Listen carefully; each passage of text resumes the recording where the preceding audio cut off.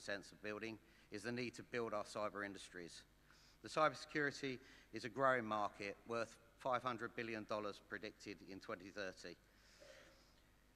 It not only makes sense from a national security perspective, but it makes economic sense and trade sense. So, like many of the challenges we're discussing here in Accra, it isn't a panacea to everything. It is a complex challenge that existing companies, and especially large corporations like BAE Systems, must play an active role in solving. Industry must work with government to ensure that the cyber capacity building initiatives sustainably develop the industry base in partner countries, knowledge sharing, technology transfer enabled, and ultimately self-sufficiency is achieved. In line with point 11 of the Accra Call, we must enable more marginal sectors of partner nations. We can help develop businesses that can drive their economies to become producers and not just consumers of cybersecurity. The final point I'd like to quickly make is the need for industry to help on social progress, developing on the principle of the Principle 7 of the Accra Call, whether it be along the lines of gender, sexuality, age. We all know that we can plug in these biases if we develop incorrectly, and therefore we need to work as a cyber community to make sure that we don't have any of those biases within our worlds and that we work for a much more diverse future. All of these roles are just a small part of the role that industry has to play. There is a lot more that can be done outside these, and I'd like to finish with a commitment to engage with the Accra Call, that challenge industry to play its role in cyber resilience and keep striving for a safe, open, and ultimately a prosperous digital future. Thank you very much. Thank you, Mr. Darren Smith. Ladies and gentlemen, now welcome Mr. Sanjay K. Vyas from India.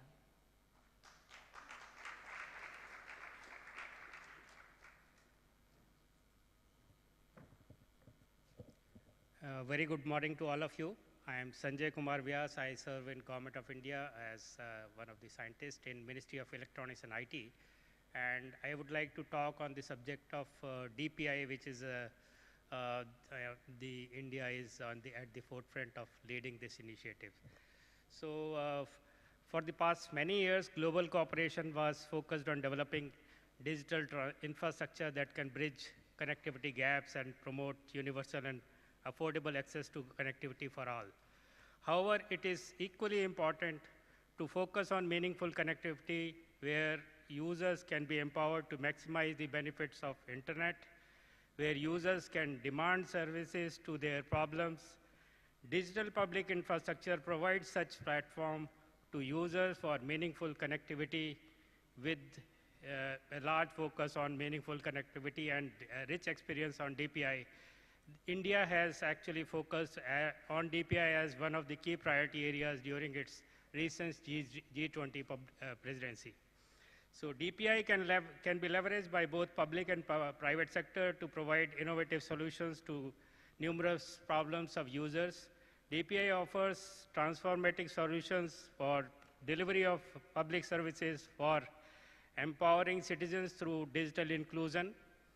There is enough evidence to demonstrate that DPI implementation can enable countries to leapfrog traditional barriers to a large-scale social and digital transformation at an affordable cost. There has been global recognition of DPI-based approach to the development. The most significant development came in the recently concluding G20 under the Indian presidency. The G20's rigorous negotiations effort have finally culminated in first ever multilateral consensus on the DPI. The G20 New Delhi the leaders' declaration included a unanimously endorsed 3 DPI deliverables, which includes number 1, a framework for building DPI, number 2, mobilizing finances for DPI development in lower and middle income group countries. The third one is the creation of global DPI repository, which is GDPIR, for exchange of information and best practices. The framework shares the underlying design principles integral to DPI and includes non-technology components such as governance and community. The repository is a collection of DPI from all over the world, and financing for LMICs will be done through a social impact fund spearheaded by India.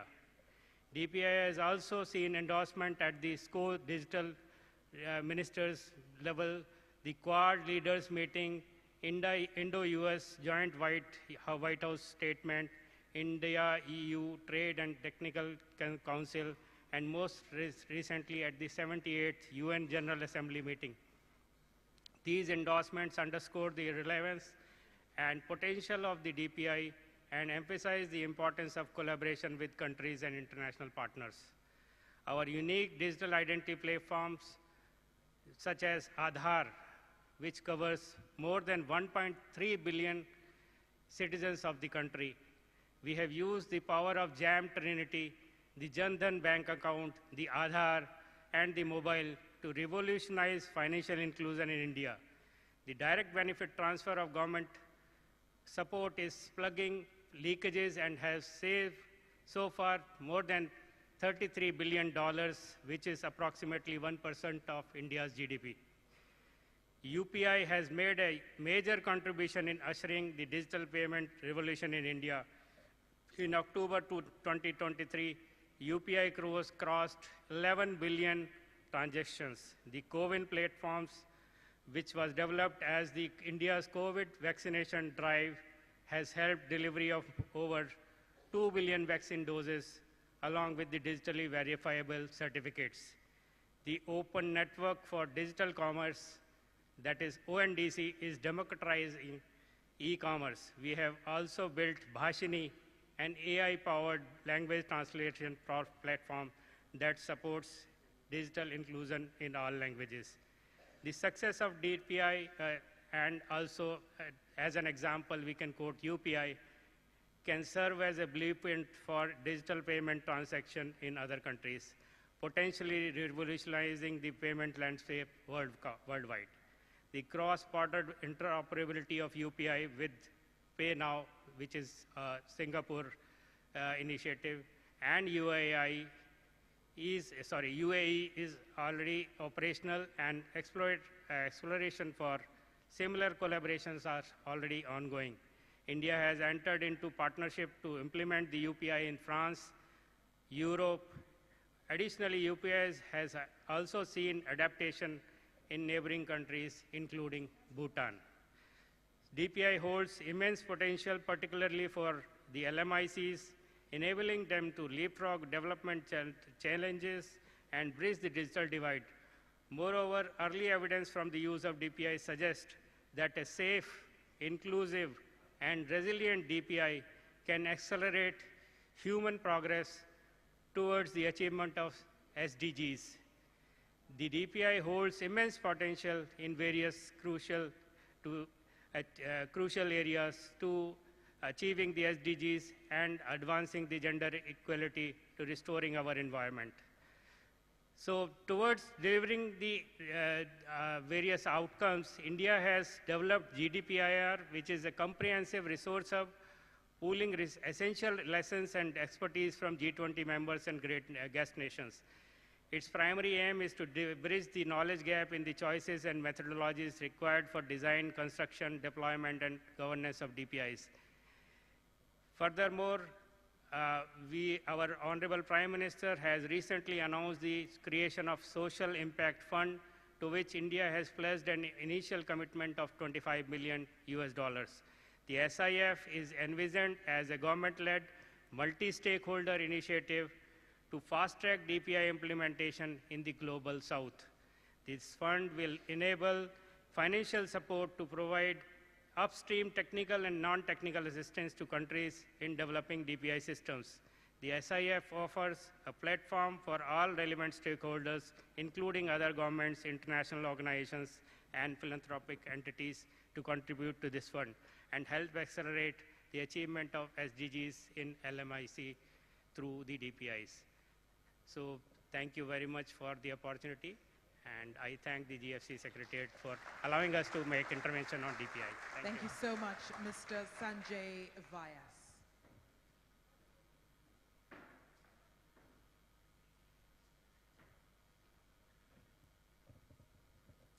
And now, ladies and gentlemen, a crucial element of our plenary this morning is the signing ceremony of an MOU. And to give you a little bit more context, allow me to bring to the podium Mr. Maktar Sek, Chief of Technology and Innovation Section of UNECA GFCE. Please welcome Mr. Maktar Sek. And he's going to be joined by the President, Mr. Chris Painter.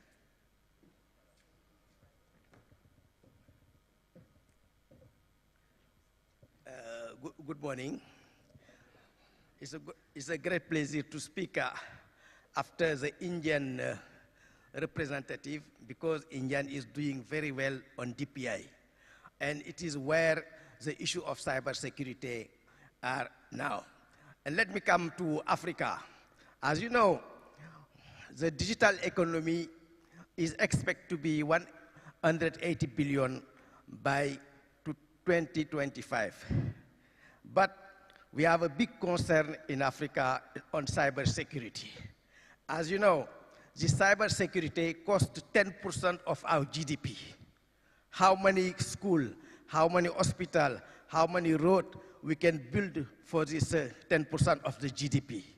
And when we talk about access, inclusion, affordability, without securing the cyberspace, we are not going to take profit of the opportunity of this digital transformation. Why? We decided to work closely with GFCA to have an MOU to build the capacity for African countries on cybersecurity. As you know, we have a gap of 3.5 million professionals in cybersecurity. And without sorting it out, we are not going to take any opportunity of this digital transformation era.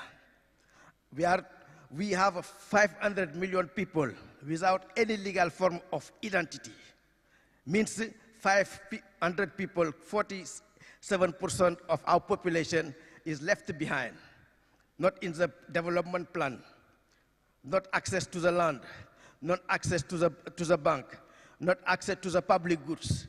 And we need to develop this cybersecurity to protect our citizens. We call at the UN for this global digital compact. And I am happy to have here the Minister of ICT and Digital Economy of Zambia. As you know, we have two co-facilitators for this global digital compact around the world. One, it is the ambassador of Zambia in New York and the ambassador of Sweden in New York.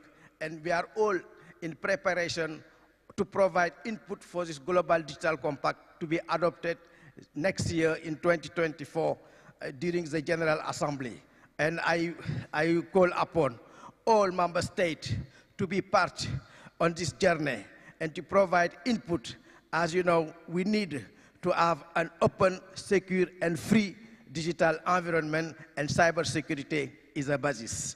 And why today we are happy to have this MOU with GFCA to build the capacity of African country, private sector, government, civil society, because we need awareness, people to understand when you are online, what are the key challenges you are facing, and also to fight this terrorism, because a lot of people use this digital technology to attack country and to make some terrorist attack. It is something very important today, and we are happy to have the president of GFCA to sign this MOU on behalf of United Nations Economic Commission for Africa. I will conclude by one African proverb to say, if you want to walk fast, go alone. If you want to go far, work together. Let us work all together to make this digital society information happen for African in order to build the future we want for our new generation. Thank you.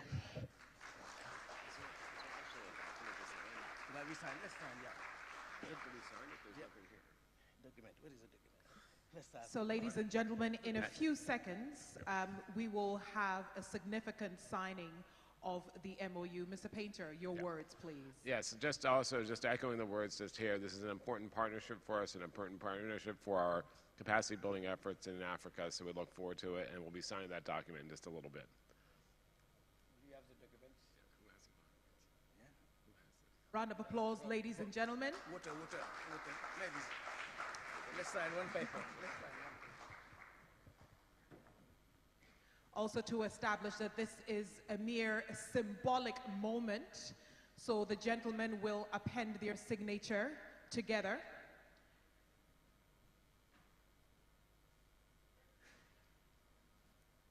Gentlemen, you may sit down.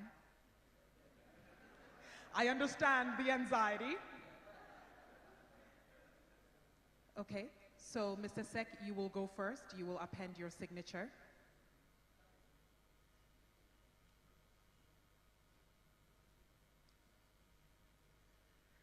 And Mr. Painter, you may do the same. Ladies and gentlemen, at this point, a round of applause for the symbolic moment, the signing of an MOU. Thank you so much. You shall give it to me. I promise I will keep it safe. Mr. Sek, you can keep my pen, so you come back to Ghana with it. Ladies and gentlemen, a round of applause.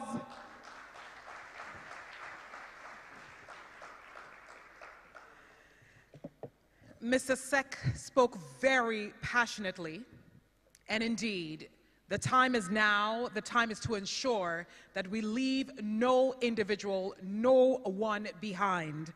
And now, ladies and gentlemen, we continue with our interventions. May I please call Ms. Pei Ling Lee from Interpol to share her words.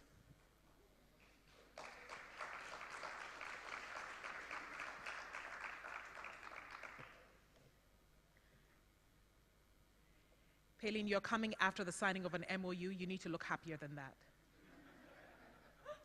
Thank you. Okay. I was told by the organizers that each speaker has 3 minutes, so I'm going to keep my message to 3 key points.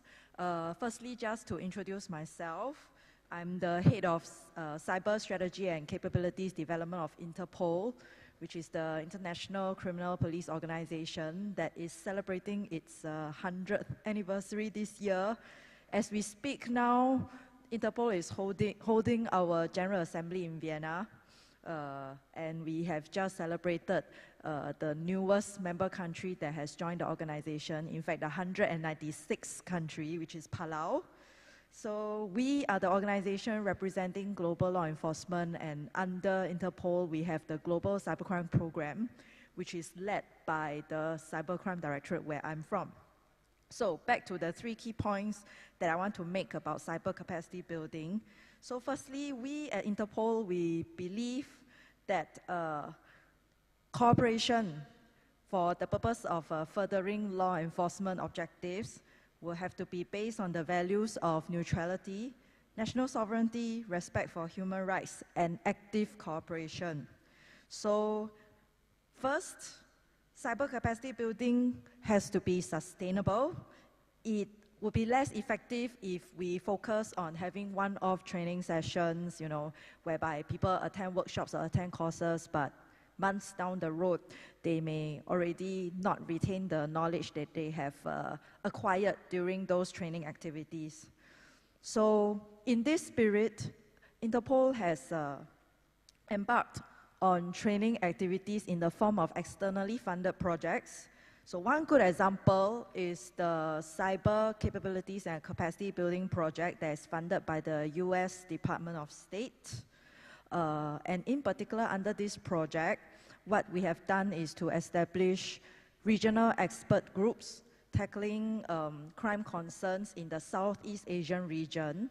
And so we have 2 regional expert groups dealing with cryptocurrency investigations and malware analysis, which were identified by the region as top cybercrime concerns. And having these regional expert groups, what we have done is to select law enforcement officials from each of the 10 Southeast Asian member countries and to put them through training for cryptocurrency investigations and malware analysis at the basic, intermediate, and advanced level.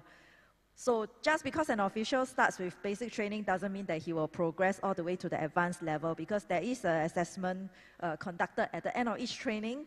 And so if an official manages to reach the advanced level and completes the training, then he becomes part of that regional expert group. And the value of this group is that these skilled individuals will be able to share information and knowledge among their community to provide peer support and mentoring to further their development of capabilities in those areas. But most importantly, this group can then stand ready to support member countries in the region who need investigation assistance. And this model has thus far been very successful. In fact, the Regional Expert Group for Cryptocurrency Investigations have initiated a project to develop guidelines on the seizing of crypto and virtual assets. And these set of guidelines were recently launched at the Interpol New Technologies Forum in Germany. So we feel that this self-help approach would be more sustainable, but at the same time, under the project that is funded by the US, we have also developed toolkits comprising e-learning modules that deals with seizing of evidence at crime scenes and the obtaining of digital evidence on a cross-border basis. Even at the strategic level, we have developed the National Cybercrime Strategy Guidebook that serves to provide guidance to countries who are developing or refining their cybercrime strategies. So we are looking at supporting member countries at the strategic, operational, and technical level. My second point is that Interpol believes that capacity building must lead to operational outcomes. And on this, allow me to share on another externally funded project, courtesy of the United Kingdom's FCDO. That's called the African Joint Operation Against Cybercrime. So one important activity is the Africa Cyber Search Operation that was conducted by in Tanzania in April, whereby 25 participating member countries took part in the operation, first with a tabletop exercise phase, whereby they undergo training on cybercrime investigations, and then immediately they are able to apply this knowledge in the operational phase. And some successes include the takedown of IPs connected to malicious activities, takedown of darknet sites, and malware hosters. So we are looking to continue the good efforts of these two projects. The last point I want to make is that cyber capacity building would require the cooperation by states and other stakeholders. And on this note, we are definitely supportive of the open-ended working group where it states that, states should promote better understanding of the needs of developing countries with the aim of narrowing the digital divide through tailored capacity building efforts. And this is similarly echoed in the ongoing ad hoc committee process to establish a new cybercrime convention. And on these two notes, it definitely underscores the importance of international organizations supporting the efforts of states in capacity building. And so I look forward to further cooperation between my organization and your respective agencies and organizations. And on that note, thank you very much. Thank you very much, Ms. Paylin Lee. Please now welcome His Excellency Mr. Claudio Peguero, Cyber Ambassador, Dominican Republic.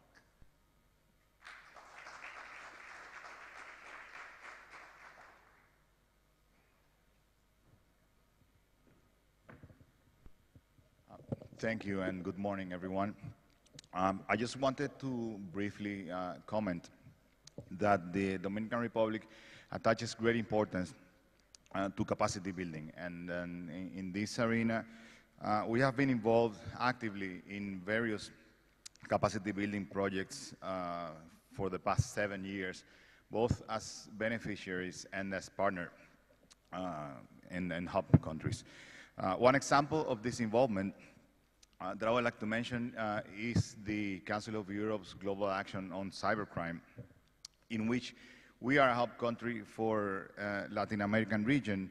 And we have already, and I want to mention this because it was mentioned in a couple of panels yesterday, that this needs to be a sustainable action in time. So we have managed already both to insert into the curricula of our National Judicial School, and National Prosecutor School, and Police Academy, these trainings that we have received through the project with local trainers in each one of those institutions, but also we have engaged at another level, having these judges, prosecutors, and police officers that have become trainers, also delivering training in other countries in the region, thus collaborating as well with our trainings and our experience to the region. Another very good example is, and I believe it was also mentioned yesterday, is EU Cybernet's Latin American and Caribbean Cyber Capacity Centers, LAC4, which was established physically in Santo Domingo last year, but also is delivering training not only physically in Santo Domingo, but also it's bringing the training regionally to other to other countries and beneficiary countries in the area. Another very important area that is now my main responsibility and that we are working on with EU Cybernet is on cyber diplomacy, also on creating these capacities in our national diplomatic school to insert that training and make as many as possible of our diplomats able to engage in these cyber diplomacy discussions, both multilaterally and bilaterally. Finally, I would like to say that the Dominican Republic endorsed and is committed to the ACRA call for cyber resilient development and stand ready to work actively and constructively with our partners like the GFC in this implementation. Thank you. Thank you very much, Mr. Claudio Peguero. Now, please welcome Mr. Chris Gibson, Executive Director, Forum of Incident Response and Security Teams.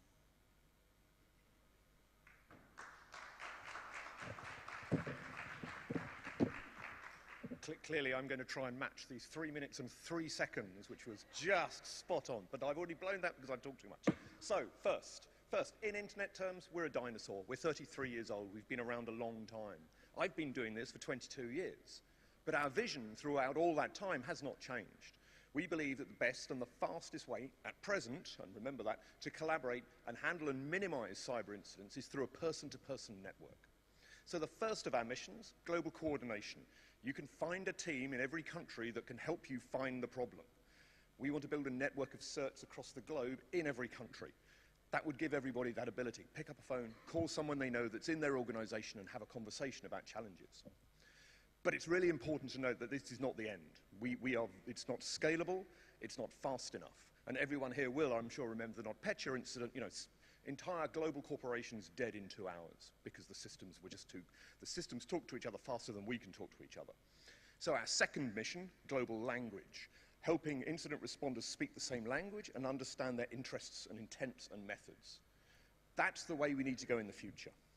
It's about frameworks, it's about training, and it's about standards. Training serves 2 purposes. We learn skills, but we also get to meet people. We build further relationships during that moment. The frameworks allow to build these things in a structured manner, but it also enables metrics, and many people have talked about metrics this week and how we measure what we're doing. These are all really cool things. They're very techie things. We own a number of these standards. CVSS, EPSS is a new standard, the TLP standard we often use for transferring data cross borders and so on. They help us transfer those data, and that will improve how quickly we can respond to incidents. But it's the governance and the controls behind those that are going to be as important. Yes, I can transfer data, that's simple. Am I breaking GDPR laws? Am I breaking, building trust behind machines? Do I know that that machine over there is a machine I can trust? Our community is what helps us build those models in a way that has the governance and the context around it.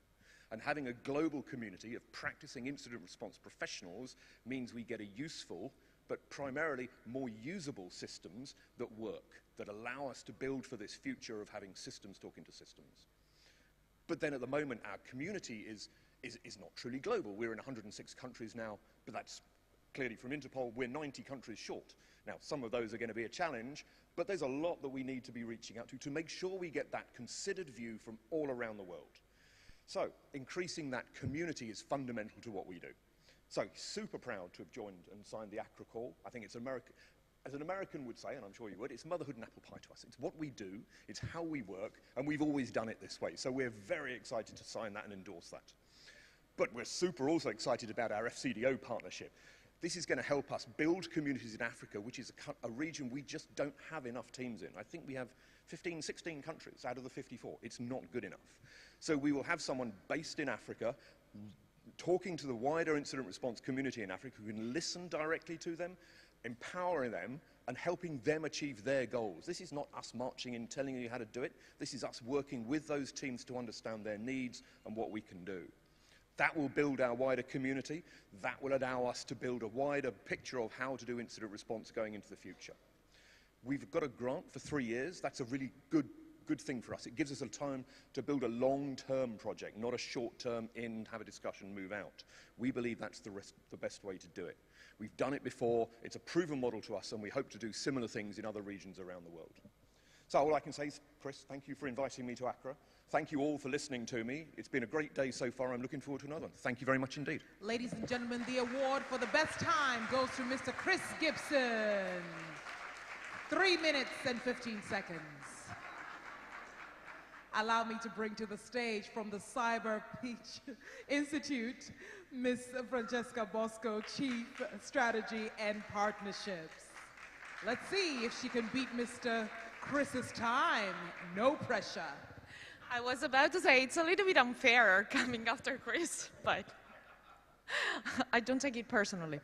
So, as co-organizer of this unique meeting, thank you all for embodying, actually, the intended nature of this gathering. I'm very proud that we endorsed the ACRA call, yesterday signed, and in line with the principles of the call, let's start moving from words to action. So for actions, we will continue to trace and analyze the cyber attacks against critical infrastructure and critical actors, the evolving threat landscape and the advanced risk and threats posed by emerging technologies like artificial intelligence, to increase knowledge and awareness of their societal impact via our cyber incident trace platforms. We will also advance the harm methodology as a standardized way for measuring harm that is stemming from cyber attacks to increase the knowledge of their human cost. This work will inform resources allocation on cyber capacity building and provide means to affirm the real harm of cyber attacks to communities around the world. Next year, we will launch the Cyber Peace Watch, an interactive online platform that provides a publicly accessible baseline of data to understand and share knowledge about cyber attacks, including threat analysis, societal harm, applicable laws and norms, and related paths to accountability. We will also scale our cyber capacity building of the most vulnerable communities to build long-term organizational resilience. The Institute works closely with development and humanitarian NGOs to support cyber preparedness in the face of cyber threat landscape evolution, like AI-enhanced threat and protection under the Cyber Peace Builders program, which assists NGOs to build a cybersecurity capacity through a trusted and dedicated network of corporate partners that provides volunteers and funding to enable the provision of this support, including via the Humanitarian Cybersecurity Center and other initiatives inspired by the multi-stakeholder and public-private cooperation approaches. Lastly, we will ensure needs-driven approaches in further expanding and scaling our cyber capacity building initiatives devoted to NGOs, policymakers, and donors to prepare for the convergence of disruption brought by emerging technologies like current artificial intelligence and future quantum computing ones, tailoring proposed intervention in the local context and working in collaboration with local partners. Thank you. Thank you very much. Well, it looks like we have a new champion.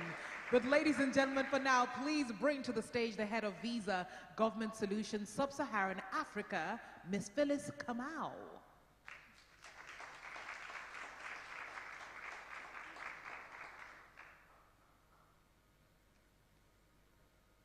Another round of applause.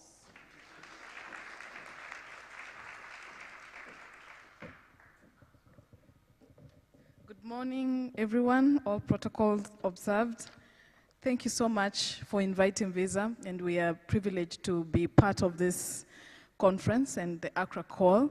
I think in context, Visa is a global, card processing company. We process about 14 trillion of transactions each year. And of this, we know that, crime and cybersecurity is a big issue. Institutions lose at least 7 trillion. That's the cost of fraud and cybersecurity. And so these efforts to build capacity is key. As Visa, we have been investing, and over the last 5 years, we've invested 10 billion in technology to boost cybersecurity. And this is important because of the nature of cybersecurity. There's convergence of crime, and as we look at our continent, 42% of our population is below the age of 15, and 42% of these small businesses are owned by women. And you know that the category of youth and women face a lot of cultural and social issues that even make them more vulnerable to cybersecurity. So this rallying call to build cybersecurity resilience and to accelerate actions on cybersecurity is key for us in the continent. And as we join together, Visa is supportive of the initiative to join the Accra call to enable and support the multi-stakeholder collaboration, which we know and believe, between regulators, private sector, and businesses will help to build the resilience to fight crime, fraud, and build the resilience of cybersecurity. The second critical thing for Visa is the adoption of best practices and standards. I think as part of call of action for regulators and policymakers is to understand the best practices, the best standards, and to adopt best practices to build cybersecurity and resilience. And Visa is always at the heart of leading these initiatives in the countries that we operate, and we've been building best practices and standards for cybersecurity. I think the third one and the last one is building, capacity building. And capacity building is in about 4 pillars that we support as Visa. There's capacity building for our consumers. These are the people that use our services. And it includes small businesses. And we are working closely with our partners, institutions to support capacity building for businesses and consumers to understand cybersecurity.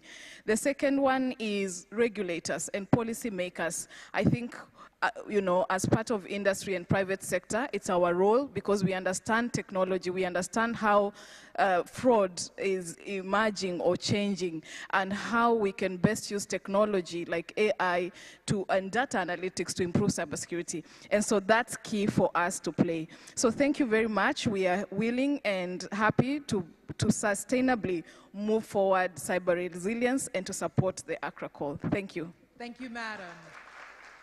And as she descends on the stage, Mr. Percy Pauli, Head of Program Security and Technology, UNIDIR, will take the stage. Please warmly welcome him. Thank you very much, and good morning all. We heard in several occasions over the past few days how important it is to have access to information, whether this information is about existing national cybersecurity strategies or existing agencies and departments, or existing cyber capacity building projects and programs. I'm happy to have the opportunity today to announce a new collaboration between the United Nations Institute for Disarmament Research and GFCE that will foster even greater transparency and information sharing. Both UNIDIR and GFCE for years have been curating 2 excellent platforms. UNIDIR's Cyber Policy Portal that you see on the screen behind me, which is the largest open source repository of national strategies, policies, as well as national structures, and GFCE's Civil Portal, that is the reference point for the cyber capacity building community. For the past year or so, the 2 teams behind these great portals have been working hard together to facilitate the data exchange between these 2 platforms, and I'm happy to announce that as of next week, almost 900 capacity building projects that are currently available on the Civil Portal will also be visible on the respective national profiles here on the Cyber Policy Portal, with over 2,400 summaries describing the main features of each project, also downloadable in PDFs and available in all official UN languages, And if you want to know more, there will be a direct link to the CBIL portal for more information. I have a 40 seconds demonstration that maybe we can play in the background, so you're literally 2 clicks away from accessing the data you need. Can we play the video? Here we go. You want to go on Ghana, you click on Ghana, you will load the national profile. Those are the 4 categories. You click on cooperation, and as you scroll, you will see all of the cooperation projects, including, you can see those marked as CBIL. Those are all the capacity building projects that are applicable to, in this case, Ghana. So, in addition to being able to easily access information on national cybersecurity policy and the entire ecosystem, you will also be able to search and filter information on capacity building projects by beneficiaries, by founders, etc. So this cooperation between UNIDIR and GFCE on that exchange really serves as a notable example and illustration of collaborative approaches to advance cyber capacity building in the spirit of the Accra Call, and in particular of Action 12 that calls for the use of existing platforms to better coordinate and deconflict cyber capacity building financing and actions. So visit cyberpolicyportal.org today, and if you don't know it already, familiarize yourself with all of its various functionalities and the wealth of content that is already available. And as of next week, enjoy the additional information on cyber capacity building projects that will be provided thanks to this wonderful new collaboration. Thank you. Thank you, Mr. Pauli. Now please welcome the Director of Digital Infrastructure Skills and Empowerment from Smart Africa, Ms. Thelma Quay.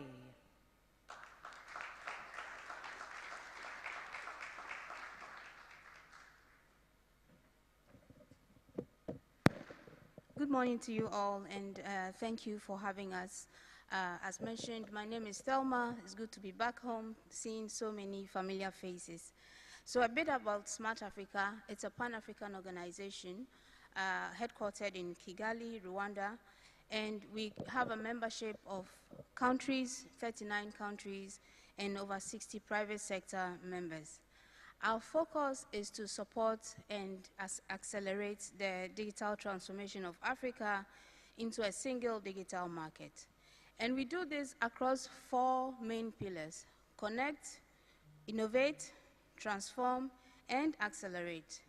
Now, because I have only 3 minutes, I'm going to focus only on connect, in where we have the cybersecurity portfolio. Our approach is through a multi-stakeholder collaboration, and together with stakeholders from the Africa Union, from the ITU, from GCFE, from UNECA, AfriCert, private sector members, we've developed a Pan-African blueprint on cybersecurity. Now, what does that mean? It's a framework that will guide our member states on what to do around cybersecurity. And it has 3 main focus areas: people, that is why we are here, building the skills and the talent pool; processes, which includes regional cooperation, harmonization of our legal and regulatory frameworks, and sharing best practices. And then the 3rd focus area is on technologies, which focuses on setting up regional SOCs, CERTs, and critical infrastructure protection. In all this, we are aware that there are existing interventions around these, and we look to collaborate to be able to implement. Now, beyond the blueprint, what have we done again? We have set up a cybersecurity innovation center in Côte d'Ivoire, where we are looking to train 1,000 highly skilled cybersecurity talents to add to the pool. I have heard yesterday and today of the lack of cybersecurity talent in Africa, and we've moved on to the implementation stage of actually training these 1,000 youth in Côte d'Ivoire. And then I mentioned the need for collaboration, and last year we launched the first ever Africa Network of Cybersecurity Authorities in Kigali, Rwanda. And this week here in Ghana, we had the 2nd meeting where we set up the bureau. And I'm glad to and excited to announce that Ghana got the leadership for this very, very instrumental platform under the leadership of Dr. Albert Nchibu-Esiaku, the DG of the Ghana Cybersecurity Authority, and the vice by Morocco, led by General Mustafa Rabai, the DG of the Moroccan Cybersecurity Authority. And so as I end, allow me to confirm our endorsement of the Accra Call and also request for more collaboration from all of you here. Thank you very much. I hope I stuck to time. Yes, Thelma, you did. Thank you so much, and congratulations on your newest milestone. And now our last contributor is the Director of Marketing and Communication, NRDCS, Mrs. Sibile.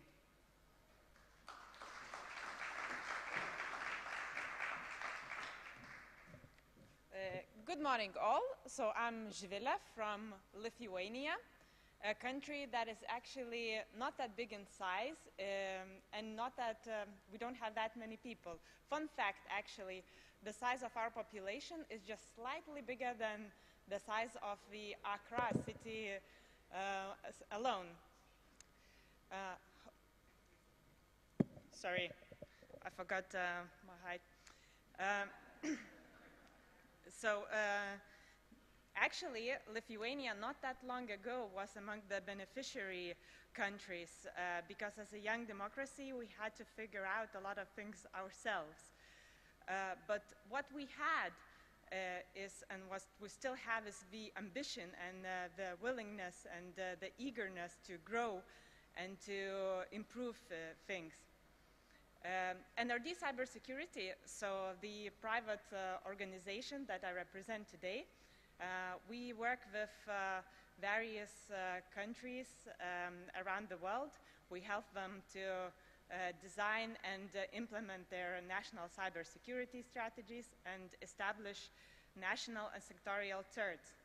And we work with more than 50 countries, so Bhutan, Bangladesh, the Bahamas, Egypt, and many more. And it's actually really great that the representatives of some of these countries are here in the conference, and they are actually telling their story to build the cyber resilience. And this is what Accra Call is for NRD cybersecurity. It's that demand-driven capacity building. So we are really happy to contribute not only in showcasing our support, but actually by really doing the projects all around the world. So thank you very much, and enjoy the rest of the conference. Thank you very much, Ms. Chivile. And our last speaker is from Ethiopia, a state minister, the Honorable Yeshurun Ade. Please go ahead, sir. Please welcome him.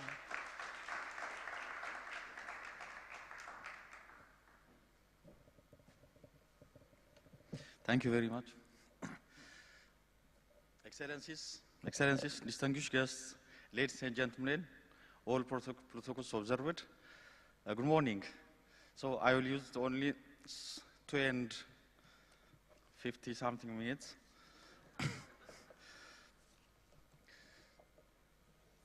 So I'm rushing. I'm honored to stand before you today on behalf of Ethiopian Ministry of Innovation and Technology at this momentous global conference on capacity building, cyber capacity building. On behalf of the Ethiopian government, I would like to extend our warmest greetings to all organizers and participants here. Ethiopia recognizes the critical importance of cybersecurity in today's interconnected world. In a rapidly digitizing era, cybersecurity is no longer an afterthought. It is an essential foundation for national security, economic prosperity, and social well-being. As we strive to build a secure and prosperous digital Ethiopia, cybersecurity is a key component of our strategic agenda. To foster our national digital transformation and emerge in the development of digital economy, we developed Digital Ethiopia 2025 strategy. So we recognize that cybersecurity is a critical issue that requires a comprehensive approach, taking into account the national context and industry changes. We are committed to developing a comprehensive cybersecurity framework that protects our critical infrastructure, safeguards our citizens' data, and foster a trusted digital environment. To this end, we have implemented several initiatives at enhancing cybersecurity in Ethiopia. Our such initiative is a National Information Security Policy, which was enacted in 2012 and now being under revision to align it with evolving threats and technologies, and then renamed this framework, this policy, to the National Cybersecurity Policy. Another significant development that we did is endorsing the Computer Crime Law, Electronic Signature Proclamation, and the Personal Data Protection Proclamation of Ethiopia, which has been endorsed by the Cabinet of Ministers. So we are currently constructing a PKI that will be operational by the first quarter of 2024. This will enable Ethiopia to own a root certificate authority, which is a crucial step towards enhancing cybersecurity in the country. We have also embarked on several initiatives aiming at developing human capital in cybersecurity. This includes establishing different institutions which work on capacity building that are ranging from talent development center to postgraduate programs in cybersecurity.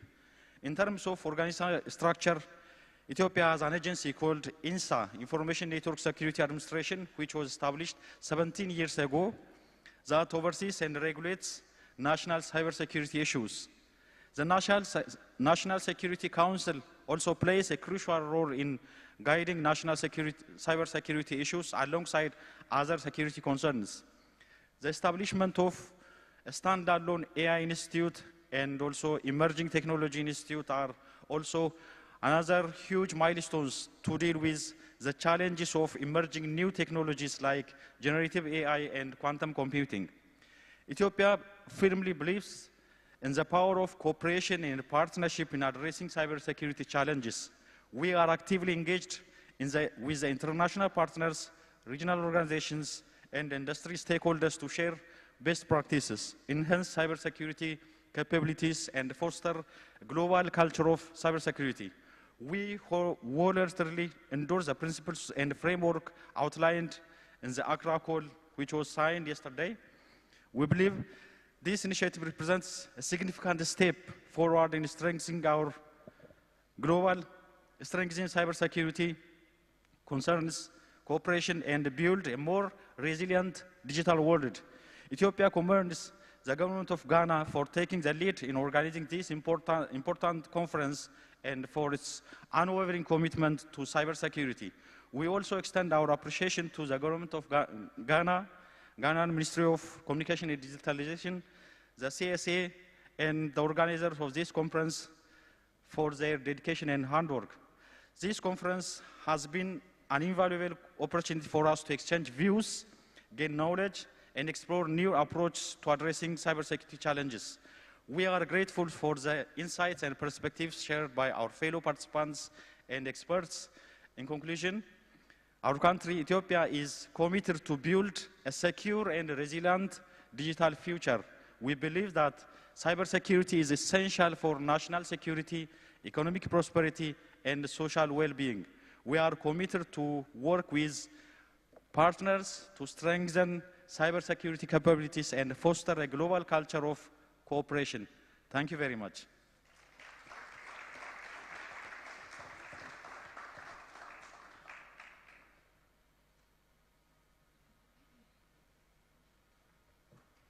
Thank you very much, Mr. Ade from Ethiopia. Ladies and gentlemen, I've been told that under a specific coffee cup outside, there is a red circle. If you find that red circle, the $1 million is yours, which means you need to leave this room very quickly to find that cup. In that advice that I'm giving you, essentially, you get it, right? You do need to move very quickly for the coffee break because we do have to turn the rooms around for our workshop. But just before you go, kindly remember that we still have the displays outside under the tent. Please take a look, endorse, buy, and take anything that, excuse me, sir, the $1 million doesn't exist. You can sit down. I'm just teasing. Ladies Ladies and gentlemen, we have 45 minutes for a coffee break. Please network, engage. Also, please take a look at the tent, please, outside. And we'll see you back here in exactly 45 minutes. Thank you so much.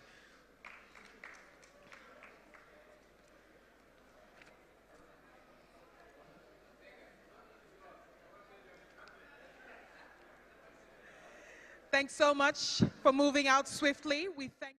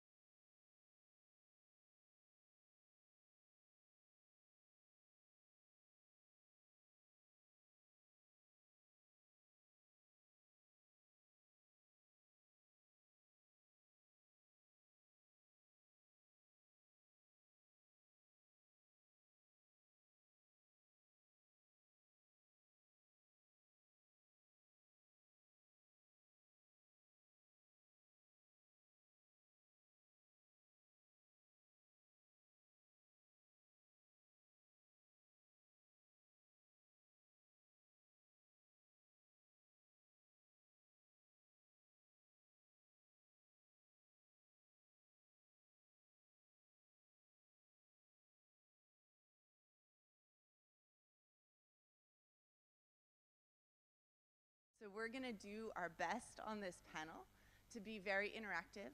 So I would ask of my fellow participants that we keep our answers short and then we work to build dialogue. So among other things, if you want to ask a question of your other fellow panelists, feel free, raise your hand, I'll acknowledge you, and then we can go from there. My name is Elizabeth Vish. I am the Senior Advisor for International Cyber Engagement at the Institute for Security and Technology.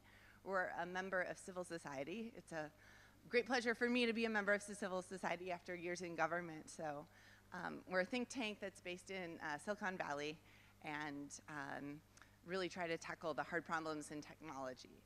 And this panel is an excellent example, I think, of a hard problem that can be tackled if we work together. So our goal here in this panel this morning is to discuss sort of effective coordination of cyber capacity building efforts so that we can talk about how we can leave no country behind, we can avoid duplication, we can seek to be as efficient as possible with our resources, but most importantly, that we can be responsive to the needs of countries that are receiving cyber assistance. So we have an excellent panel here. I think what I might ask that we would do is we can start. Our initial panelist is unfortunately unable to be with us in person. It's Miss Valeria Yonin. She is the Deputy Minister at the Ministry of Digital Transformation in Ukraine. And so I think we're going to go ahead and start with her video message, where she'll be talking a little bit about how the international community can work together better to avoid geographical investment gaps and asymmetries in strengthening cyber resilience globally, and how developing countries can assure that their needs, agency, and priorities are at the center of cyber resilience and digital development initiatives. So we'll get started hearing her video message to us, and then we will turn to our live panel after that.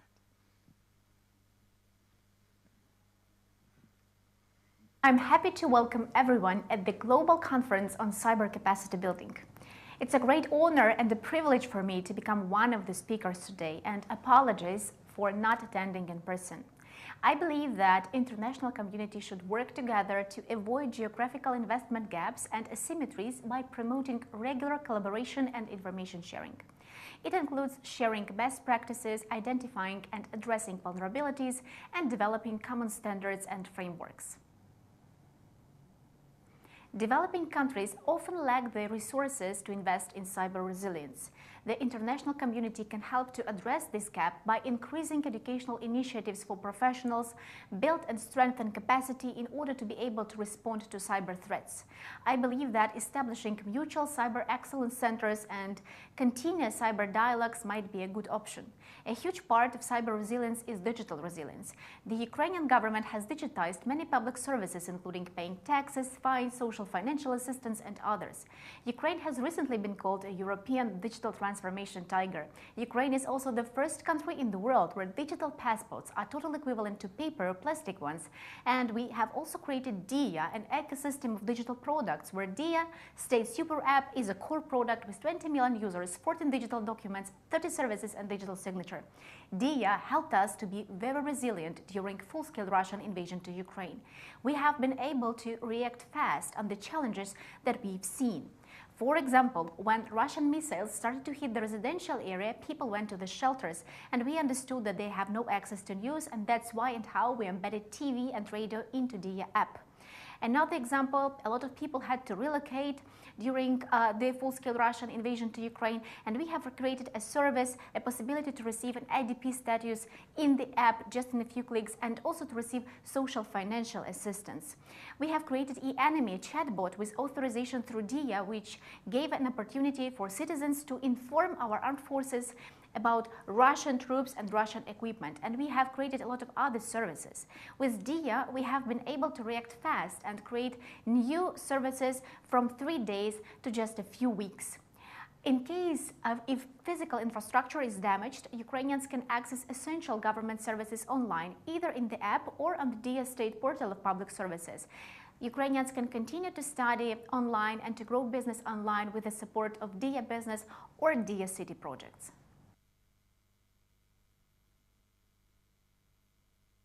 Ambassador Greenberger, would you like, I know you have been... Countries should engage with the international community to share their experiences and best practices. This will help to ensure that their needs and priorities are taken into account in international initiatives.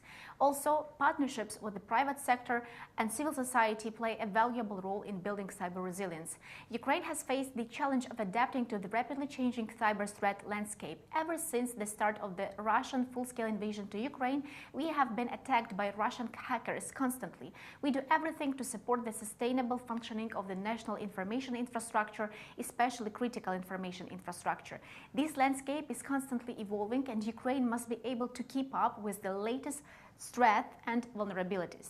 However, we have made significant progress in improving our digital and cyber resilience.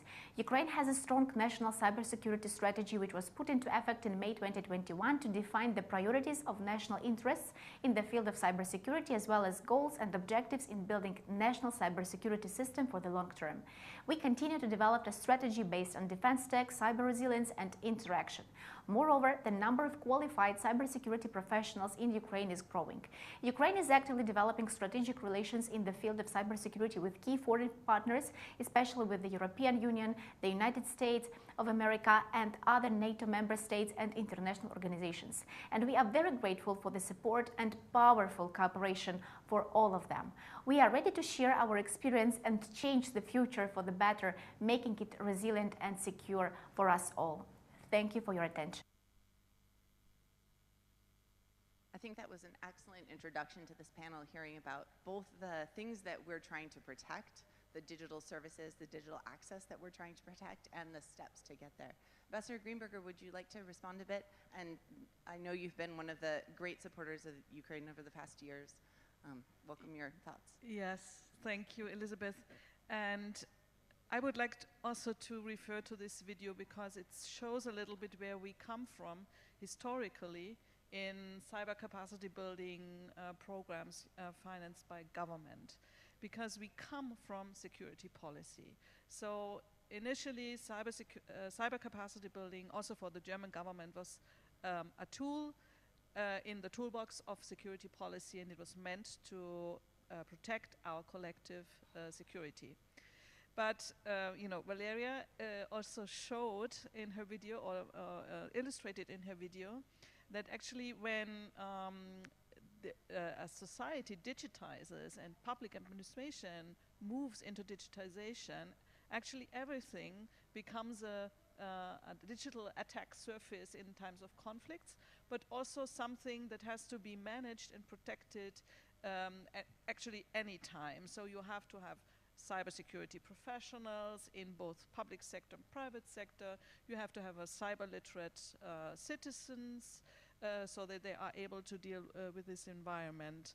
And so also in the German decision-making process, we moved from something that is purely security policy oriented towards something that is much closer to development policy, and from something that is emergency support, like we do it for Ukraine, to something that is more long-term, more stability-oriented, and also more similar to the two-way street that is also described in the United Nations language on cyber norms, where cyber capacity building is described as a two-way street. So cyber capacity building now is, I think, at the brink of being part of our globalization awareness and globalization policies.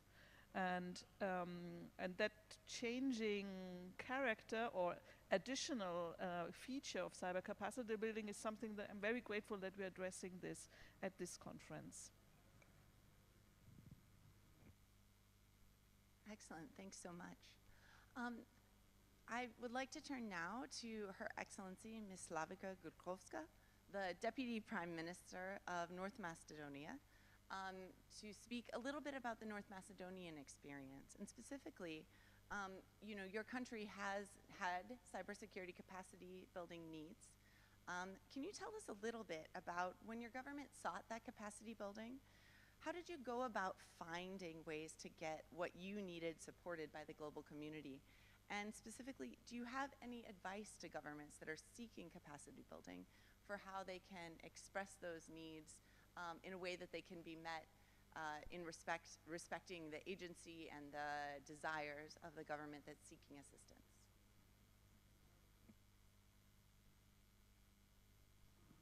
Is it okay? Okay. Thank you for the question, and thank you.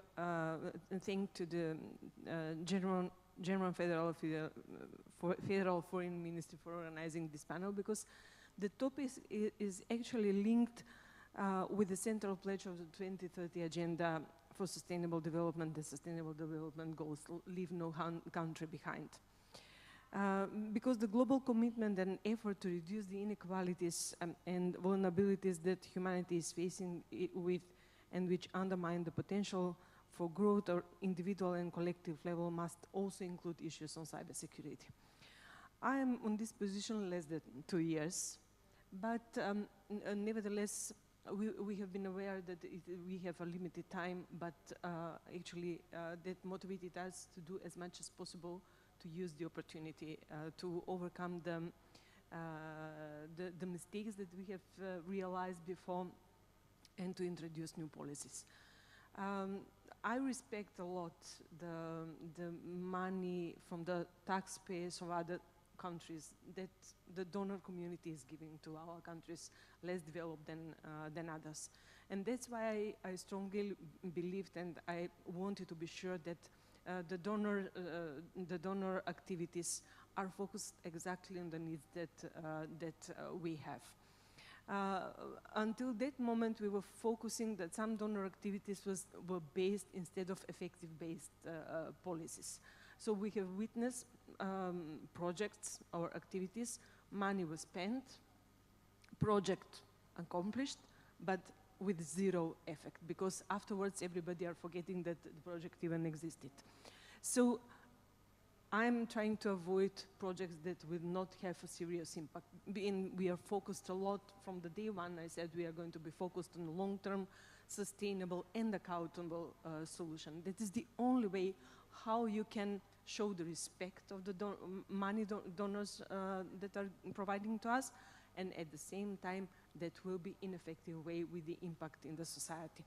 That's why I have started with a monthly coordination of donors or in cybersecurity field, and with institutions at the same time who are actually implementing those activities, so everybody would be aware who is doing what and avoid overlapping. And we have started even before someone is starting a project to make them aware what is covered by other donors, and institutions are already working on that, and what we need to be covered in the rest. I think that that kind of coordination is a necessity. On the other hand, we didn't have a systematic approach. Every institution was doing, they are going to find out about some donor activities, apply for the project, get it, and then nobody knows that that was happened.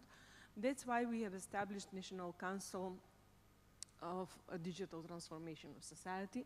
I have initiated it, government accepted it, I'm chairing it.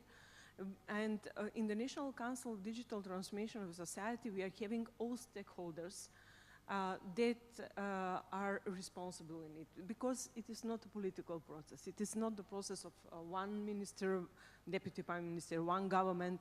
It is a society, the responsibility of the society. So we have a Macedonian Banking Association, Agency for Electronic Communication, all Chamber of Commerce, universities. I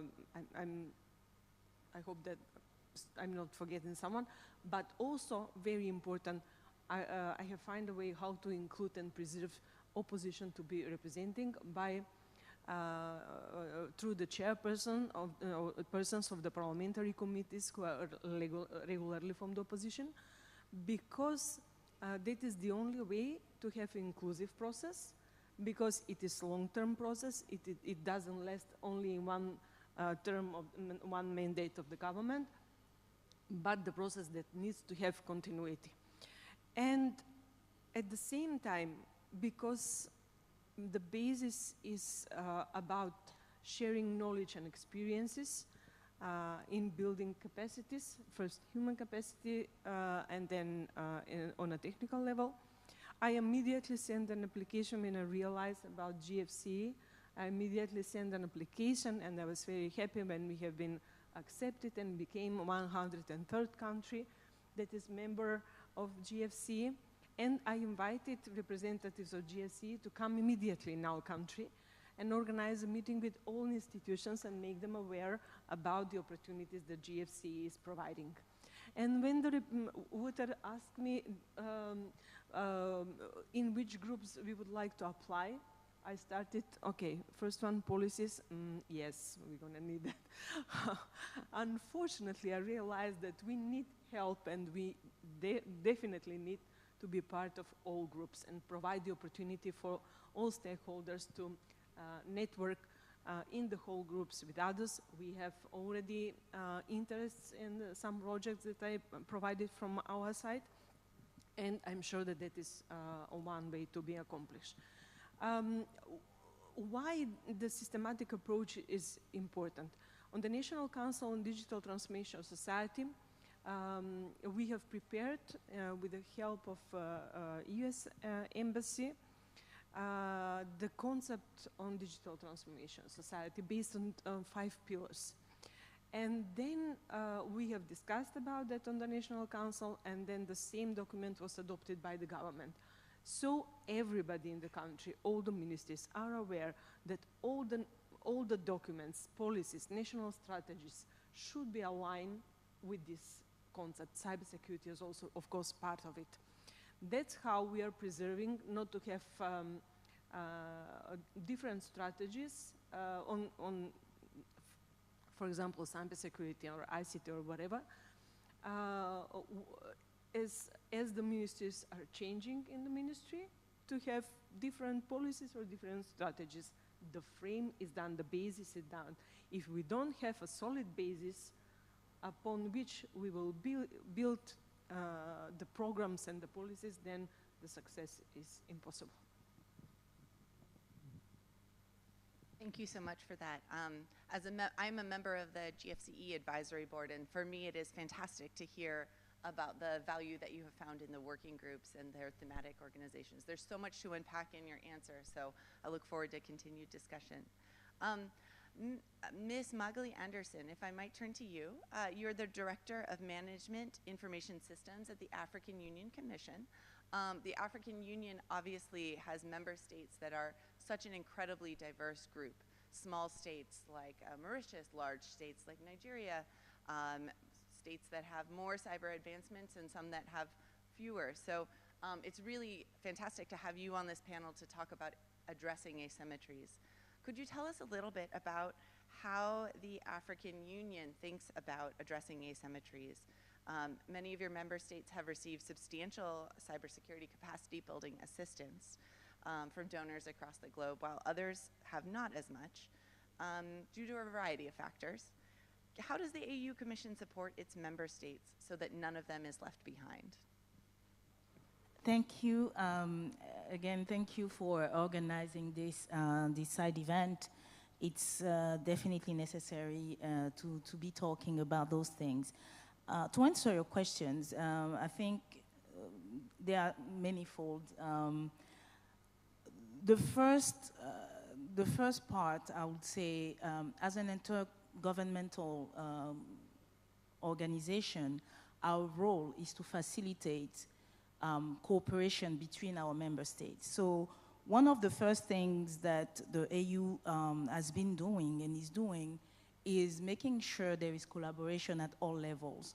So on the cyber capacity building side, one of the solutions is to enable the countries that have received cybersecurity, cyber capacity building assistance to provide their best practices to the other countries. We have specialized technical committees. We actually finished one in the realm of digital data protection, where all the member states meet to exchange and have a state of affairs. So these kinds of frameworks are in place to enable exchanges between the different countries. We also have different organs that are playing this role. I want to mention, for instance, AFRIPOL, who's working with a lot of the member states to build up the cybersecurity of the police forces in those member states. So we have those existing frameworks. There is still a lot that can be done, though. And like you mentioned, there is a variety of factors making some countries more advanced or receiving more able to receive assistance than others. So those variety of factors are to be taken into consideration. The African Union is just the enabler. The member states are sovereign, so they have their own ways of addressing cyber or prioritizing this, the cybersecurity. We are just engaging with them to make sure that they understand the importance and the critical nature of building capacity in cyber, because nowadays we don't have the choice to be able to be cyber resilient, especially as developing, all of our member states are developing countries. I wanted to mention that, for instance, one of the things that we have been pushing is the adoption of the Malabo Convention for all African countries, all the member states, so that we can at least have a basis to discuss, to have exchanges, so we are all aligned on things that we all agree on.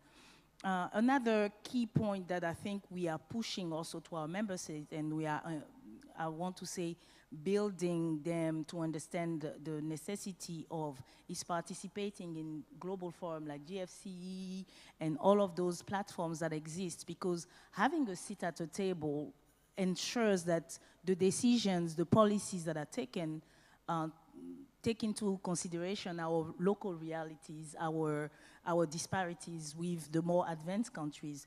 There is also a need for cooperation between developing countries and more developed and advanced countries. We talk a lot about global support and global cyber capacity building. This is something that the AU is also encouraging, but again, it has to be tailored to each country and each regional community. And I wanted to also mention, for instance, there is the regional communities that are also pushing for the countries, because they are smaller, they have the advantage of being close by as far as geographically speaking. So those regional communities can also be engaged to do more in helping building cyber capacity and resilience. Thank you. Thank you so much. I had the pleasure of working with a number of regional economic communities, and they really have played an important role in the advancement of cyber capacity building here on the continent. So that's a wonderful, wonderful note. Kaya, could I turn to you? You're the Senior Director of Digital Diplomacy for Microsoft. Can you tell us a little bit sort of about what the private sector can do to help address these asymmetries, and how you can play a role in leaving no country behind? Thank you. I'm sorry, I need to steal your mic. Thank you. I think it's one of those things where I looked at the question and I think looked at the different, listening to the different examples from Ukraine to AU to Macedonia. I think and tried to think about the different roles Microsoft plays in all of those areas. And so it's difficult to, probably from the outside, to also understand how private sector makes decisions on some of these issues. And obviously different companies have different guidelines. I think the corporate culture sort of shaped differently. I think ours is very strongly embedded in sort of the guiding motif is empower every person, every organization on the planet to achieve more. And I think that guides, that guides a lot of our behavior. I think from our perspective, a very strongly, what's good for the shareholders is good for the, what's good for the society is good for the shareholders, versus the other way around. And I think there's been I feel lucky to an extent to have been able to navigate in some of these things. I think there's several things we could do across the board. I think but all of them need to be embedded in partnership with the local communities, whether it's with governments, whether it's international organizations, or whether it's members of the civil society. I think a lot of the times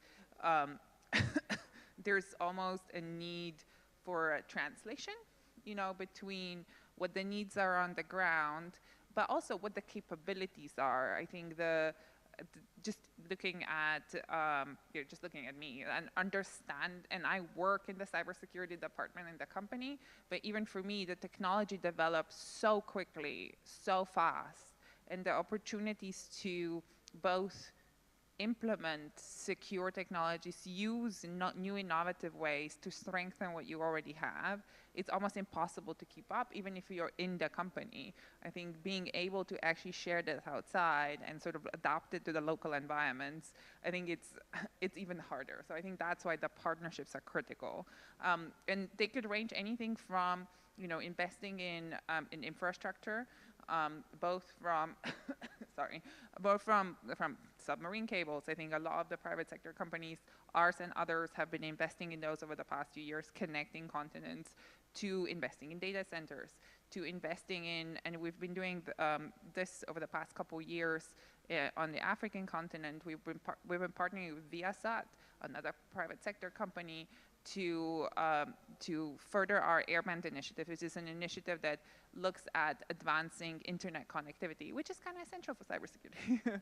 I know it's then the second bit, of course, is skills and development. I think through the jobs and skills for job program that we have here, there's part of it that's been over the past 2 years, again, really focused on cybersecurity, also really focused on cybersecurity on traditionally disadvantaged groups, whether it's women, whether it's people with disabilities, and focusing with intent on empowering those groups and giving them an opportunity to get training, get certificates on cybersecurity, and then use those skills to get jobs, but also to help transform the economy.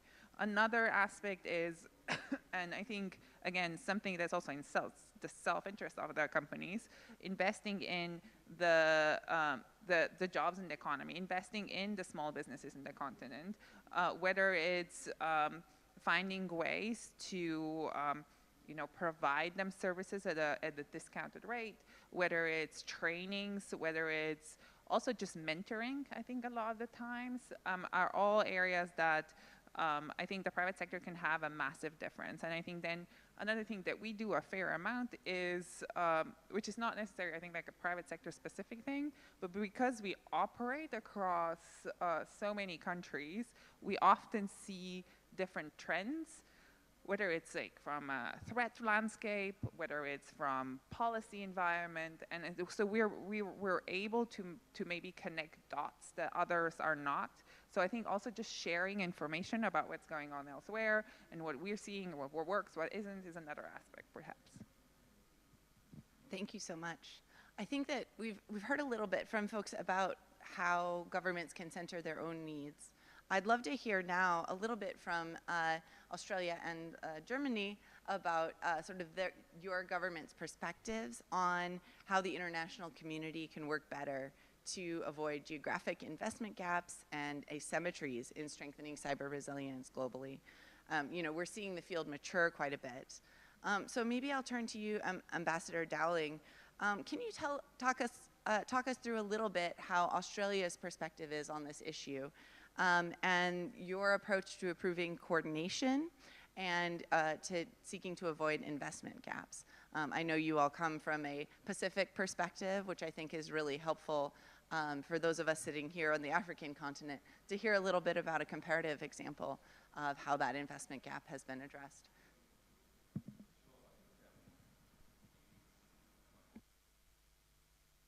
Is that better? There we go.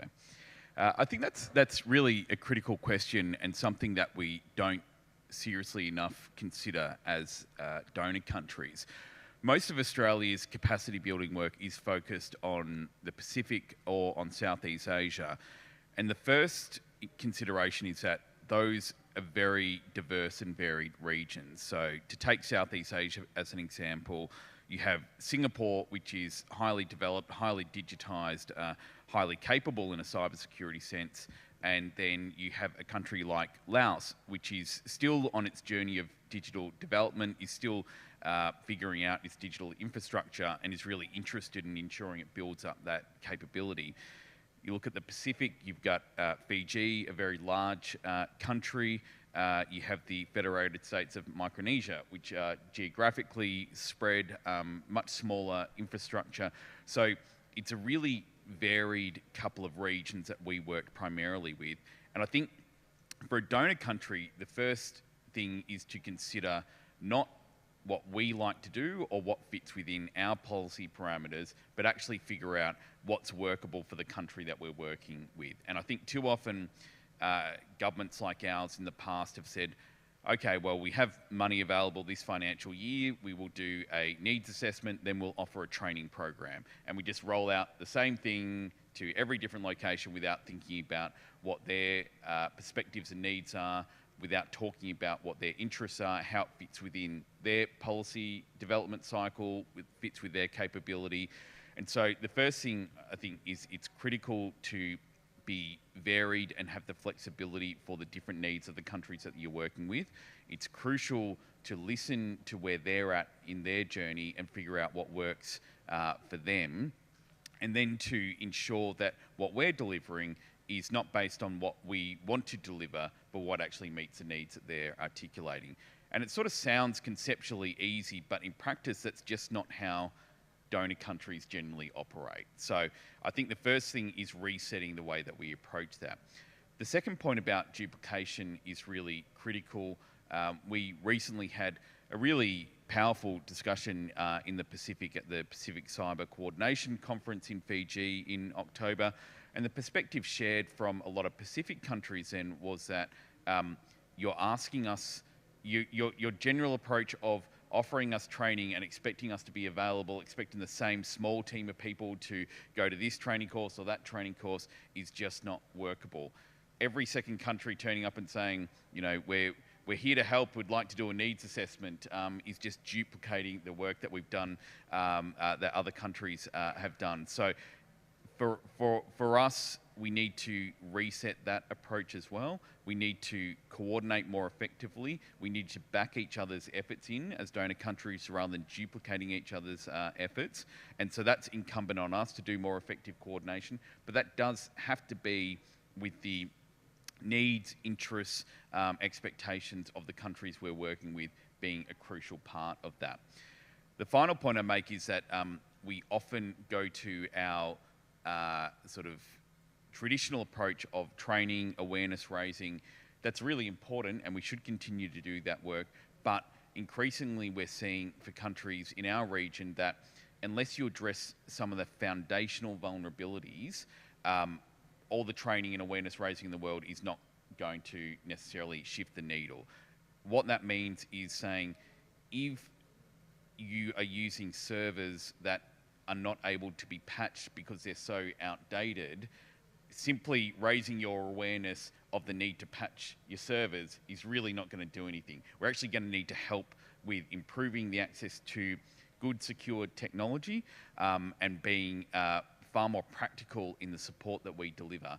Now, important in that is working with the private sector, because unfortunately a lot of countries face a choice between affordable technology and secure technology, and bridging that gap and ensuring that countries we're working with have access to world-class, best-in-class technology is crucial, because too often there is a compromise being made, and all the sort of training in the world is not going to help the fact that you're using poor quality software, poor quality hardware. So that then becomes not just a donor country coordination conference, it becomes an issue of coordinating with the private sector as well and industry partners to ensure that tech is available.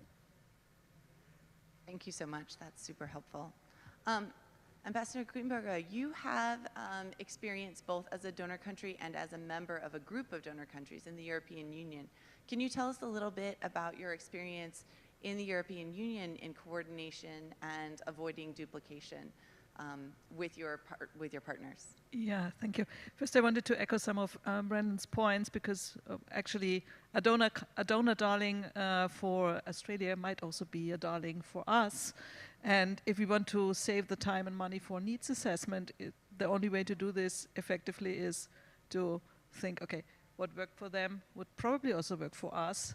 And that's how the same partners then get the same offers all the time. So I would say needs assessments might be nasty, but perhaps it's the only way to discover the gaps actually in donors' activities.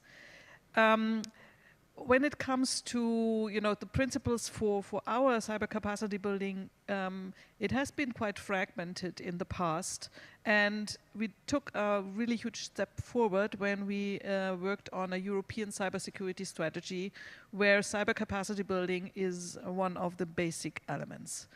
So for us at the moment, of course, the major part of our money goes to our physical neighborhood.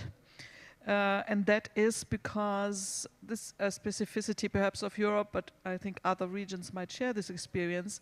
We have a lot of people, goods and services moving across borders in digitized societies and economies, and this means that the cyber risks are moving with these with this traffic also across borders, and making our neighborhood more cyber secure means also making ourselves more cyber secure. And in addition to that, we share, of course, also infrastructure like energy grids and transport and you name it. So that's why we have to focus on our neighborhood. And neighborhood is interpreted in European understanding at the moment, and this is perhaps a fallout of the war in Ukraine, as Ukraine, then Caucasus countries, Moldova, also the Western Balkans, because they are in a process of accession to the European Union. So the moment we join our markets, we have also to be on the same foot with regard to cybersecurity standards. And the second element, much smaller in the moment but developing, is our cyber neighborhood.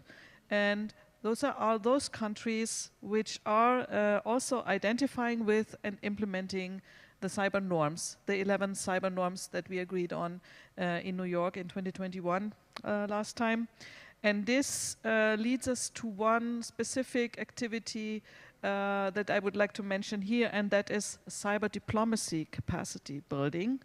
So incentivizing our partners, for example, in foreign ministries, to think about establishing cyber diplomacy in their portfolios, in their organograms, because we think that having trained, educated cyber diplomat might help to make better contributions and better own the cyber norms that we are negotiating at a global level.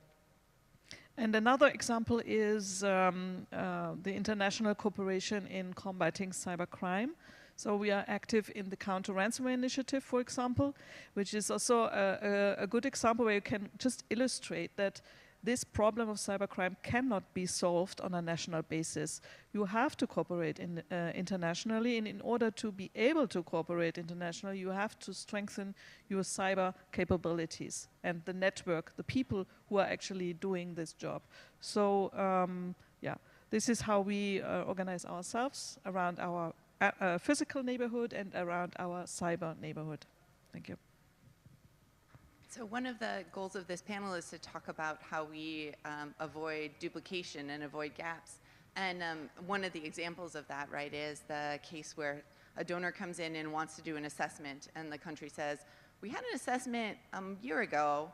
I don't think it's changed that much in the last year. But sometimes countries don't want to share assessments, or the donor who's just come in hasn't received information from others.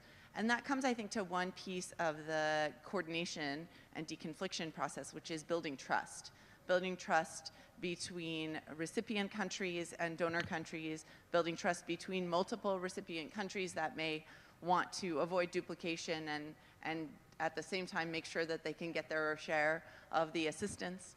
I wonder if anyone on the panel would like to talk a little bit about how you build trust between countries that might be receiving cyber assistance and countries that might be providing cyber assistance.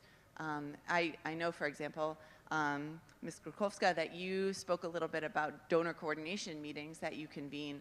That is really, I think, an excellent example of a way to build trust. Would you like to tell us a little bit about sort of how you set that up and what you've seen come out of that?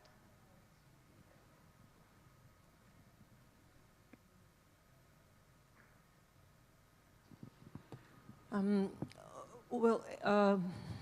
have been aware even before I step up on this position that there is no, it's pretty much chaotic in project funded by the donors without any, I would say, without having system.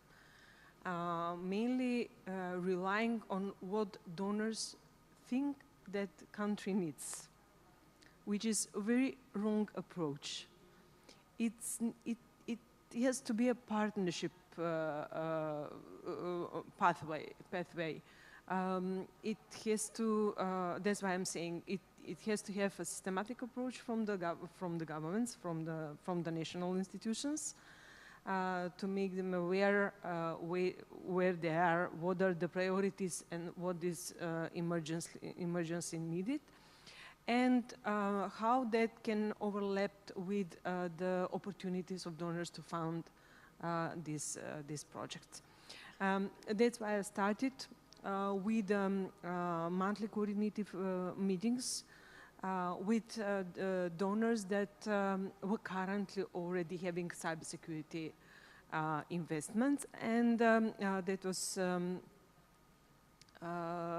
and then I went to Estonia on a conference,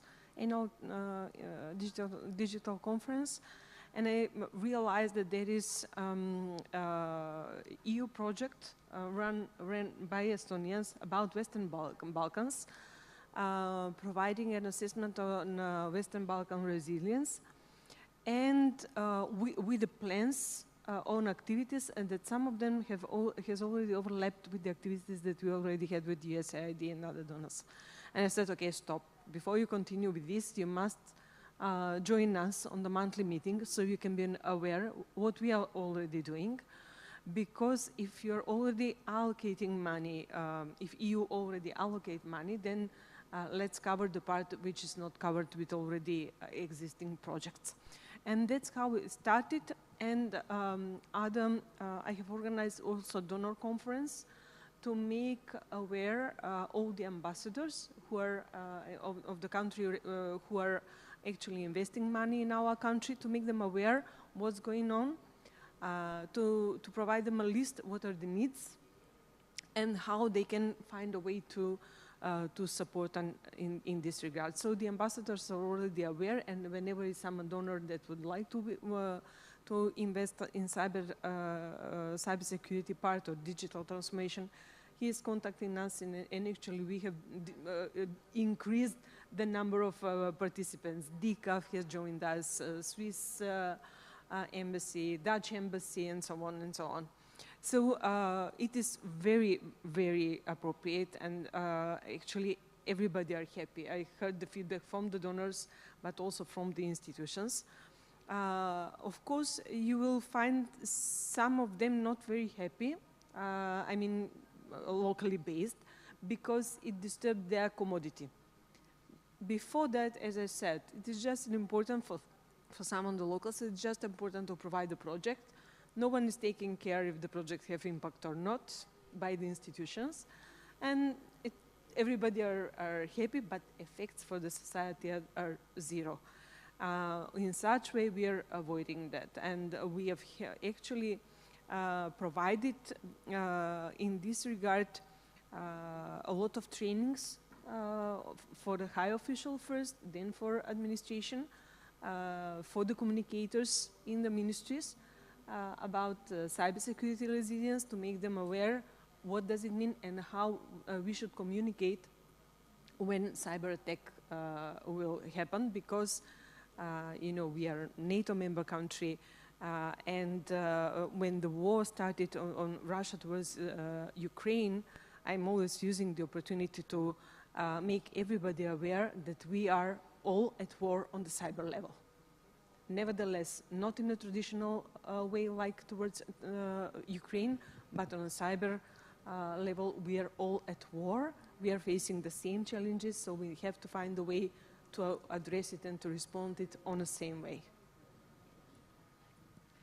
Yeah, I would like to add on this Ukraine, because it's a good example where donor coordination actually works in cyber capacity building. And I think it works because all the donors are aligned around a central objective and a joint objective, and that is strengthening Ukrainian cyber resilience against the attacks that they have. And I think this kind of sharing the same objective is very important for effective donor coordination. And the other one is something that Slavica also mentioned, and that is it works if it is demand-driven. So if we know and we are informed about what recipients actually need, so that in this way we can match it with what we have, and also look for value added in establishing this, two-way street that cyber capacity building should be.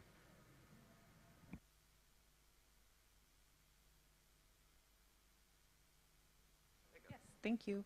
No, maybe just to build on that as well, because, as you're talking about Ukraine, I feel like, nothing builds trust more than a crisis, like a lot of times.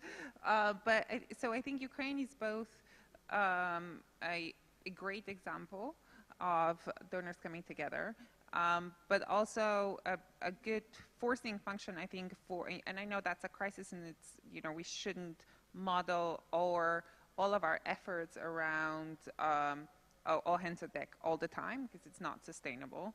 But I think a great learning experience for all of us to learn, I think, is because you're right, I think we all share, private sector, public sector, shared an objective and reacted. And there was a demand that we responded to, but we still don't really have good mechanisms for not the public-public, but the public-private cooperation, both in such situations and sort of elsewhere. So I think finding models on, and thinking about it, because I think it's basically greenfield in a lot of ways, but what does public-private cooperation mean in those contexts? What does the private sector both has to contribute to the table? What does it want? What does it need? And then on the opposite side, all the same questions for the public sector. I think that's a conversation that needs to start happening with a lot more intent. And I think Ukraine has started that conversation, but we're not there yet. Absolutely. We only have a very few minutes left, but I did want to open to audience questions with the caveat that I would plead that if you have a question, make it very brief and make it a question for our panel. So I think we have one up here, please. Thank you very much for this discussion. So we talked about politics of cyber capacity building, then especially for the international cooperations. So which one is the dominant logic of seeing the international cooperation? Is it from the humanitarian assistance perspective, or is it from the collective security perspective? Which one is the dominant logic for cooperation? Thank you. I think if I understand your question, it is we're looking at it from an economic perspective and from a political perspective. Is that right? And which of those is sort of predominant? Would anyone like to take that question? Well, as I said, we come from a security perspective. We go to a development perspective. At the moment, we put more money in security-related cyber capacity building, but we do more conceptual work on development-related capacity building. So that we are, it's changing at the moment. And I wouldn't call the one economic and the other political, because both are political and both are economic, actually.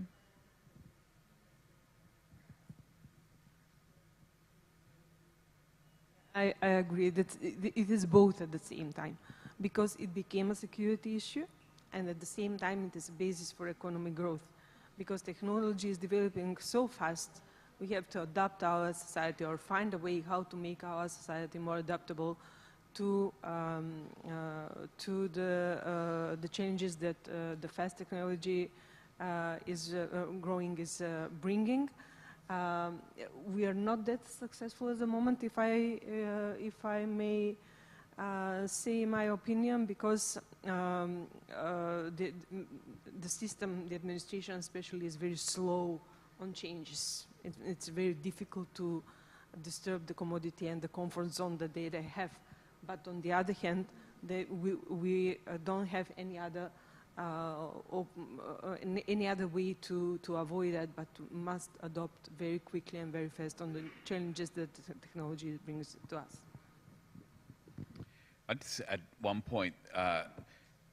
As we see cyber incidents happen, take a ransomware incident that disrupts critical infrastructure or disrupts government services, we're increasingly seeing that as the equivalent of a humanitarian sort of disaster. So in the same way that we see a cyclone affect a country in the region and that requires a all-hands-on-deck approach to assistance, applying assistance when a cyber incident happens, I think we take the same mentality now to say it's no different as a natural disaster. We're seeing a human effect, we're seeing an effect to service delivery, to access to basic functions, and we need to respond in the same way that we do when there's a natural disaster, which means speed, it means putting all efforts, bringing in a range of partners to do it, and increasingly I think that's how we need to respond to cyber incidents. I think we have time for just one more question, as long as that question can be brief. Would anyone else? Let me have one over here. Many thanks. My name is Adil Abdel-Sadiq. I am from Egypt. Many thanks for this great information. My question is, in recent years, we are witnessed the rise of use cyber sanctions in international relations. How it is impacts on international free trade, impacts on internet neutrality, impacts on cyber resilience. My next question is how to measure the policy gap of capacity building program and how to cope up with the raising of the new skills and the new jobs in the light of the rise of AI. Thank you. I don't think we quite understood the question. I apologize. Could we have the microphone back, please? I think the first half had to do with cyber sanctions. Is that yes. correct? Yes. The first question is, how do you see the impacts of the rise of cyber sanctions on cyber resilience? Okay. The effects of cyber sanctions on cyber resilience. Is that correct? Okay. The next question is how to measure the policy gap in capacity building program and how to cope up with the rise of AI and the new skills. So that second question is about the risk of emerging technologies, including AI, and its impact on cybersecurity. Is that correct? Yes. Okay. Yes, thank you. Thank you. Would anyone like to respond? I'll take the first one. I think for me, cyber sanctions are a tool where cybercrime at the moment is largely unpunished. So if you're a cyber criminal operating from a jurisdiction where you are tacitly allowed to operate, to perpetrate cybercrime on a global level, at the moment you're operating with impunity. I would personally love to see a law enforcement response where if someone is committing a crime targeting a vulnerable population, targeting a school or a hospital in a ransomware attack, then there should be a law enforcement response. Unfortunately, in a lot of jurisdictions, we're not seeing that response. So sanctions are our next best measure. They're also only a partial response. Sometimes they don't have the deterrent effect that we want, but they are one measure to impose some punitive response to say we do not accept this criminal activity being conducted. We are seeing cybercrime increasing in our region. We're seeing it target Australia, New Zealand, Pacific Island nations. It's long-range criminal activity, and sanctions are one deterrent activity that we can take. But unfortunately, are not always super effective. So we're going to continue to need to hold the nations accountable where cyber criminals are operating from to try and get some more effective response to stop that activity. And does anyone want to address the second question? I wanted to talk about a little bit about the second question. Of course, the emergence of new technology has a big impact on cybersecurity and cyber resilience, in the sense that countries that are already behind in cyber capacity will be even more affected with those new technologies. So it definitely is something that needs to be talked about or thought about collectively to see what needs to be done to prevent those different technologies from increasing the gap between those countries and leaving some of those countries behind. Yeah, and I would agree with that probably. I think technology evolves constantly. I think today we're talking about AI. Maybe 5 years ago, in very similar terms, we're talking about cloud computing. And I think we adapt, right? Slowly. I think there's an up ramp a lot of the times. I would also say it's true to what you said. I think the countries that are behind already are probably a little bit more vulnerable. There's also an opportunity to perhaps jump ahead, right? And actually look at the new technologies. I think on AI specifically, I think collectively we are all trying to understand how to navigate this space, how to ensure that as the technology is developed and used, is done so responsibly and with security in mind.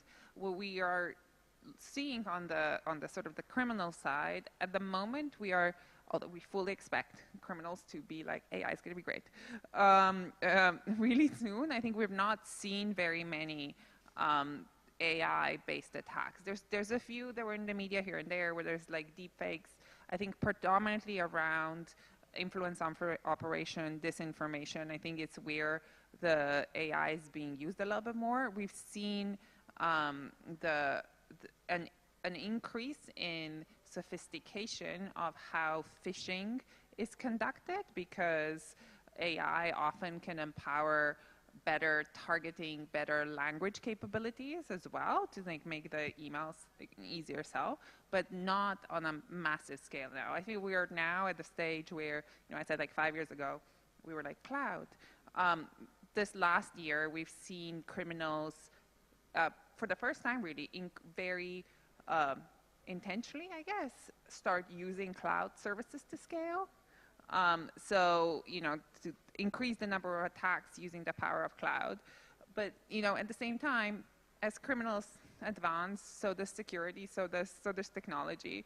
And in reality, some of these technologies need so much computing power that hopefully, fingers crossed, this means that the defenses, because the computing power is with the big companies, the defenses will be prioritized, and it will be a little bit easier, at least in the long term, to defend against the criminal actors than otherwise. Well, I want to thank our panel so much for your excellent comments. Thank you to the government of Germany for coordinating, and obviously to the GFCE and the GC3B organizers for this work. Thank you for joining us, for your good questions, and for your engagement. And I will look forward to seeing you around for the rest of the day. Thank you very much.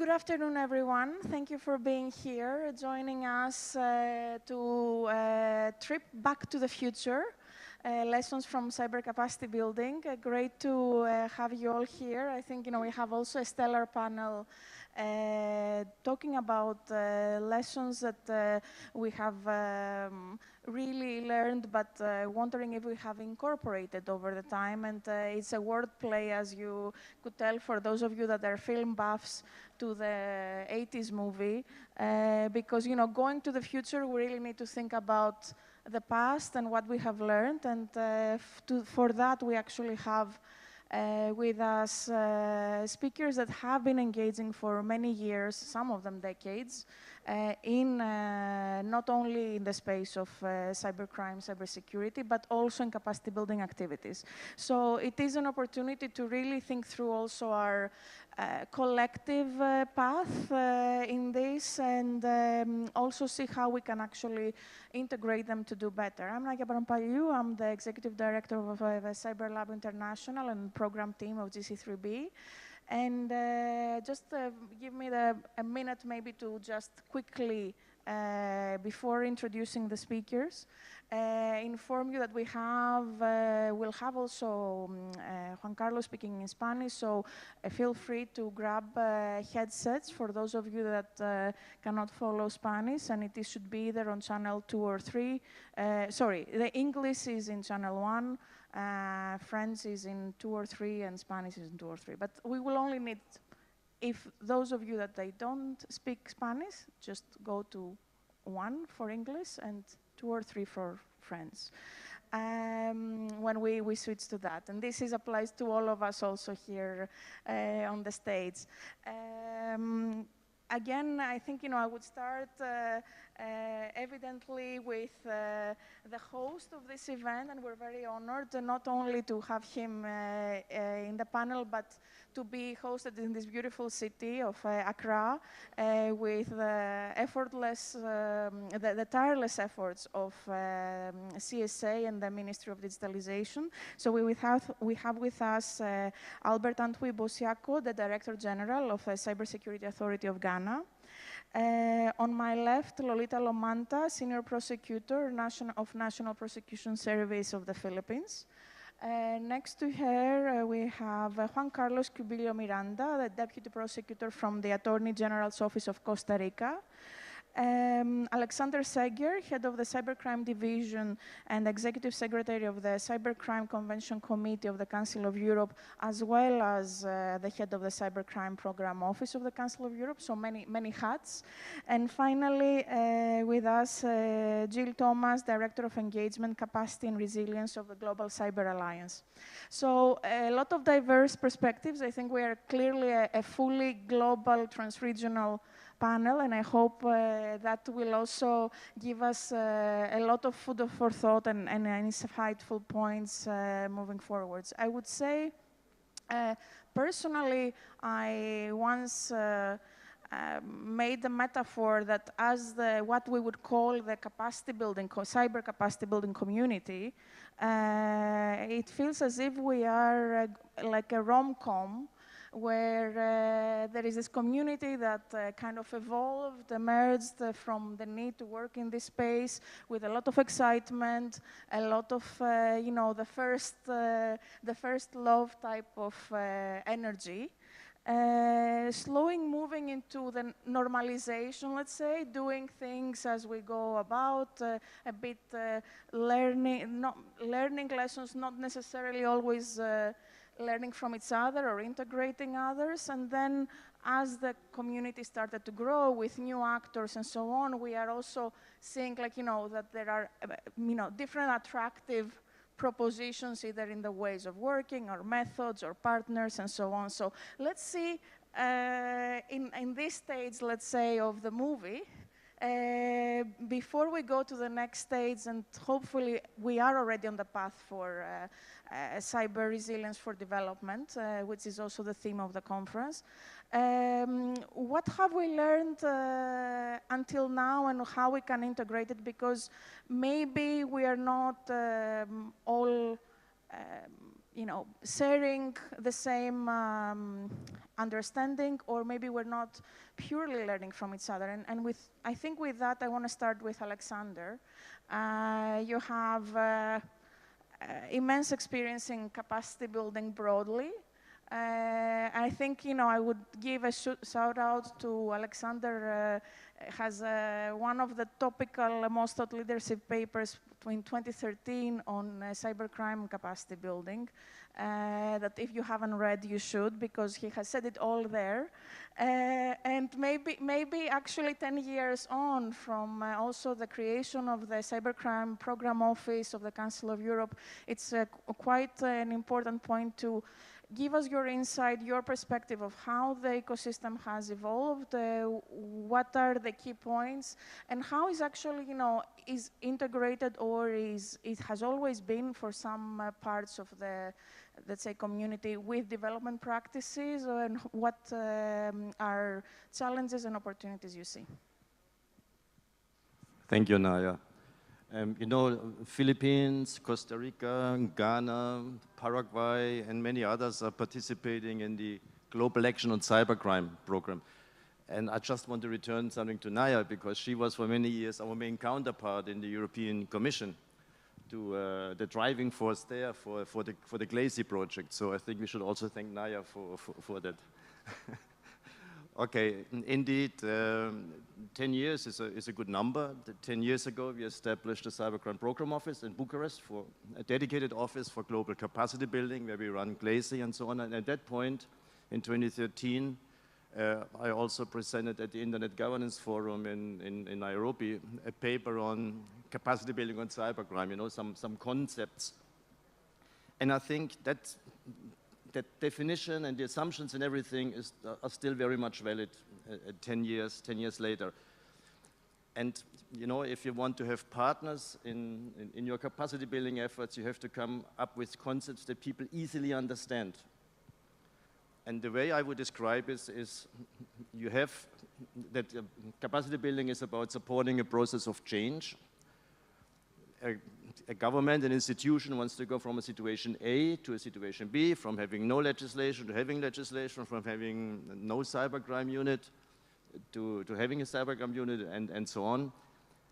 And that process is supported by capacity building.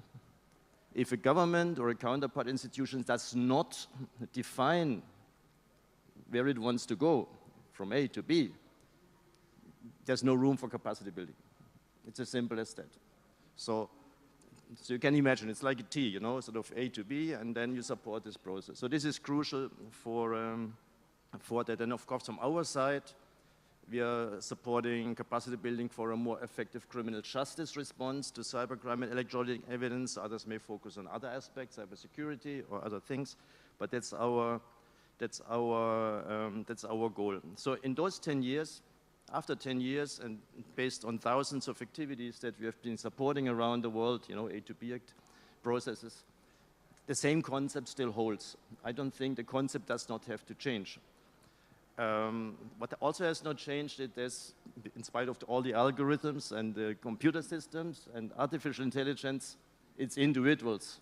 It's people like Lolita, like Juan Carlos, like Albert, that make the difference. And there are many others here in the room that also have been champions of such process of change. So that's crucial, that if you have the individuals who take the ball and run with it, then you can make a change. It was like that in the past, and it still is the case, and it will, I'm sure, also be the case in the future. Also, what has not changed is that for capacity building, okay, one can do nice events, you know, great events like this, or but what has to be done is one has to deliver concrete results. 30 odd years ago, I was working in another area in Laos, in a sort of opium growing area, you know, in the mountains of Laos and so on. And it was clear that it will take a long time to procure the bulldozers to build the roads, to build irrigation systems. It will all take a long time, and we will lose credibility. So the first thing we did is we built a fresh water pipe from somewhere in the mountains into the village to provide fresh waters. And that created the credibility, and then we could deliver. And this is something that is also, you know, when I talked to Albert years ago, he said, oh, okay, now another initiative and another assessment visit, and next week there will be another initiative with another assessment visit, and nothing is happening. So we have to deliver results, and we have to deliver results quickly to have the credibility. That is also important. What has changed compared to 10, 15 years ago? 10, 15 years ago, we were alone in capacity building. There was hardly anybody else doing anything. It was easy in a way. We had virgin territory. Now there are very many players involved, but I don't think this is a problem. I think this means that we can rely more on partnerships, and with other partners together we can share the burden to make a difference. Maybe that's all for now. That's a great scene setter, and that actually moves me to Albert as we are here in Ghana, and I think also, you know, hosting this event shows the leadership that you have had in this space, and your ambition to, you know, do more also. You know, many would consider, and I think we were seeing that yesterday also from the speeches from the minister. There is a success story in Ghana, and I understand, you know, of course, there needs to be more. There is always ambition for more.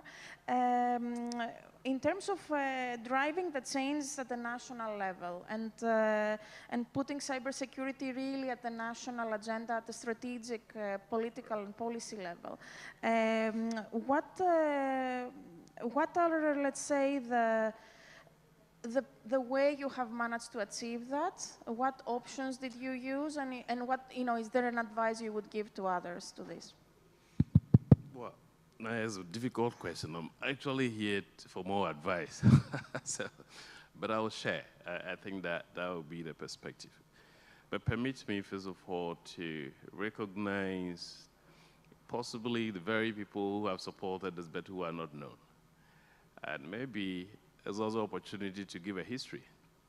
I think even my fellow citizens thought my association with the Budapest Convention started with my national appointment. No, when I was a private sector person, it's over a decade since I met this gentleman. Possibly the first time, Alice, you visited the country, right? That was 2013, March.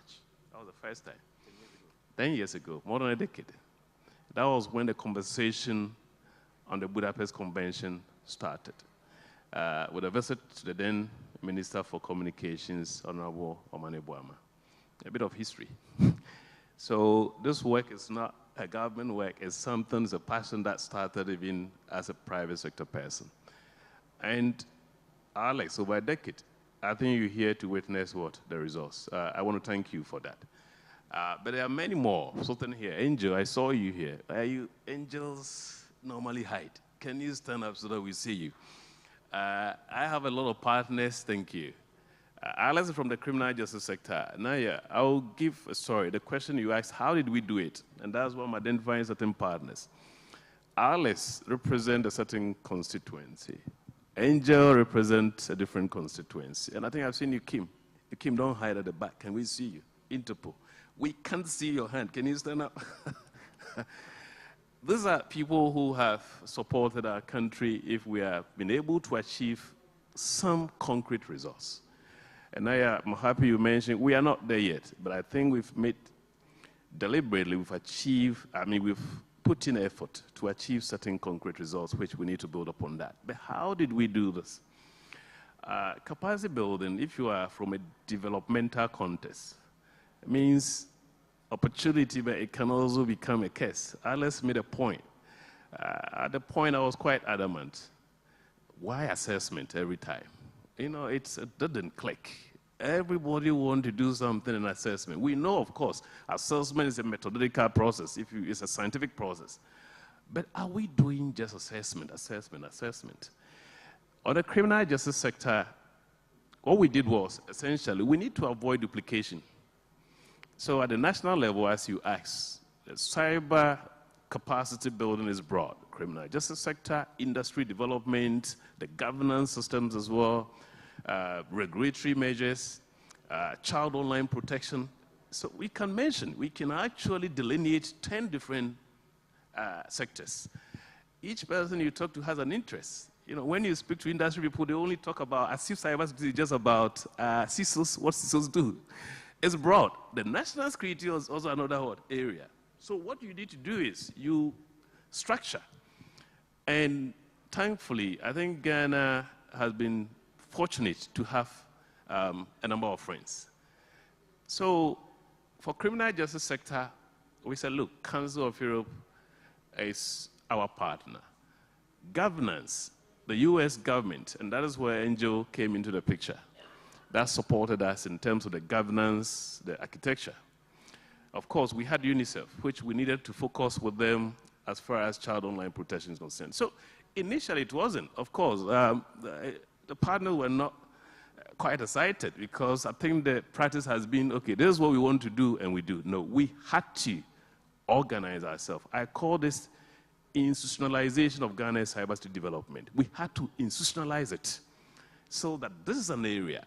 Anyone who comes in, we want to do something in criminal justice sector, we say, well, we're working already with the Council of Europe. What can we build upon that? So recently, you see Okwaksi also doing something, but they're not doing something separately, building upon what the Council of Europe has already started. So I think it was a difficult conversation because development partners were not used to that. But we thought that was the best approach to consolidate and make use of every potential benefit that comes to the country. And I think it has pretty worked. Currently, UNICEF has been a partner within that area. And I must admit, we've seen tangible results, especially from the Council of Europe. Just this morning, we're having a conversation with the EU's external relationship. Well, diplomacy, you can't say much, but not every partnership delivers results. I've seen that. Close to 7 years of the role I've played. But when you have a program like what Alice brought 10 years ago, that has trained not the criminal justice actors, but it has also developed certain individuals who are being used across the globe. Maybe permit me first, I mention a name. There is a justice called Justice Afia Sewa, arguably a justice on the African continent with specialty in cybercrime and electronic evidence. And she's being sought everywhere.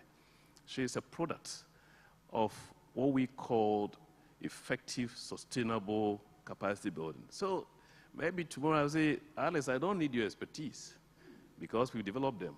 I think that is the way Ghana thought about it. We discussed that. We said, well, it can't just be Angel coming to train. It can't just be Council of Europe expert coming to.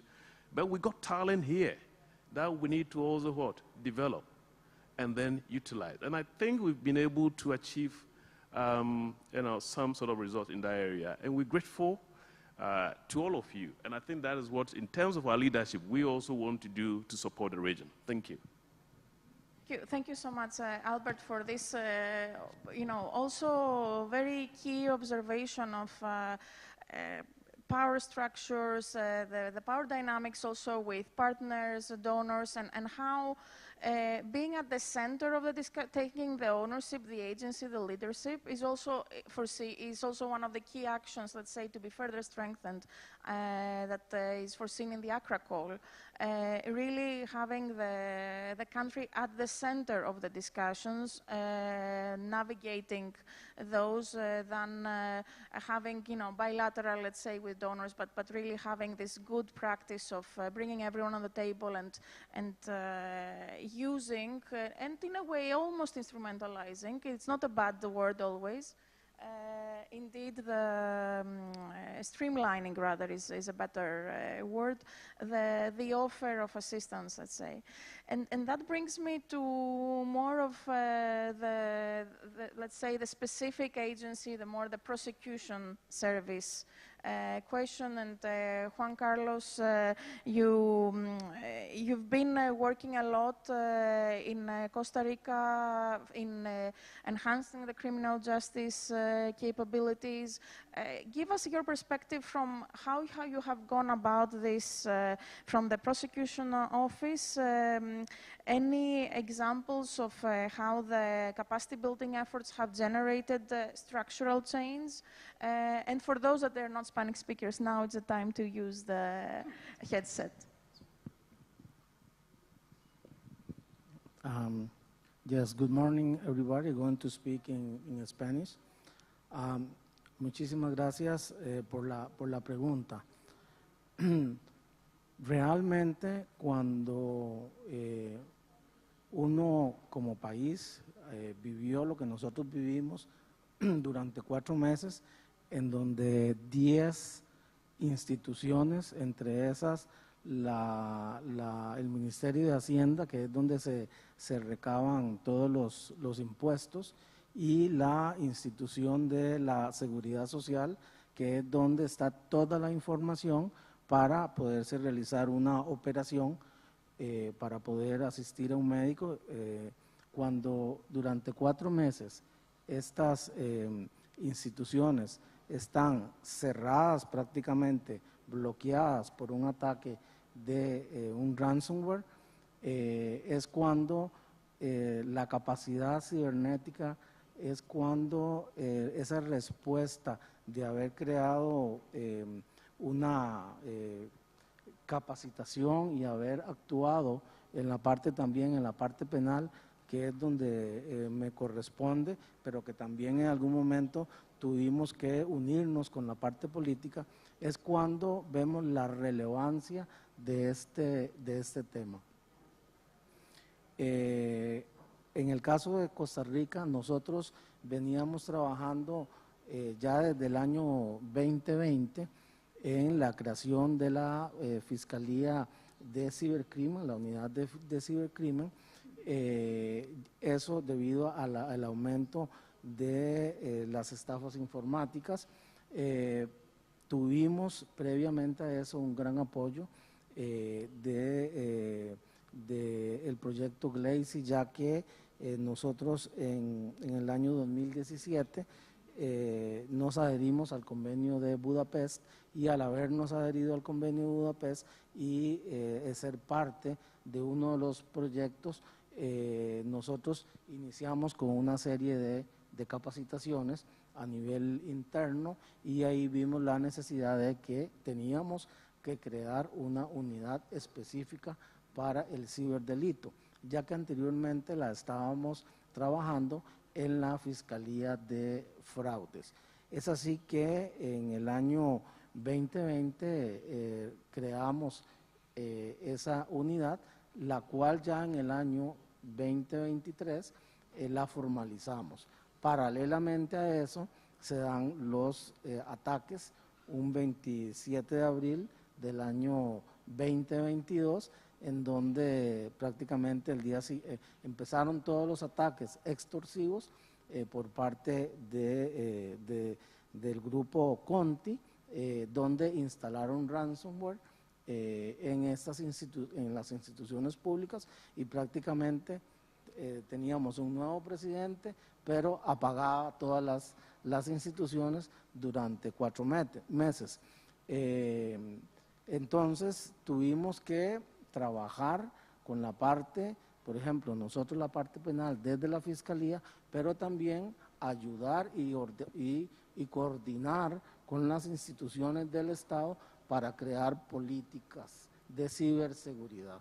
Y desde esa perspectiva, pues actualmente tenemos ya la unidad de ciberdelito, la cual ha recibido capacitación, y a partir de esa capacitación estamos en un proyecto capacitando también al resto de los fiscales. Muchas gracias.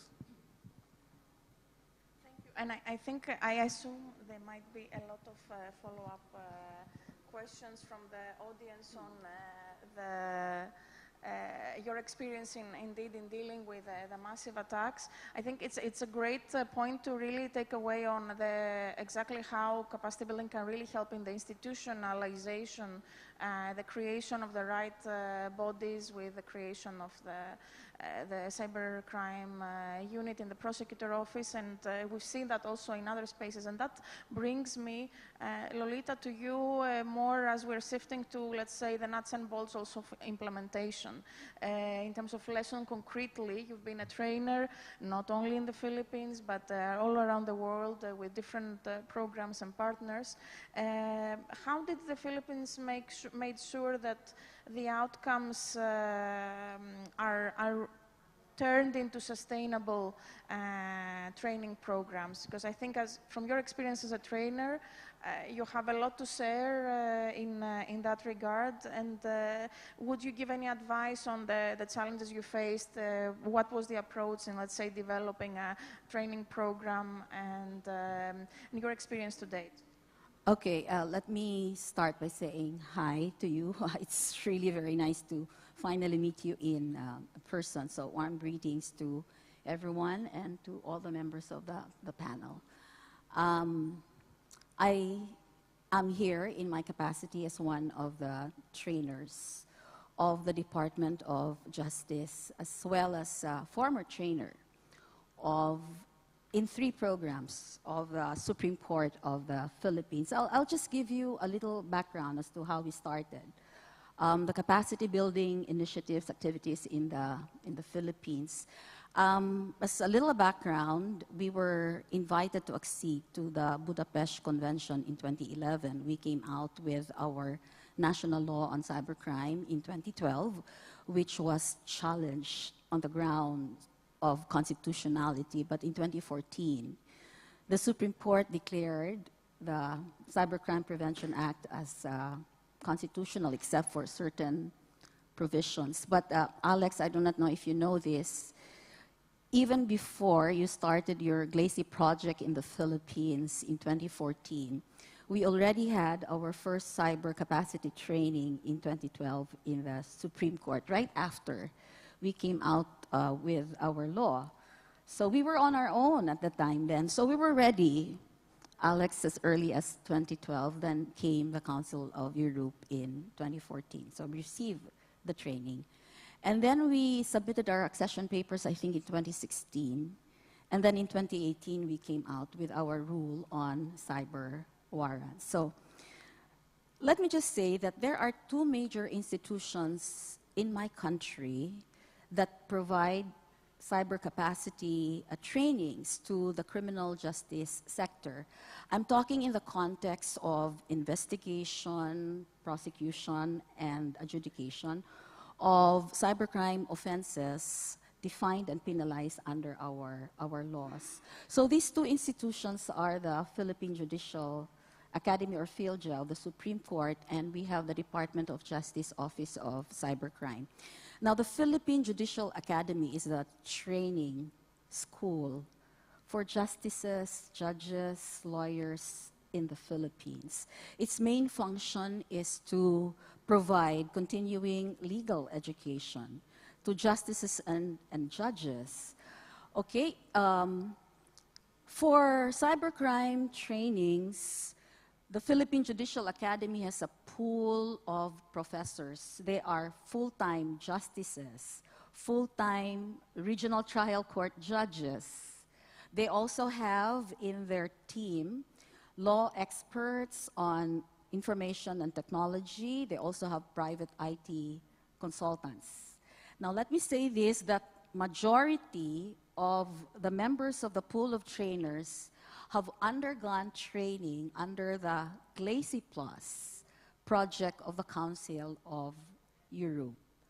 Okay, now, how did we localize the training and how did we implement it in the Philippines, and how did we sustain it over the years since we started doing it as early as 2012? What happened was we were very fortunate because we didn't really start from scratch, Alex. The training curriculum was adopted from the standardized judicial training course introduced by the Council of Europe. So what we did was to tweak it, tailor it to suit the Philippine setting. So it was not a very difficult job for us. So what we did was to include a discussion on the Cybercrime Prevention Act and the rule on cyber warrants. We also included case vignettes of actual cases filed before Philippine cybercrime courts, which actually are very, very responsive and relevant to the needs of our judges in the Philippines. Now, we localized it, the training became our own because we delivered it, well, primarily in English, but we punctuated it with the use of our national language. So we run it, implemented it by regions.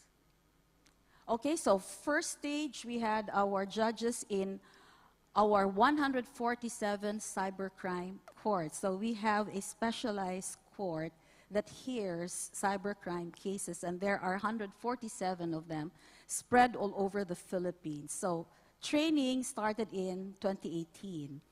Then came all executive judges in all the 12 judicial regions in the Philippines. And now we are training family court judges. So what primarily is the jurisdiction of family court judges? They adjudicate cases involving children. Now, we have so many cyber-enabled crimes affecting children. Primarily, we have online sexual abuse and exploitation of children. And based on the records of cases reported to the Office of Cybercrime, that occupies the #1 spot. So we have to capacitate our family court judges too. So that is what we're doing now, and so far, I think the Philippine Judicial Academy has trained around 700 judges, and they still continue to do that. Now, the challenge here is we have a growing number of judges now. So how do we ensure that we are able to sustain legal and judicial education to our judges? We're very fortunate that last year, they came out with a bench book for commercial courts. And there is one chapter there that's allocated for cybercrime, rule on cyber warrants, and electronic evidence. That should ensure sustainability. On the other hand, moving forward, in the Department of Justice, the pool of trainers actually came about because there was a department order issued by the secretary designating us, there are around 10 of us, as members of the pool of trainers, and all of us also underwent trainings on cybercrime and cyber-related laws, and all of us are products of the trainings introduced under the Glacy Plus project of the Council of Europe. The good thing about us, members in the pool of trainers in the DOJ, is that we have a very good working relationship with the trainers in the Philippine Judicial Academy. As a matter of fact, in some of our trainings, we bring them in, we invite them, especially on one program that we do up to this day. As a matter of fact, we just completed this training, basic judicial training. And this basic judicial training is actually a training curriculum developed by the Philippine Judicial Academy in cooperation with the DOJ Office of Cybercrime, inspired by the Glacy Plus project of the Council of Europe. You know, I can't stop but acknowledge the work of the Council of Europe, the Glacy Plus project of the Philippines, because truly, they planted the seed. But Alex, you have to know that the implementation of the basic judicial training now is being supported by the US DOJ Office of the Prosecutorial Assistance Development and Training, but you planted the seed, and they carried it on. Okay, so we actually do 3 basic trainings in the Department of Justice. One for our law enforcers, that's the first responders, cybercrime course, training of trainers, because we intend to develop a cadre of trainers in cyber incident response. Their task is to cascade and instruct their colleagues in their respective jurisdictions on how to process a cybercrime scene, and we're successful in doing that. We have covered all judicial regions in the Philippines, but the issue here is there's a fast turnover of personnel. They get reassigned. So what we do is we're doing it all over again, but we have to develop more trainers for the program to be more sustainable. We also do cybercrime investigation training, and this is for law enforcers and prosecutors. We put them together. We do this by region. We don't bring them to the capital because that is going to be, that's not going to be cost effective. So the trainers are the ones who go to the region. So we bring law enforcers and prosecutors together.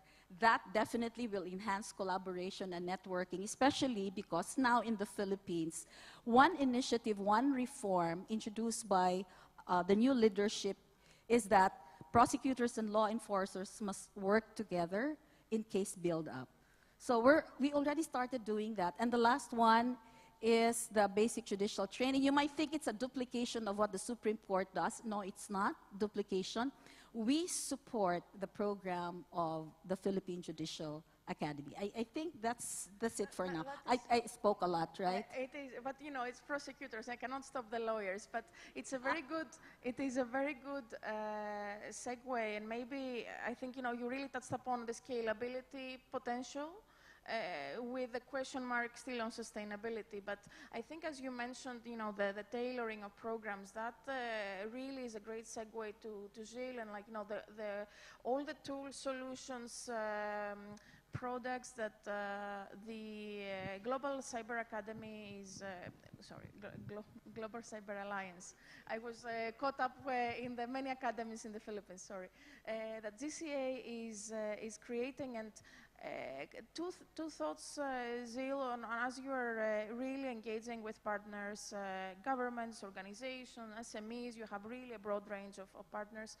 How do you try, and what do you see also as a potential challenge or opportunity in making sure that then all of these offerings that you're developing are incorporated, let's say, in a strategic way in national efforts? And how do you see, these offerings from a civil society perspective, which is really also a neutral, let's say, player, in helping shift the national cyber maturity, I would say, in enhancing the resilience of the ecosystem? Yeah, thank you. So Global Cyber Alliance, we really work at the sort of the grassroots level on this particular arena. So we focus on the tools, we focus on taking action and actually implementing those controls. So we would work with the local partners in country. We have a range of globally applicable, free-to-use tools and services that we have, and we provide all around essential cyber hygiene and the prevention of cybercrime. So we will work with in-country partners to understand what their objectives are, to understand the current levels that the communities are working at, what's relevant to them, and then trying to work with them to make sure that the tools and services and the messaging that goes out is consistent, that we can then train those in-country partners on the tools, the cyber hygiene controls and so forth, and so they can then go out within their own communities to provide that training and then also that support to implement those tools. So we work very closely in country, we listen to what the requirements are, and then we work together to regionalise what we have and to work with them to make sure that that's relevant and that the users and those communities that we're trying to help can do that. And in working with in-country partners, we can then train them, who can then train further on and take those learnings back to their communities, and so that's how we can achieve that scale as well. So that's just on that side. In terms of trying to work, because they're globally applicable, the tools can be used in a multitude of different areas, and we are reliant on those partners to do that. Where we've got project-based funding, that's great, but once we've created the tools, we still need those to be sustained. So we need to be looking at how can we sustain these tools that Global Cyber Alliance and many other non-profit organisations and civil society organisations provide, not just on a project-by-project basis, but on an ongoing basis, so that then the next project that comes in can just build on what's already there, and we have that consistency and we have that universal understanding, but regionalised to those particular countries and communities. And on that point, Gilles, have you seen that the fact that you are an NGO is in different contexts an easier entry or a barrier, or it really depends? By being a non-profit, there's two aspects. First of all, we're seen as a neutral convener, which means that we can bring together those public, private, law enforcement, all of those different communities together. We have various different data sharing platforms, for example, where everybody can work together, and there's no competition there. It's all about the greater good. So there's that angle, but also internally for us, our mission is all about impact. It's about making a difference. It's about reducing cyber risk on a global scale. And so we need to measure against that, and we need to be focused on that. And we're able to do that because we don't have, whilst we have metrics and we have objectives, it's about doing the right thing. It's not necessarily about trying to create an immediate return for shareholders or something like that. It's about looking at what are the real long-term objectives here. I think that is a great also point to show exactly why civil society is a very strong partner and should not be forgotten, as sometimes is just an add-on in a program design and not really integrated from the beginning. But I think this is also, we see also, I believe, also different approach from partners, governments, really slowly in some cases, faster in others, realizing that and really seeing how, you know, they can really fill the gaps and, you know, fit in the puzzle. I have a couple of follow-up questions to all of you, but just two. But I don't want to monopolize it, just to make sure, as we have quite really, I would say, you know, the encyclopedias of cyber capacity building from different perspectives. Give the opportunity before some to the audience for any questions, because clearly I know we are also just 15 minutes before the lunch break, so making sure that we still have you with us and give the opportunity for any questions.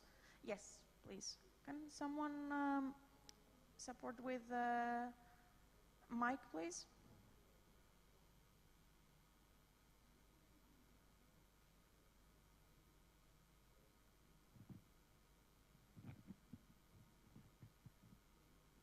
Hello. Morning. I think I would like to talk in French, but my English is very boring. Donc, comme je disais, je viens de l'Agence nationale de la sécurité des systèmes d'information de la République de Guinée. Et nous sommes en train, n'est-ce pas, de réfléchir comment est-ce que nous allons intégrer en fait l'éducation en cybersécurité au niveau de nos institutions d'enseignement. Maintenant, je veux savoir, compte tenu de vos expériences, on ne sait pas quelle serait, n'est-ce pas, la meilleure façon de pouvoir, n'est-ce pas, arriver, n'est-ce pas, à cet objectif-là, pouvoir faire en sorte que la cybersécurité soit prise en compte au niveau des institutions d'enseignement du pays.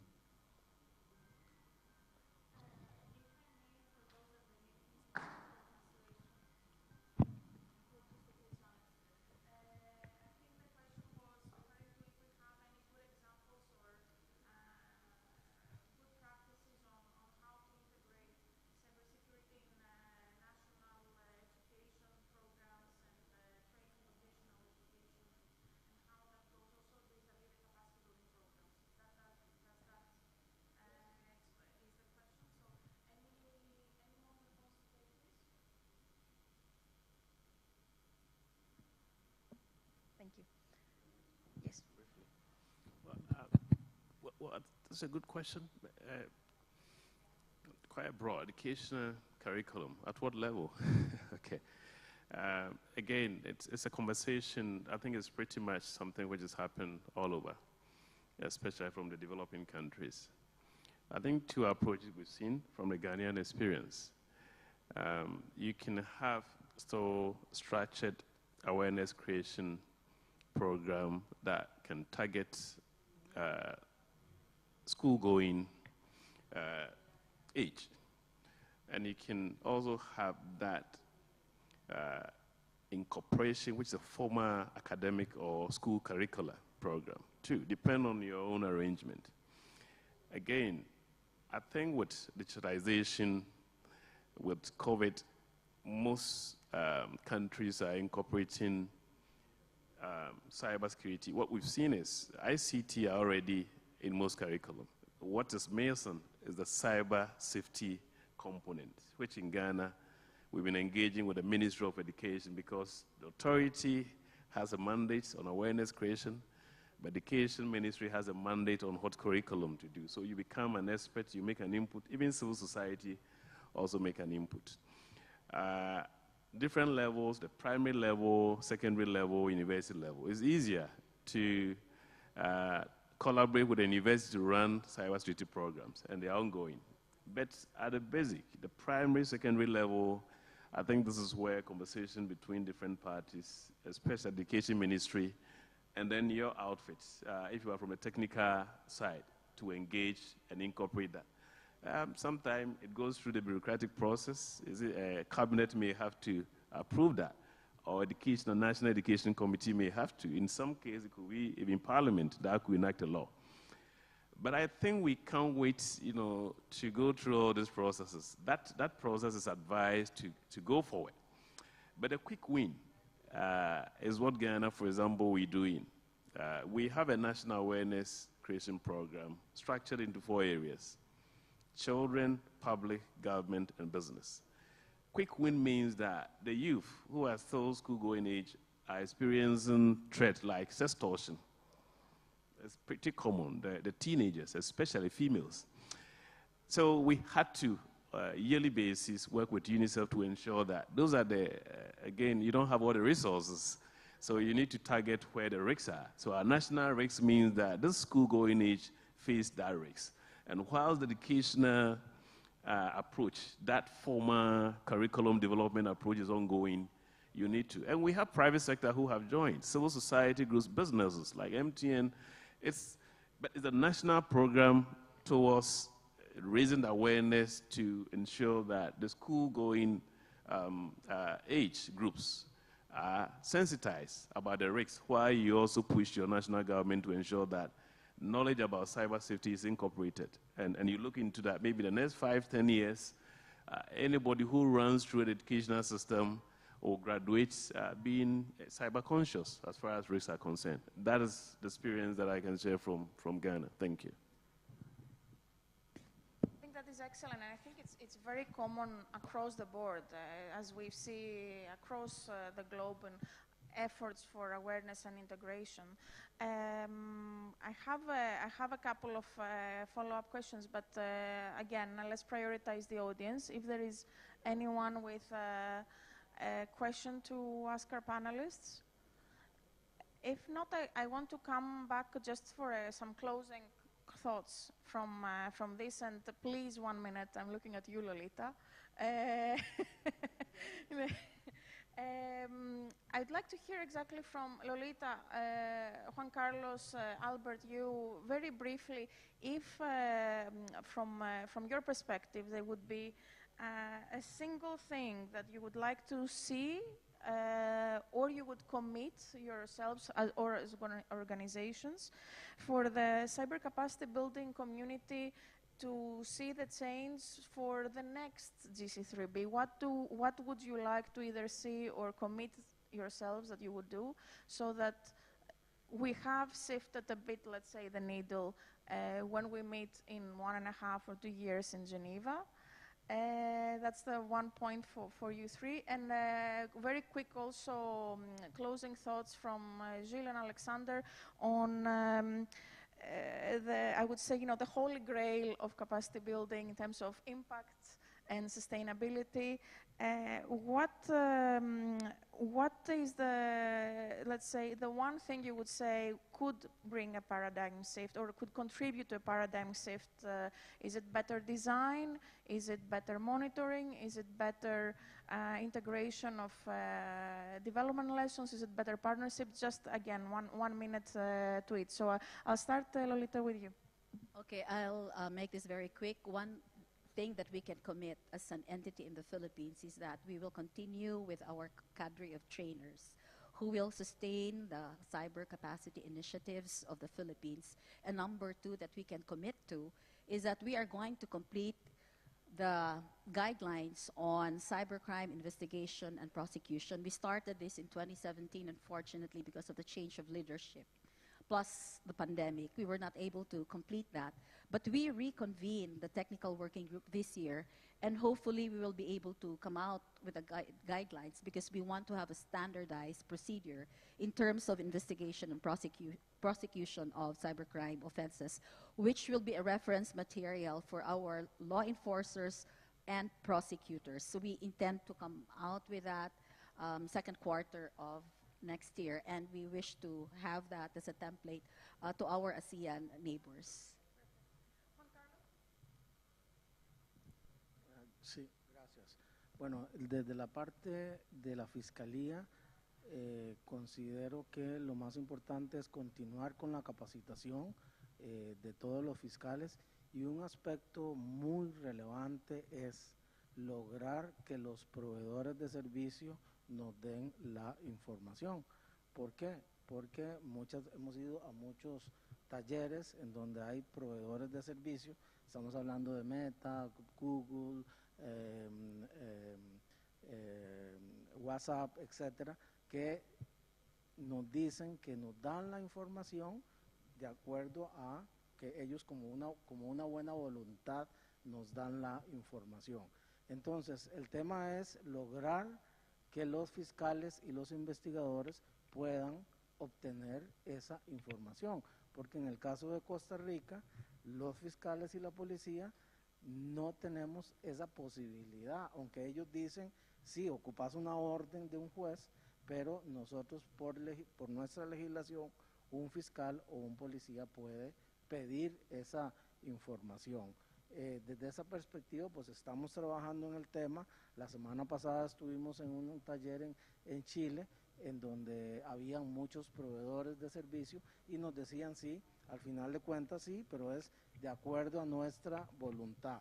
Y la opinión de todos los trabajadores o los fiscales e investigadores es que al final de cuentas no nos dan esa información. Esperamos que con el segundo protocolo del convenio de Budapest podamos avanzar. Y desde la parte pública es que se tienen que tener políticas públicas en ciberseguridad.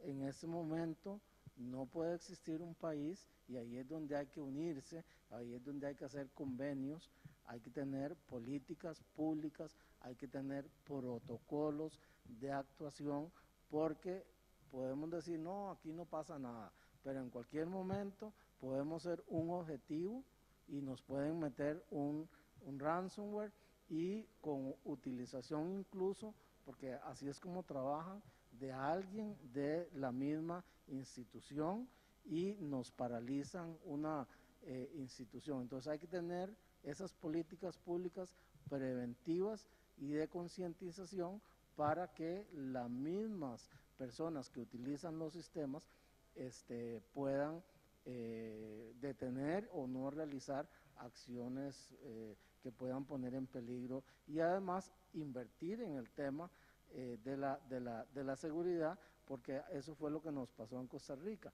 que estábamos muy retrasados y al final de cuentas tuvimos que poner unos protectores y ya con eso logramos levantar los sistemas. Gracias.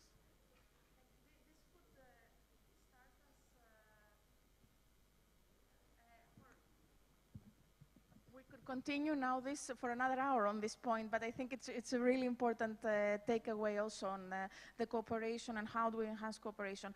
Albert, I will plead also Alexander and Gilles, 1 minute, your closing thoughts on exactly like, you know, what would be the one thing you would say you would need to see or commit to for the next? Well, I think national prioritization is key, based on gaps, based on the national risks, national threats. First things first, resources are always limited.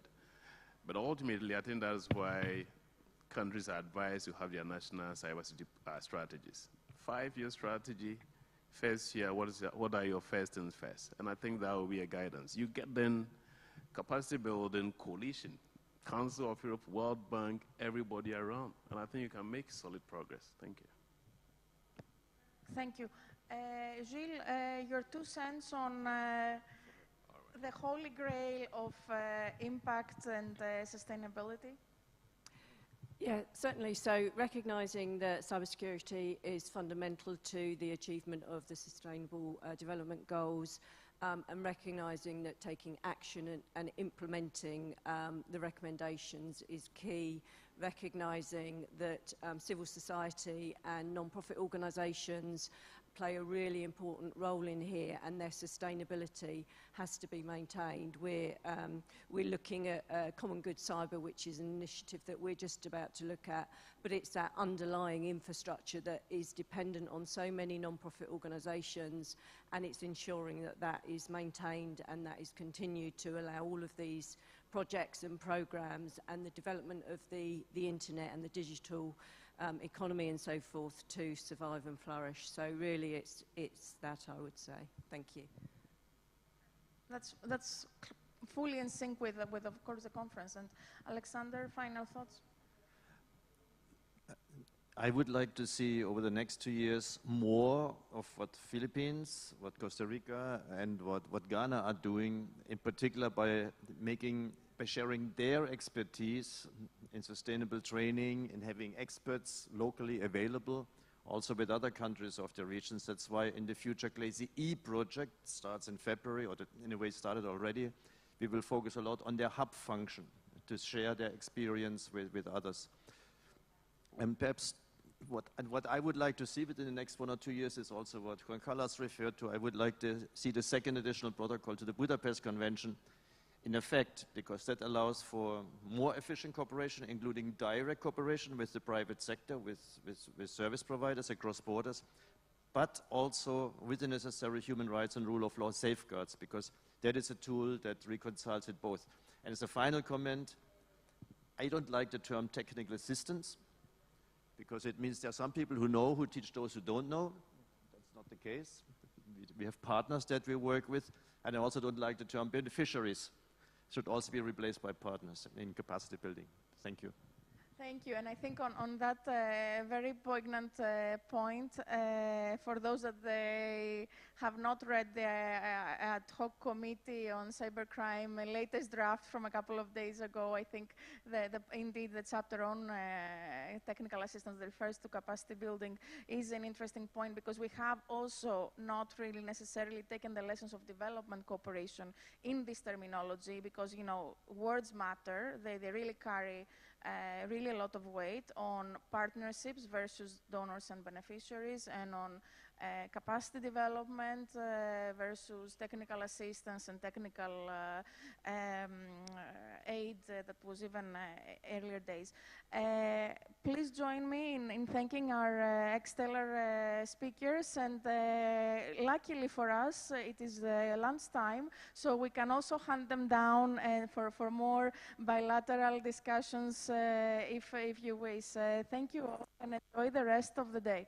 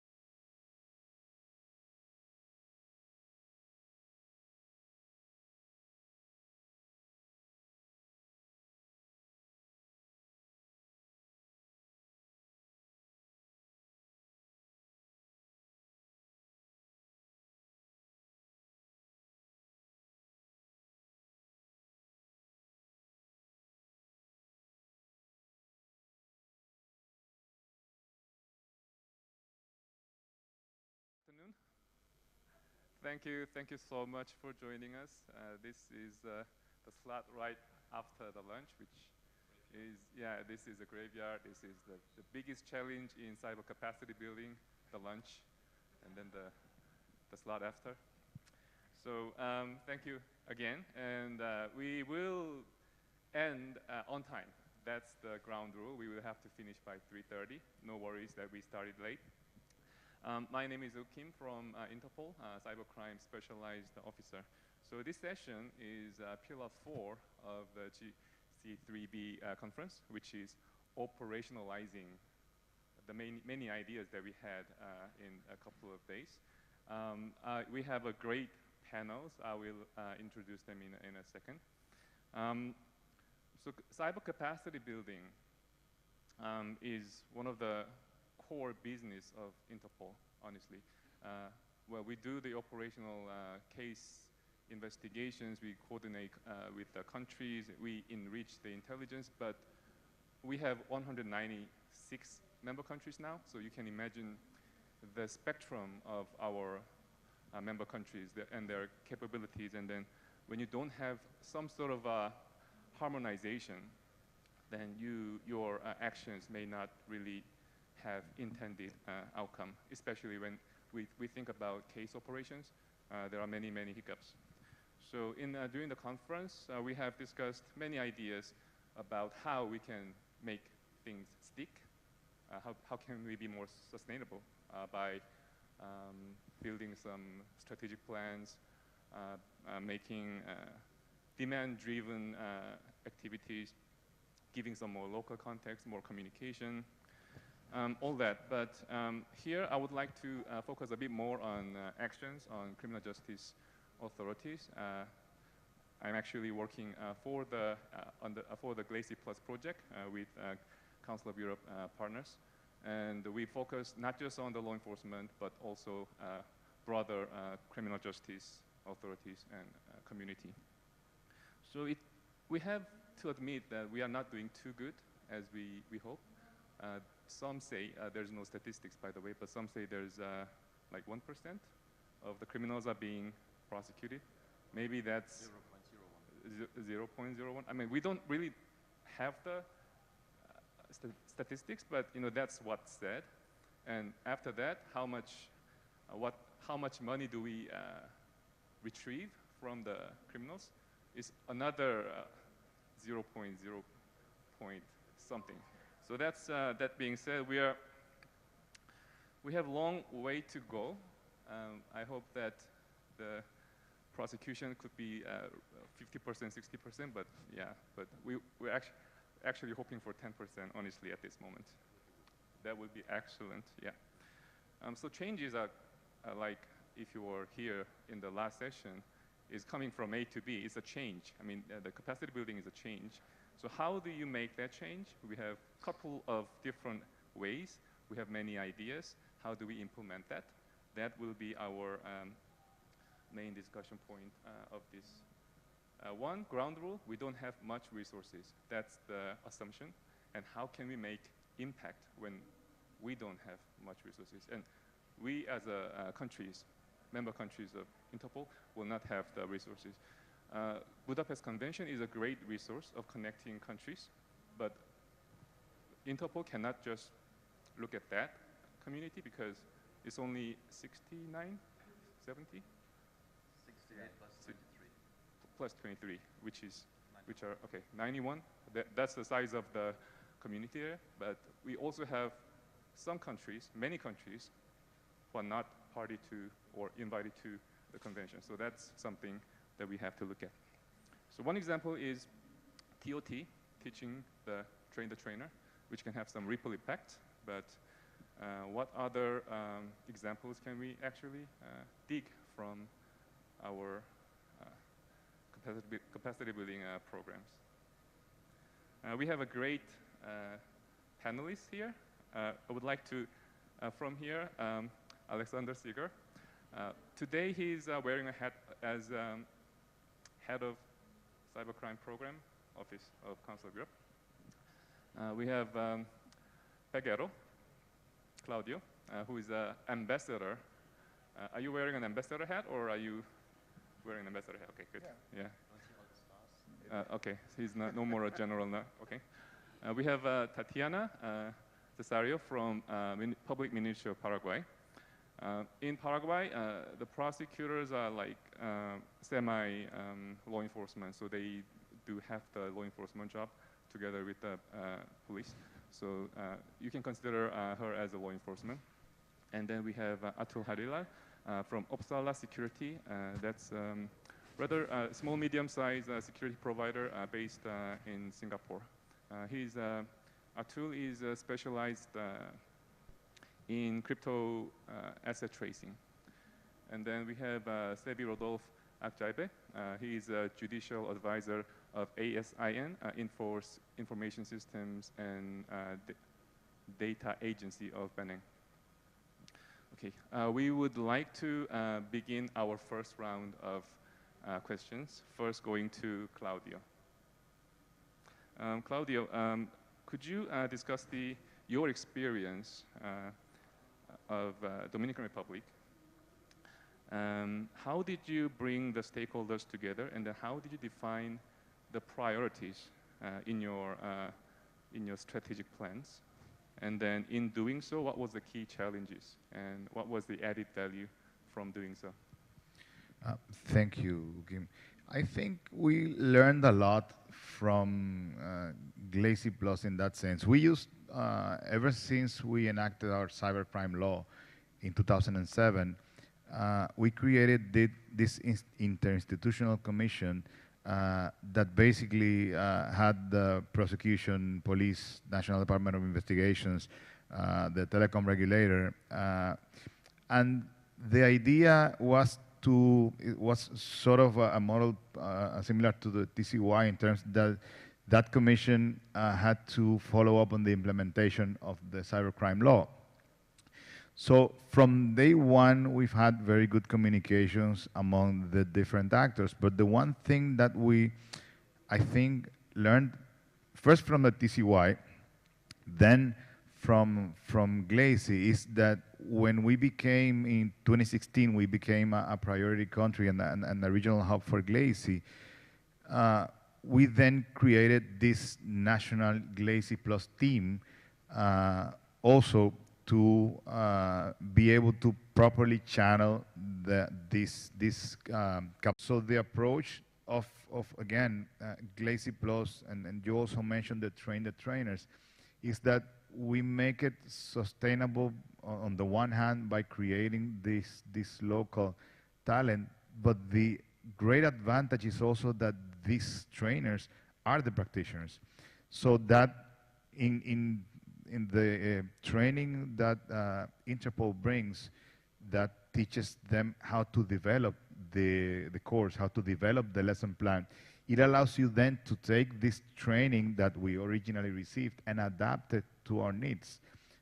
We use an expression that it's untranslatable to English. It's aplatanar. It's take something and adapt it to our Dominican reality. And I believe every single country may have a thing or two that they need to adapt because of the way that their system works, or for any reason, you need to adapt. So the great thing, because if you are coming to train some people from Singapore, from Interpol, I can explain as much as I want some realities that in our system, and you're not going to fully understand them unless you are a practitioner there. So I think the great value is that the people that have become trainers are the practitioners that understand what our problems, what are our limitations, and you know, and sometimes we have to get creative about that also.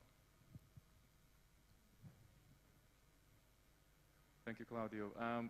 So to me, the national needs were sort of identified by yourself through rigorous communication between the agencies and relevant parties and different stakeholders. And then we had a discussion about needs assessment in the previous session. So, you know, that needs assessment was done by external experts visiting the country. And then we have several assessment after assessments. Sorry. And in this case, we were assessing. Thank you, by the way.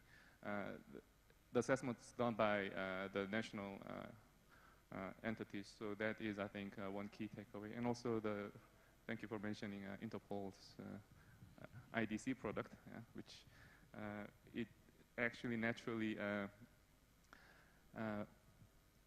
flows to Tatiana because she is actually one certified IDC instructor, Interpol Instructor Development Course, tongue twister. So Tatiana, in your experience, what was the key enabler? Because you were developing your own training courses, some of the training courses. And what was it like? What was the experience like? And how is that going? Well, thank you for the question. I will never forget my first Interpol training. It was online. It was eFirst. And it was developed by the European Cybercrime Training and Education Group. So as a Paraguayan, as a Latin American, I was so excited to have this top-notch training from people that not were only giving training, they were developing forensic tools that I could use on the field for free, like the University of Dublin. And they introduced me to a whole new world. It was the first time I ever heard about a Faraday bag. Like, for me, it was like seeing some Disney movie. But the thing was that, yeah, my reality wasn't that. The reality of the course is that it was in English. So fortunately, my country has two official languages, Spanish and Guarani, that is an indigenous language. So we were only the people that spoke English sufficiently to access this course. It was online. In my reality is there is power shortage in Paraguay. There is very bad internet connection. And also the access to the hardware. I know we said we have limited resources, but I just want to point it out. How is it in my reality? That I received this training with like these forensic tools, and maybe I don't have the equipment to use it. So maybe you may ask, why are these countries receiving this? Like, why are they showing this to the poor countries? One may say, my country is very rich.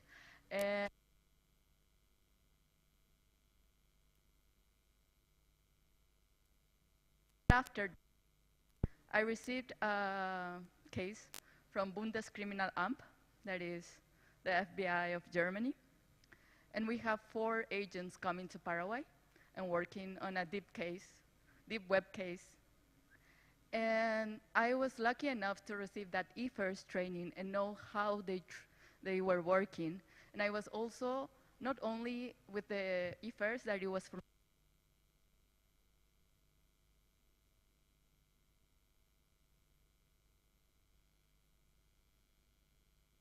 So I was able to make my first legal request asking for a rate and authorization to access live data. That was just a striking point in my career, and I was very determined for the rest of my colleagues to access this kind of training. So we needed to find this course in Spanish, and we have to adapt it to the Paraguayan reality. And the Paraguayan reality is not just Paraguay, it's the whole Latin America. I think Interpol understood this assignment when they developed the IDC course. So they trained the trainers, and also they made a week after, because the train of trainers is not just about teaching and doing presentations. It's also about giving instructions and developing leadership skills for designing programs. and influence other people's behavior. So my path was to get trained first. Then I was determined to be a trainer. I was determined to take a leadership position to design the course. And since we have limited resources, and in Latin America, we don't have more than each other. So when they invited other countries, we all pitched in. So we created a pool of trainers. There are all people that are in the field. And this was just a success story and a dream come true, because after that experience, 80 Paraguayan officials were certified with the e-first training. And that's my story. Thank you, Tatiana. That's actually a success for you, but also success for my case, because the pool of experts are doing, organizing their training, and then they would tell us, hey, we're gonna organize the training in which country? Can you just provide a small travel support or some small, very small? So, you know, project staffs or Interpol staffs, we don't travel anymore to Latin America from Singapore, which is rather far. Just the pool is doing their organization. They produce they design the product, by the way, from the scratch, and they develop the contents, and then they implement it, and then after that they actually assess, hey, this quiz was not good, maybe we should change. They evaluate this, and this is all from the course developing IDC course core content. So for us, it's actually very easy. We are delivering what I think is more efficient, more locally contextualized contents to the audiences by the regional pool of experts. That was well, win-win situation for. I mean, I was also very happy not having to travel. So you're making a career on your back. Yeah. Thank you. Close. Okay, thank you. So I think I'm going to Rodolphe first before going to Atul. I think Rodolphe will be speaking in French. Rodolphe, could you reflect on your own experience from information systems data agency of your country? What kind of strategic or partnership or strategic, interagency cooperation do you have with law enforcement or other stakeholders in your country? And then what kind of synergy could you sort of create? Ladies and gentlemen, good afternoon. Before starting, I would like to congratulate all the organizers for this conference and congratulate Ghana government for the commodities. After that, give me permission to go in French, like Mr. Okim said. Pour parler du partenariat interagence qui s'est développé en République du Bénin, nous devons considérer la cybercriminalité comme un océan ou bien une rivière que nous avons à traverser. Et la traversée, c'est une affaire d'équipe pour qu'il n'y ait pas de cas de noyade, pour que nous puissions atteindre l'autre rive. Et cela s'est traduit par une volonté politique au sommet de l'État en République du Bénin, de sorte que nous avons eu une vision et des réformes qui ont commencé par le cadre juridique et institutionnel. À l'issue, il a été mis en place l'Agence nationale de la sécurité des systèmes d'information devenue aujourd'hui agence des systèmes d'information et du numérique. Et c'est cette agence qui est chargée de fédérer la coopération nationale et internationale. Et nous n'avions pas eu besoin de disposer de beaucoup d'argent ou des millions ou des milliards, que ce soit en euros ou en dollars, avant d'avancer. Ça a commencé d'abord par l'intégration au projet Glacis Plus du Conseil de l'Europe et de l'Union européenne, qui ont regardé la compatibilité de la législation béninoise avec la Convention de Budapest. Nous avons commencé ces travaux avec M. Matteo, que je salue au passage. Aujourd'hui, avec toute l'équipe de M. Alexander, nous allons plus loin. Du coup, les premières formations ont débuté en ligne puisque c'était le temps de la Covid. Les ressources dont nous avions besoin, c'était juste les ressources énergétiques et la connexion Internet. Et nous avons fait progressivement. D'abord, les cadres de l'agence. Après, nous avons intégré les policiers, notamment les officiers de police judiciaire, ceux qui sont... Et nous avons été par unité de police. Des unités de police, nous avons intégré maintenant le ministère de la Justice, notamment les juges et les procureurs, à commencer par ceux qui sont à Cotonou, la capitale. Parce qu'il fallait trouver des ressources pour déplacer ceux qui sont en dehors de Cotonou, ceux dont nous ne disposions pas au moment où nous avons démarré. Donc, il faut retenir que fondamentalement, l'argent n'a pas été un facteur bloquant. Ensuite, nous l'avons élargi aux professeurs d'université, notamment des facultés de droit.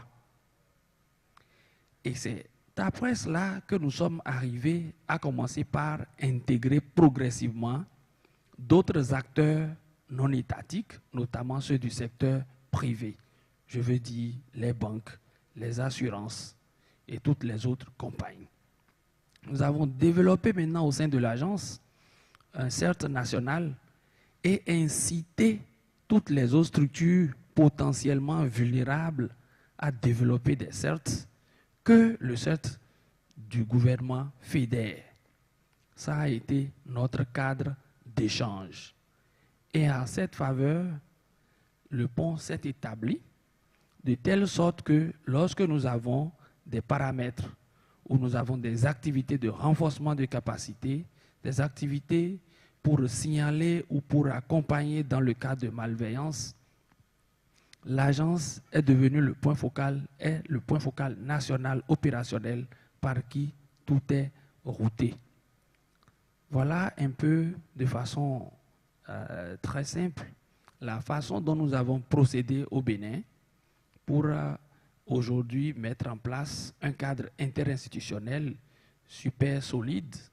Et je voudrais finir en vous informant que hier, le Conseil des ministres a acté la fusion de l'Office central de répression de la cybercriminalité, qui est en fait la police de lutte contre la cybercriminalité, avec la partie de l'agence qui traite des questions de lutte contre la cybercriminalité.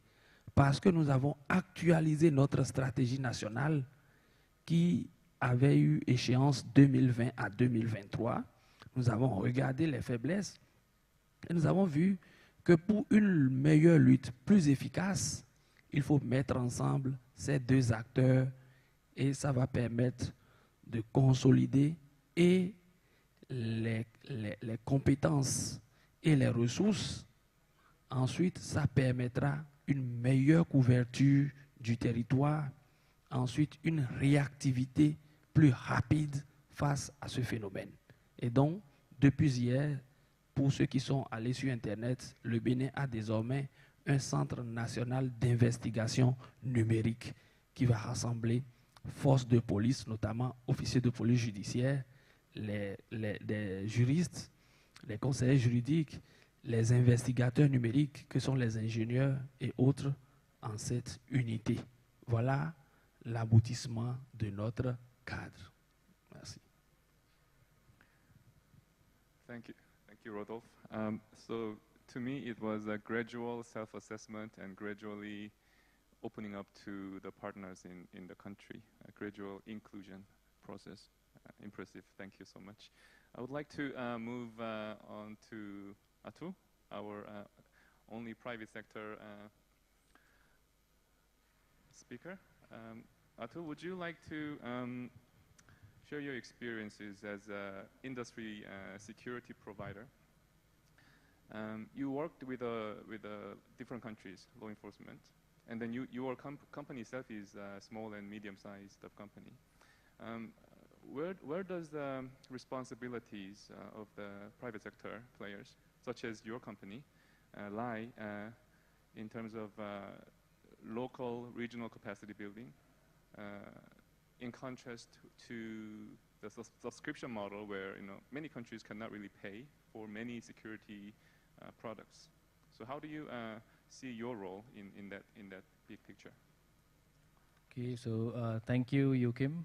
So first and foremost, I'm the only private partner, so it's a very interesting panel. So to answer the question, I think for private entities, I believe that one of the biggest barriers is the entrance that you can get to, access law enforcement and to basically speak with them. And, for private partners, I think there are a number of such private partners who are doing a lot of credible jobs, especially in the field of threat intelligence that can be easily tapped into. But the barrier that exists is actually the connection that you can have with the law enforcement. And I think GLACY Plus project in correlation with Council of Europe and Interpol has actually provided us with that opportunity, as a result of which we have been able to be subject matter experts in certain areas.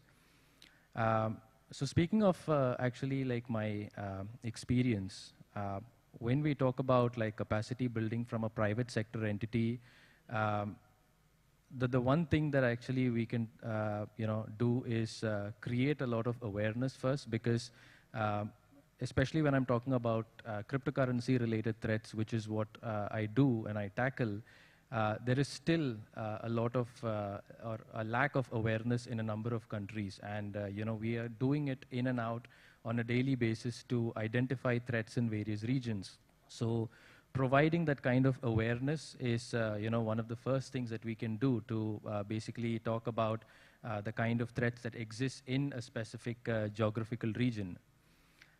Secondly, again, this is purely based off my experience.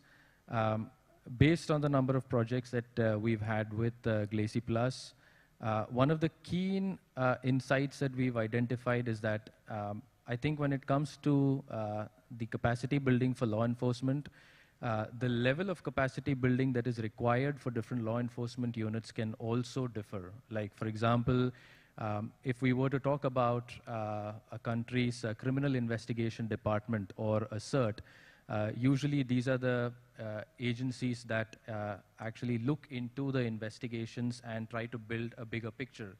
So in such organizations, we need to have a lot more in-depth training, which is what we had provided, wherein we specifically spoke about the technologies, because even in the previous panel, like how Alexander mentioned, the technologies keep changing. But what private partners can actually do is to explain these kind of technological concepts in a very concise and simple manner to law enforcement, and later on even talk about how cybercrime is being done using these kind of technologies. So this is one thing that we have been doing, which has really helped. And another thing is that oftentimes, like when we speak to different organizations from the law enforcement, another gap that we had seen was that For example, in a specific country, the judicial department might not be having the right amount of training as what a criminal investigation department would have. So then, again, when the court proceedings do take place, there is, a gap in the sense that the technological concepts cannot be sort of, translated to the judicial department. So, but at the same time, we believe that the judicial department, again, I didn't know about Paraguay, that, the judicial side is also acting as a law enforcement, but I would say that it is very much important for the judicial department to also understand the technological concepts, like, for example, if I were to talk about blockchain, like if we were to present an evidence based on blockchain concepts, that sort of information is necessary to be given to them. So I believe as private partners, we can actually be able to identify the different levels of training which are basically required for different law enforcement units, especially when it comes to those who are involved in case coordination, and accordingly we can deliver certain instances. So I would like to conclude by that. Thank you, Atul. Atul has not been too specific about those services that he provided, really getting financial gain as a company, but there has been many cooperation, case coordination, training contributed by players like Uppsala. Thank you for that. Alexander, would you like to elaborate the approach of the Council of Europe in supporting locally led development in criminal justice capabilities? Especially, do you agree or disagree that to the sentence, one size fits all training models, or would you like to prioritize external expertise over local knowledge? Which one is more important to you in your approach? That's a very complicated question, I would say. But I would like to first make two comments on what was said previously, namely what Xavier Rodolphe said about strategies, policies to be developed by governments. I think this is crucial, so that there is the political support to what he and what criminal justice authorities need to do. Political support, hopefully also coming with the necessary budget allocations, of course. That's important. Also, I think it was Claudio who made a reference to the country teams, or was it Claudio who made a reference to country teams? There's one thing one approach we have been using all along, and it's been a very valuable one. When we work in a country on a capacity building program like GLACY, like the Octopus project or other projects that we have, you work with multiple organizations. You work with police, prosecutors, judges. You work with sometimes CERTs when it comes to data sharing with cybersecurity, law enforcement. You work with ministries of justice and parliaments for legislation. You work with police training academies. You work with judicial training academies, and in some countries, depending on the legal system, the justice training academies are separate from the prosecution training academies, and so on. So by requiring a priority country to establish a country team where each of these institutions is represented at maybe 4, 5, 6, or 7 institutions, we have a reach to, if we have 10 priority countries, already to about 50 institutions in countries. And that is crucial to have this ownership by the country teams to drive change. So this is just a reaction to what has been said so far. When it comes to judicial training, we all know what needs to be done. We also know how it is to be done, but we have to also do it. We developed in 2008, 2009 a concept for judicial training as opposed to law enforcement training in this sense, where we said we have to, in a country, we have to train a core number of trainers, justice, prosecutors or judges that then also function as trainers. Preferably they come already from a judicial training academy. Then we work with those trainers in the adaptation of training materials. And then we support them in the delivery of initial courses, basic courses, or more advanced courses. But then this whole thing should also be integrated into curriculum of training academies. And then at the end, we are not needed anymore. The biggest success of a capacity building program is if we are not needed anymore, right? And then if you take also then the example of Dominican Republic, where then that training academy also delivers training for members of other countries. So that is an ideal model which is also sustainable. It does not depend us or trainers to go there. As you said yourself, you don't send trainers anymore, right? They're already in the region. Very happy about it. Yeah. You don't like to travel to Latin America? Yeah. So this is for judicial training, and judicial training as opposed to law enforcement training, one size does not necessarily fit all. The approach may fit, but the way a lawyer becomes a judge in France is very different from how a lawyer becomes a judge in Germany. Very different training approach. And in the UK is again very different. Anglophone systems very different from other countries. So it doesn't fit all. You have to really tailor it to the specific conditions of a given country. Secondly, you also, judges, prosecutors, they apply the domestic law. You then have to, of course, adapt it to the domestic law and also your procedural codes, you know, to know what is in my country required. Do I need a warrant for what power and so on? So this has to be adapted to the domestic needs. In law enforcement, yeah, you can take the ACTA courses and you can go to Ireland and you can apply it in Paraguay, right?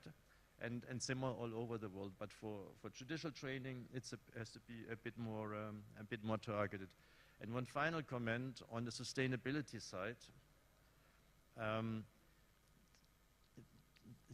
Countries that are parties to the Budapest Convention normally don't drop out from the convention. It's rare that a country denounces a treaty and drops out, and people love the Budapest Convention so much that they will never drop out from that. Which means they are part, on the long run, of a given structure, of a framework, and the framework of the Budapest Convention. So apart from delivering training now and again next week, or having local trainers trained, twice a year or more, they all meet in Strasbourg for meetings of the Cybercrime Convention Group. So there's also that additional structure that ensures sustainability. And also, once we help countries develop legislation, or countries develop legislation, sometimes with our support, sometimes quite often on their own, absolutely okay. And then that also ensures sustainability, because criminal law doesn't change very often. So there are lots of factors that contribute to a sustainable approach to training. What we don't like is that we come with experts in a country, with foreign experts in a country, deliver training, and then we go out, and that was the last time we have been seen there. That doesn't work. Thank you, Alexander. I think I really like the point. I think what we as a law enforcement organization is lacking is actually the ecosystem of combining all the national players together. So for example, Budapest Convention itself is creating a community, and then it actually is it has the sticking effect. Was there any country that dropped out from No. So you are connecting, like what Rodolphe has described.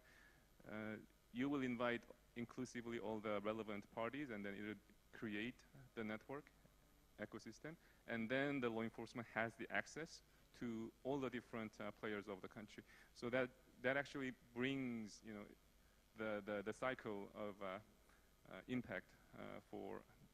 It's very different experience for Interpol also to be part of this, to operate in this sort of three-dimensional environment, which is a new experiment for us also.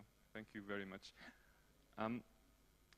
We sort of started late, so I would like to, before I throw the second and last question, which will be more about examples, maybe more success stories or failed stories, or you may just end with we didn't do well and then we want to do it differently. It's fine, but I would like to open to the floor. If there's any question, you can just raise your hand or we will move on to our second part of the questions. We don't have much questions from the floor. Okay, good. Solved. Solved. The second question, without any order, whoever can come first. Thank you, Claudio. So the question is, any good examples, bad examples, how would you do differently? Or would you continue doing it? I think that in terms of examples, or maybe more than an example, maybe a suggestion, because one of the challenges of this model that is sustainable in terms of training is trying to get as much workforce retention, stability as you possibly can. Obviously, the challenge that we have in government is that we cannot possibly compete with the private sector. So we start training people, and in 3, 4, 5 years, they're offered 6 times what they're making by the private sector, you know, multinational or a bank or something like that. So on one hand, one thing that has prolonged this period a little bit, I was in a panel yesterday, and somebody mentioned that they were able to, they lost people at 5 years, and they were, what? How did you do that? And we cannot get people to stay more than 3 years before we lose them, and so on. One thing that had worked for us in retaining them a little bit longer is using other types of incentives in terms of you know, of the human resources department and so on, and try, and I think that actually this is an incentive in itself, because they will go out to the private sector to work, but they will not receive as much training and as much tools and so on as they do when you are a beneficiary of one of these projects. So that in of itself, I think it's one of those things. But at the end of the day, I think, and again, that's why you insert all this training into the curricula of your different academies, and because it has to be an ever-going process. It has to be like the Japanese just-in-time system. You keep producing people because you're inevitably going to lose them, so you never stop training because you will eventually need them. So it's better to have 10 trained people that you're still not using, that needing 5 people and not having anyone. Thank you, Claudio. Something that we cannot really easily solve, that one. Every law enforcement has a similar situation. Tatiana, what would you advise to the group? Well, I think that in our case, applying the strategic plans in the optics of like actually practitioners that are in the field are the ones that set the roles and what activity each one does and what kind of training they need, and not just a training in theory, but practical training. I think that's sort of key. Like, first, to have an analysis on what activities you should be trained for, and the other is actual practical training and tabletop exercises and actually in the field training. Would you, when you conduct the analysis and sort of a design and develop these products, where would you mentioned AgTech eFirst program or whatever AgTech pre-existing thick material. So from where to where would you do yourself as a law enforcement of a country, and then from where will you make use of this? So we attacked eFirst because that was the most urgent manner, but for me, it's like a ladder, and we go from the basics to the top. Usually you ask for public policy and cyber policy, but we, in some countries, are is a never-ending crisis, so we are like just setting the fire off. So we do, like, my idea is to do like e-first, and to do magistrates, like judges, then digital forensics specialists, and the top thing will be the cyber policy. Thank you. That was not a prepared question. Atu.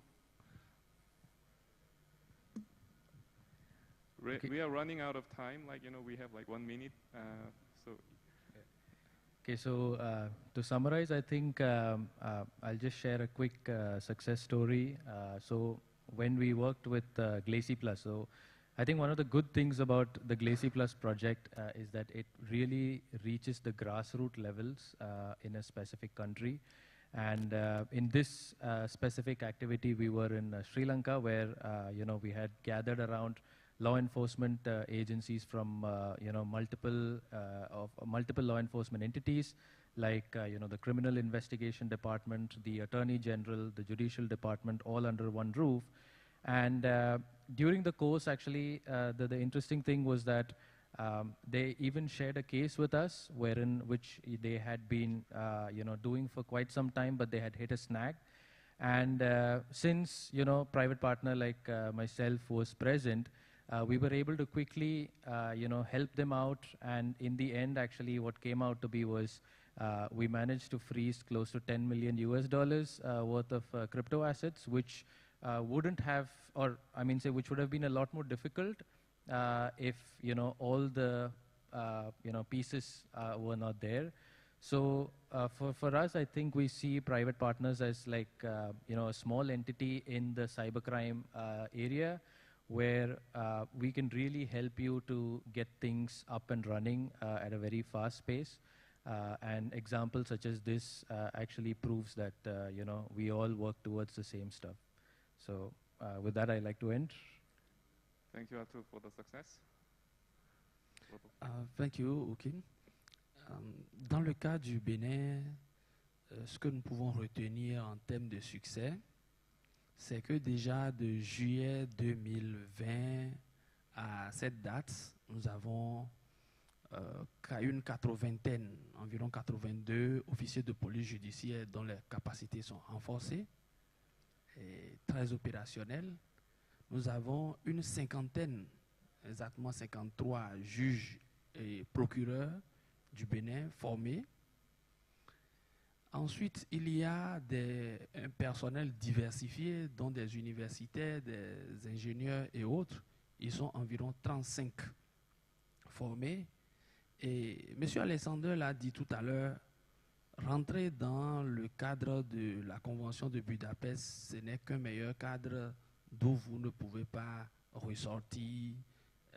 Et les résultats sont plus élogieux que cela. Bientôt, à partir de la prochaine rentrée, nous avons une stratégie nationale d'introduction de modules de cours sur la cybercriminalité et les preuves électroniques dans le cursus de formation des magistrats, des juges et procureurs au Bénin. Et nous l'avons séquencé en 2 phases. Un cours initial pour les élèves en formation et un cours en formation continue pour ceux qui sont déjà sur le terrain. Aujourd'hui, le Bénin, grâce à Glacy Plus, a 4 référents nationaux. Il y a moi-même, il y a un professeur d'université qui dirigera bientôt un master spécialisé en cybercriminalité et cybersécurité. Ça, c'est toujours le volet acquis de cette coopération. Il y a 2 magistrats. Aujourd'hui, l'un est procureur à la Cour de répression des infractions économiques et du terrorisme qui traite des questions de cybercriminalité aussi. Il est procureur là. Et la deuxième, elle est une dame. C'est pour vous dire que nous avons intégré l'approche genre. Elle est juge en instance suprême de la même cour. Donc, du coup, vous avez des exemples très précis. Pour finir, il y a que dans quelques semaines, vous allez apprendre que le Bénin a déposé ses instruments de ratification de la Convention de Budapest, doublé des 2 protocoles. Parce que là, c'est transmis maintenant à l'Assemblée nationale. Actuellement, c'est la période budgétaire au Parlement. C'est pourquoi ce n'est pas encore évoqué. Et vous allez également apprendre que le Bénin a ratifié la Convention de Malabo également. C'est pour vous dire que nous en avons vraiment pris conscience, de telle sorte que nous sommes, comme je l'ai dit, dans une phase de non-retour. Et nous sommes prêts à coopérer davantage avec tous les autres pays et toutes les autres nations intéressées par la lutte contre la cybercriminalité. Aujourd'hui, je peux dire que le Bénin regorge de ressources à même d'appuyer même des pays de la sous-région qui seront invités à adhérer à la Convention de Budapest, même si c'est pour les assessments. Et même s'il y avait des départs parmi nous qui sommes des référents ou qui sommes formés, il n'y aura pas du tout de creux. On a préparé en même temps des suppléants au fur et à mesure. Voilà un peu ce que nous pouvons retenir comme approche au Bénin. Merci. Thank you. Thank you, Rodolphe. Congratulations for the success and then also promising posture there. Last but not least, Alexander. I mean, I'm replacing Catalina Strohe here, you know, because she is in fact the GLACY project manager, but she couldn't come because of a last-minute thing. And I discussed with her, you know, what keeps us going, you know, what keeps her being very early in the office, being the last one to leave, what keeps her doing, responding on weekends and at night to things and so on. And it's people like this, you know, that keeps us going. People that make use of the opportunities that we offer, that we create, but then run with it and make the difference. And that's all we need. No, it's not all, but that takes us a very, very long way in making a difference. Thank you. Let's make some difference. I think we have discussed a few concrete activities, such as we have discussed about judicial training, building the strategic plans as a country. We have discussed how the TOT or design the course by a country can work. Private sector, what's the role there, and then interagency cooperation, and all those things are. I wouldn't say this is really what best practice or anything, because there obviously is not some certain way. The title of this session was actually driving changes from inside. So when we think about ourselves as a human, we want somebody else to do something. You really can. You have to try this and that. You need some creativity. And if the person is not moving, you should be sort of understanding, because maybe your method was not wrong, was not too good, maybe. So I hope that we can make the differences and be creative and then keep on going. Thank you very much for coming to the session. Thank you, panelists. Thank you, everybody. Have a great afternoon. Thank you.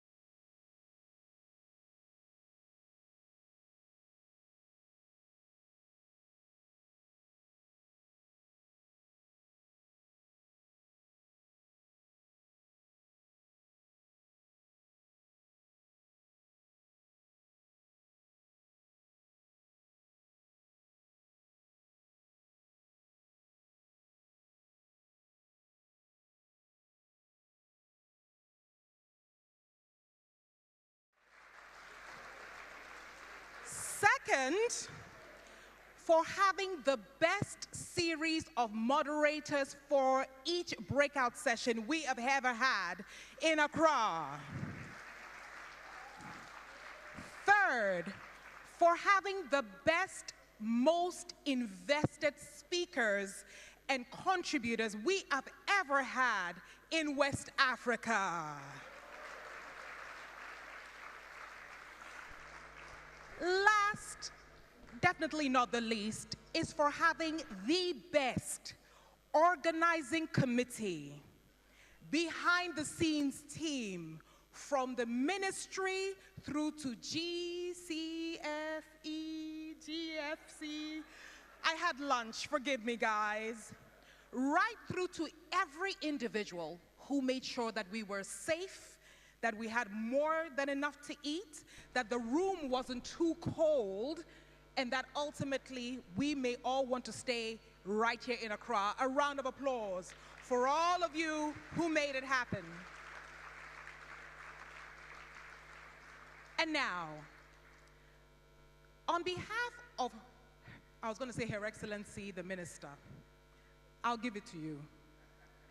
Honorable Minister, you always bring youth into every conversation, not to take the wind out of your wings, but the Honorable Minister has a passion for seeing the youth of this country acknowledged, included.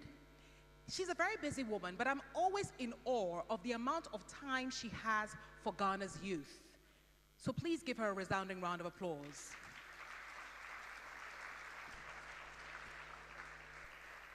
So with that said, we are starting a closing ceremony like none other, talking about her passion for the youth and talking about what we're talking about, cybersecurity being something that affects us as adults, but even more so for the youth.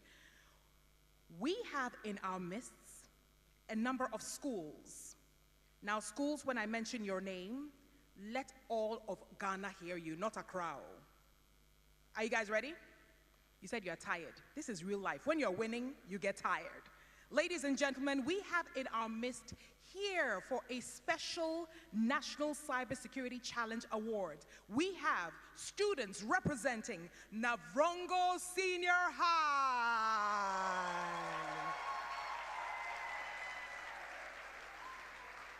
Now, did somebody say we have in our midst Prempeh College? I don't know, maybe we need more amplification for this because we've got Wesley girls in our midst. Adelaide, I can see you. But I think that Wesley might be challenged by Ola Girls Senior High. So if you are wondering what is happening, very unconventionally, today we finish by literally handing over a baton of leadership into the hands of our youth. So there was a National Cybersecurity Challenge, and today the winning school will go home with a grand prize. But in order to make sure that the schools don't go home empty-handed, we have something exceptional for each of them. Do you know who's winning? Guys, oh, Wenyaboter, Prempeh. Oh. Students, do you know who's winning? You know who's winning. Oh, is that why you are down? That's his life. You never lose. You always win and win more. Ladies and gentlemen, without much ado, please allow me to bring our National Cybersecurity Challenge Ambassador, and the man who we call King Calf. He is our senior colleague in the media broadcast journalism field, and I'm proud to bring him on to give you an idea of what has been happening with the National Cybersecurity Challenge. Please welcome Mr. Kafui Day. Hello, everybody. How are you? Let's hear some more noise than I heard before. Distinguished guests, I'm really, really excited to be here. First of all, I'm proud to be the ambassador for the National Cybersecurity Challenge. And when I got a call from the cybersecurity authorities,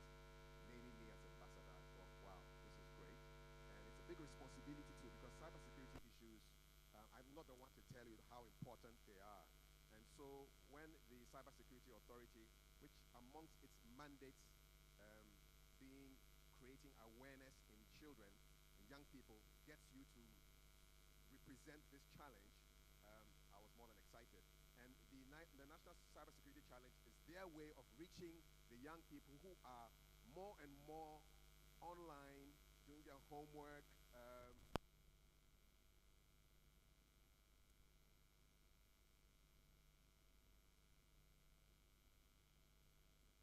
Let them learn through play and through a challenge. And I know who the winner is, but I'm not telling you. And I'll leave that to Anita and her friends. But just to say, I'm really excited to be here. And I can't wait to do some more work with the CSA and the Ministry of Communications and Digitalization as far as cybersecurity awareness and promotion is concerned. So thank you so much, and enjoy the rest of No, Kafi, relax. Why are you in a hurry? Well, I want to find out who the winner is. Holiday. Anybody have a flight to catch tonight? Oh, good. Don't worry, you can stay in my house. Now, listen, tell us the one thing that you've learned about cybersecurity as it pertains to our youth that you wish you knew perhaps when you were younger, many, many, many, many years ago. Well, in our time, there were no laptops, and there was no Google, there was none of that.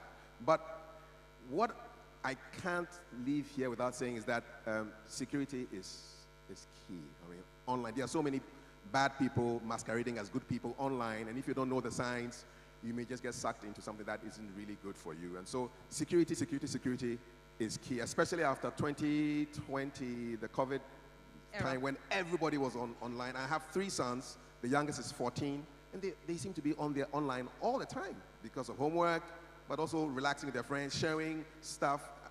You just need to be safe. So for me, security and safety are the key things that we need to watch out for. So one of the most beautiful things that I can recall on my tour with the Honorable Minister with Girls in ICT was a specific CSA segment that taught our young girls about the qualms and the disadvantages of being online. And it was almost wonderful to see them realize that as much as it was, or it is an enabler, there are still quite a lot of predators online. Now, what advice would you give to our experts, because we have them all in Accra, about involving the youth in their cyber security fora, whatever it is that we're going to be doing after this? What advice as the ambassador would you give to them? Listen to the young people. They have a lot to tell us. So listen to them. Don't just dismiss them because they are smaller than you, or shorter than you, or younger than you. Listen to the young people. They have a lot to say. That's all I can say. King Kaf, thank you so much. Thank you very much. Ladies and gentlemen, a round of applause for the National Cybersecurity Challenge Awards Ambassador. And now, just to lay the foundation for what this award ceremony is all about, please take a look at this video.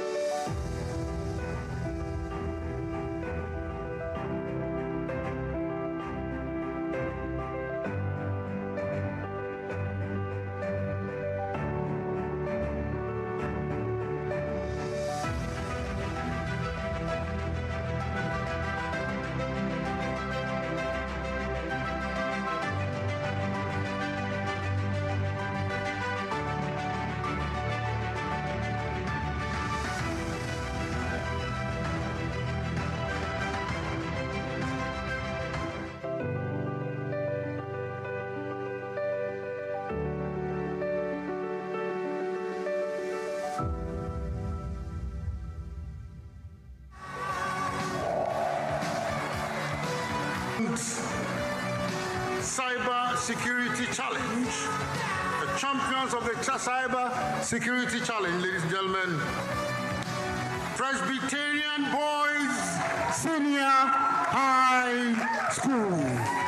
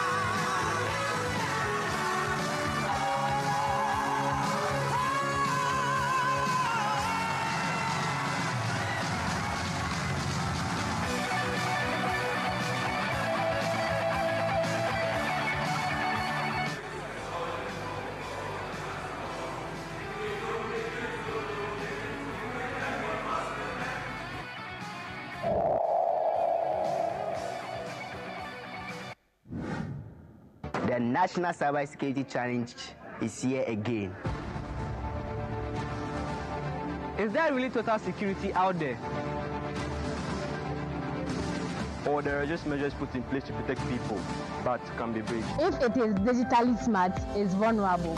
Phishing, hacking, cyberbullying, and many more. Improve security now. Come to the National Cybersecurity Challenge 2023. But hey, we're not relenting in any way due to big names. Believe me, we are coming and we are winning.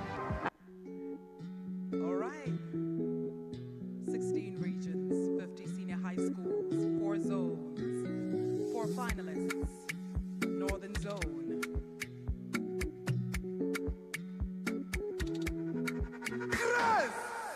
Nicki Minaj, can't give me love, give me your body.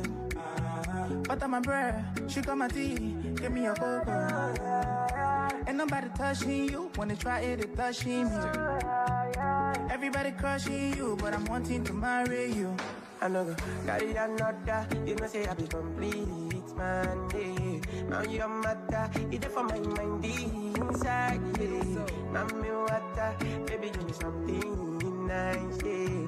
Carry a matter, tell I love your body, yeah.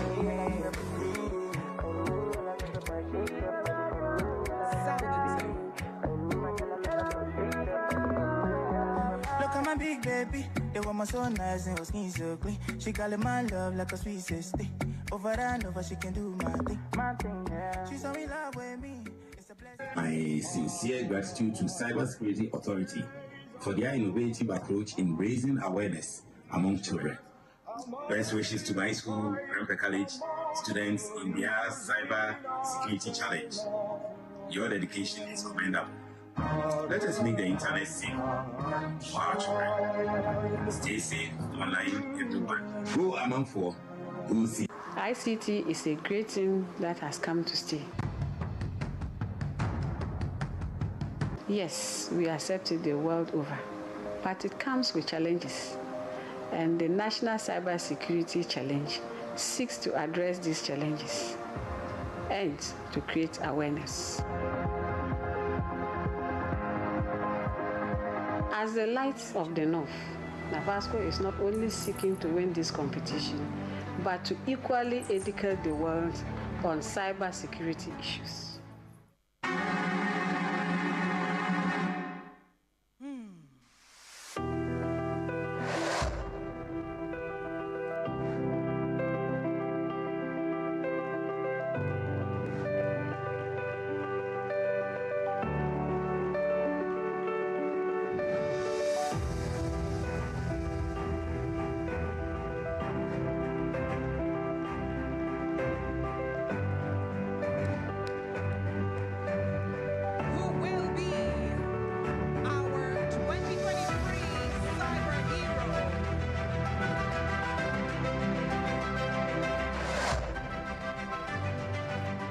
Pause the video right there, don't tell them. And now, ladies and gentlemen, first of all, please give a round of applause to the students who have taken part, both zones that are here and students who didn't make it to the grand finale. And I also have to say a big congratulations to the Child Online Protection Team of the Cybersecurity Authority. Where are you? Yes. Apparently, that is the coolest department in all of CSA. And now, let's find out who our winners are. Students, are you ready? You are? If you don't say you're ready, I can't continue. Are you ready? Fantastic. Please allow me to bring to the stage a representative of UNODC. A representative of UNODC. Are you here with us? Yes, sir. Thank you very much. Sir, please stand center stage. King Kaf, let me use you for a minute. Sir, kindly stand center stage for us. No, Kaf, we bring the microphone. Yes, you're here to be my assistant, sir. Kindly hang on to the microphone for me so that you assist me with the mentioning of the winner. Yes, ma'am. Where do I stand? Here Stand or here? to our presenter's left, All right. kindly. And now, ladies and gentlemen, Please allow me to bring the certificate of our first award, which is the Best School Social Media Video Award. Please don't show them who it is. Come. Hide it.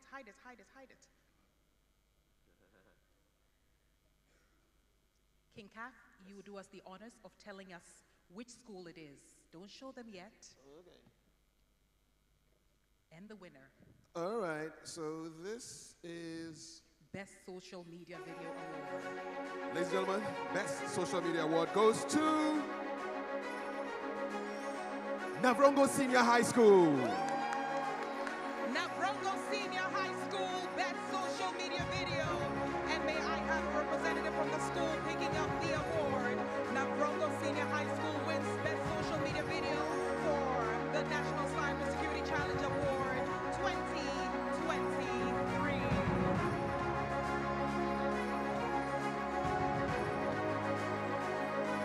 Congratulations, Navrongo.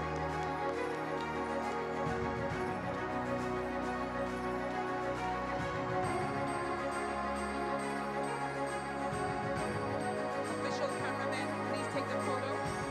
Congratulations. Thank you very much. You may take your seats until we get to the last official photo at the end. Ladies and gentlemen, our next category, Mr. Presenter, you may kindly take your seat. You've been used and I'm done. Please allow me to welcome to the stage a Global Lead Digital Safeguards World Bank, Annette Lewin, who will give out the Outstanding Female Student Award.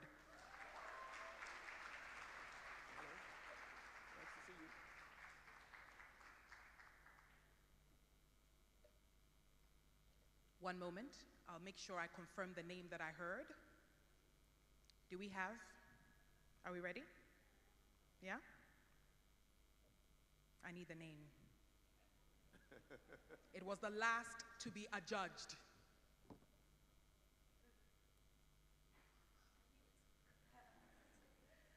Kafui, I will mention this one because I'm a women's advocate. I'm sorry. Ladies and gentlemen, our winner for Outstanding Female Student Award, please welcome Miss Angela Boate.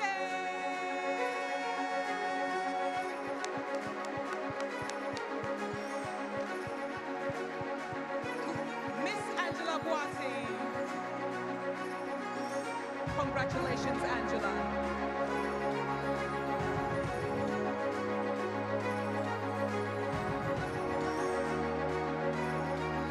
Angela, congratulations to you. You may take your seat.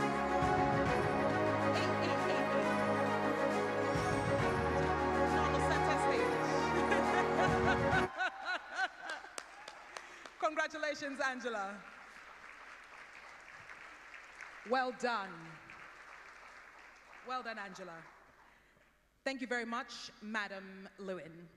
Our next award is the third runner-up award. May I have the third runner-up? Kafui, you are the presenter, so that's for you. Third runner-up award. Please do us the honors. Ladies and gentlemen. Okay, so I announce and present, correct? You may do so, sir. All right. Okay, so ladies and gentlemen, the third runner-up. Third runner-up goes to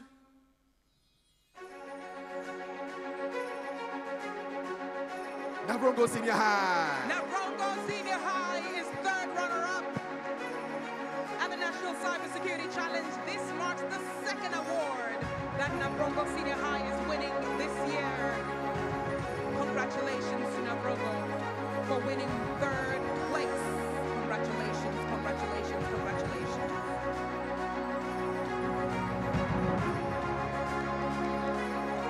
Well done. Take the photo for us. Well done. You need to be smiling. Smile for us. Well done, Navrongo. Second award of the day, of the night.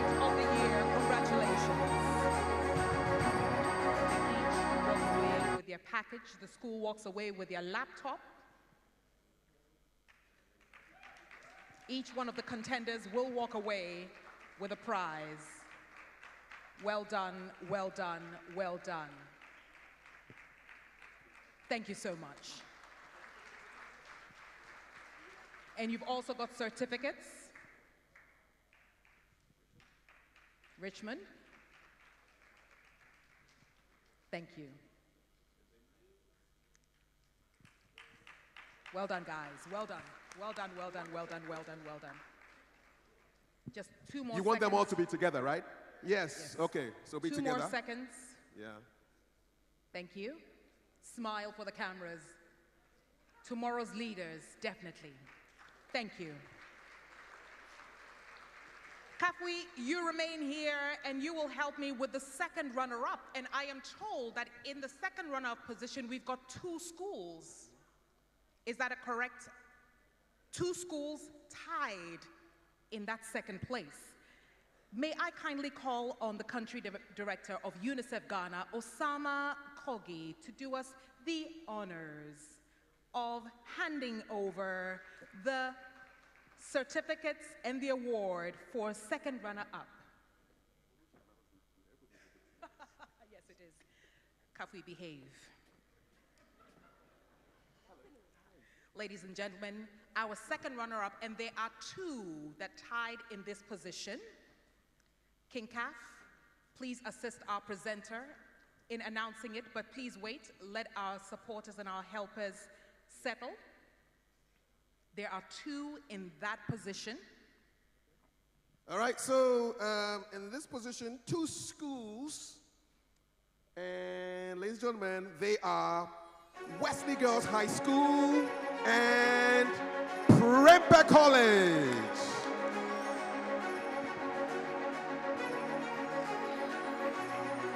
Congratulations, Wesley Girls High School and Prempeh College tying in the second position.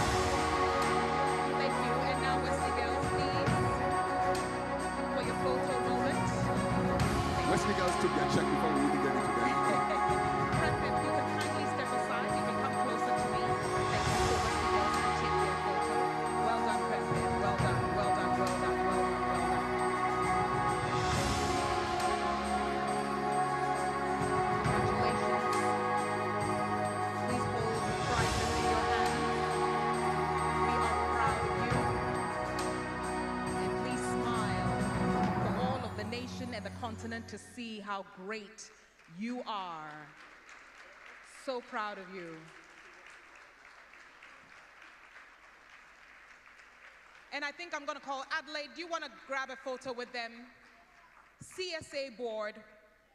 Adelaide, you won't have this chance again because these are tomorrow's cybersecurity leaders. So please, Adelaide Prempeh is on the board of CSA, and she's also an old schoolgirl and alumni of Wesley Girls School. So this is a moment for her as well. Thank you so much. Thank you. And now, ladies and gentlemen, the grand prize. The winners of the National Cybersecurity Challenge 2023. It's so big, it's so huge that I have the privilege and the honor to kindly and respectfully request the Director General of Cybersecurity Authority, Dr. Albert Enchibuesiakun, who will be joined by the Honorable Minister for Communications and Digitalization, Honorable Minister Mrs. Ursula Owusu-Ekufo, to do us the honors. This is the grand prize. Schools and winners, please get ready to join them for the final photo.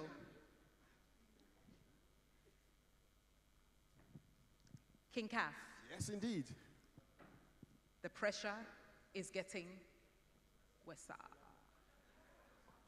I think we all know who the winner is. No, we don't. They don't? No. Ladies and gentlemen, the winner is Ola Senior High School. Ladies and gentlemen, the winner, National Cybersecurity Challenge 2023, Ola High School.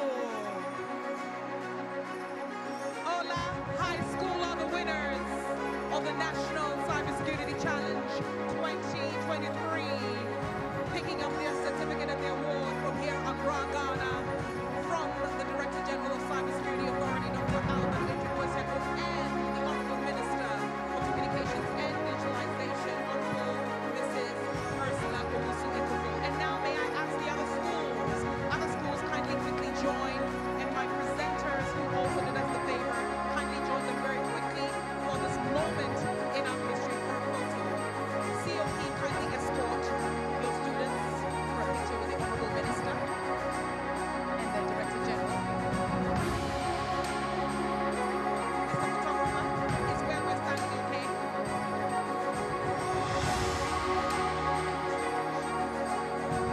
Students kindly escort to the center of the stage, center of the stage, center stage.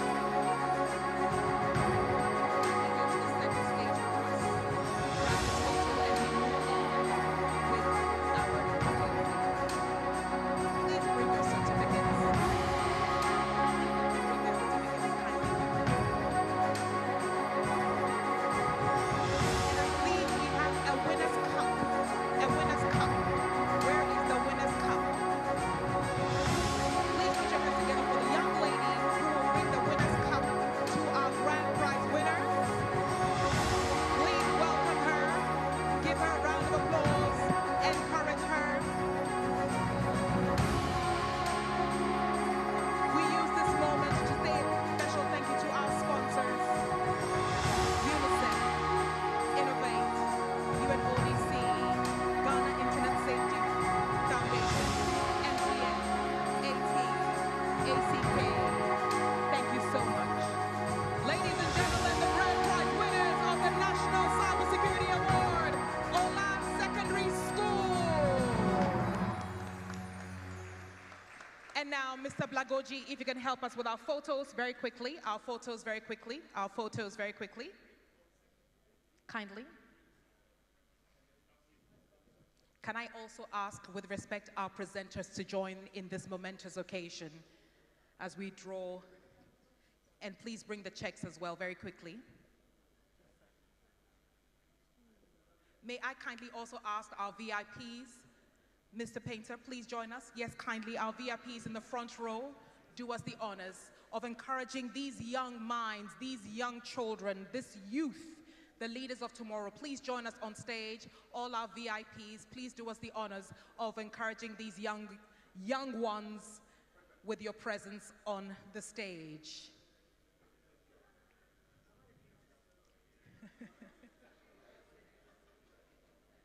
We can also use the stairs. So Mr. Blagoji, you can assist us.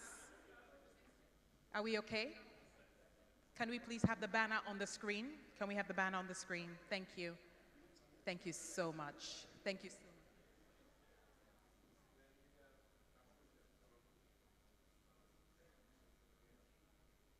Thank you so much. King Kath, you're the ambassador. You get to stand in the photo.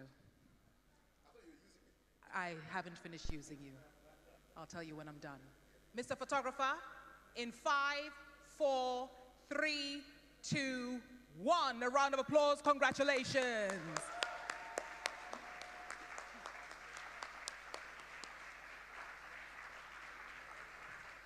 Thank you. Thank you very much. And now you may kindly take your seats.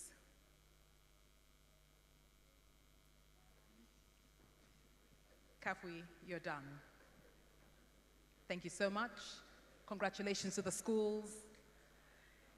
And that brings us to the end of the awards ceremony, but it also brings us to a bittersweet moment, to the end of the Global Conference on Cyber Capacity Building.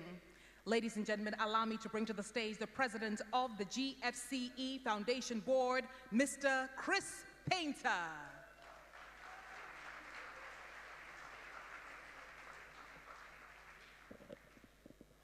Honorable Ministers, Excellencies, ladies and gentlemen, esteemed guests, everyone here, boy, it's been a great couple of days. As we gather here at the closing ceremony of the Global Conference on Cyber Capacity Building, the GC3B. Now, I'm sure you can all say that very easily now, right? After a couple days of practice. For us, a couple years of practice, but for you, a couple days of practice. In the vibrant city of Accra, I am filled with a profound sense of gratitude and optimism. Over the past 2 days, we've engaged in insightful discussions, shared expertise, and forged connections that are crucial to shaping the future of cybersecurity. And we just saw the future of cybersecurity right here on this stage. I extend my sincere gratitude to the government of Ghana for graciously hosting us, showing us your warm hospitality, and sharing your beautiful culture. So thank you for that. To our GC3B co-organizing partners, the Cyber Peace Institute, the World Bank Group, the World Economic Forum, who've been on this journey with us since 2021, thank you.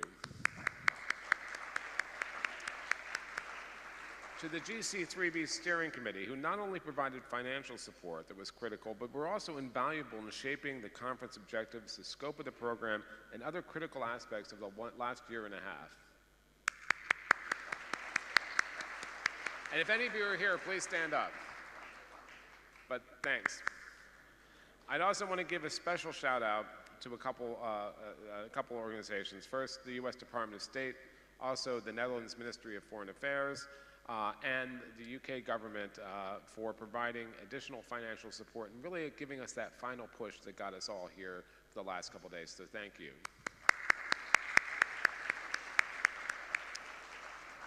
And to Microsoft also, who showed us absolute confidence and support by being the very first to financially commit to supporting the GC3B on the steering committee and one of the first endorsers of the Accra Call. In addition, the sponsoring partners, BAE Systems and Africa Connect 3. And then, of course, to the speakers for their dedication that has made the GC3B a resounding success. The energy, passion, and expertise, and as our MC has said, the great moderators have made this Accra conference truly impactful and a memorable experience. So thanks to all of you. Now, I want to reflect a little bit. The GCB3 had clear objectives reflected in the conference program and in the Accra Call itself. And I would like to share some of first impressions. There'll be a more fulsome analysis of what's happened the last couple of days down the pike, but our first analysis of the outcomes from those 4 pillars of the program we had over the last couple of days. Pillar 1 was making international development cyber resilient. In the sessions, and we had many great ones on this, the following points were discussed. Cyber resilience cannot just be an add-on to digital development projects. It needs to be an integral part about the conversation about sustainable development, digital growth, and international security, so critically important. We also need to strengthen the efforts by the global cyber capacity building community to better protect the most vulnerable organizations and individuals and leave no country behind. So those were important findings and what we heard in these rooms. In Pillar 2, collaborating to secure the digital ecosystem, we heard several things. One, we must support female champions of cyber resilience and scale the programs that are bringing more women into cybersecurity. I know that's a personal passion of yours, Minister, and it's an important thing we've heard the last couple of days. Also, the sessions emphasized the need to avoid duplication of efforts. not reinventing the wheel or starting new projects which may conflict with already existing ongoing initiatives that should be scaled up and strengthened through partnership and closer cooperation rather than duplication.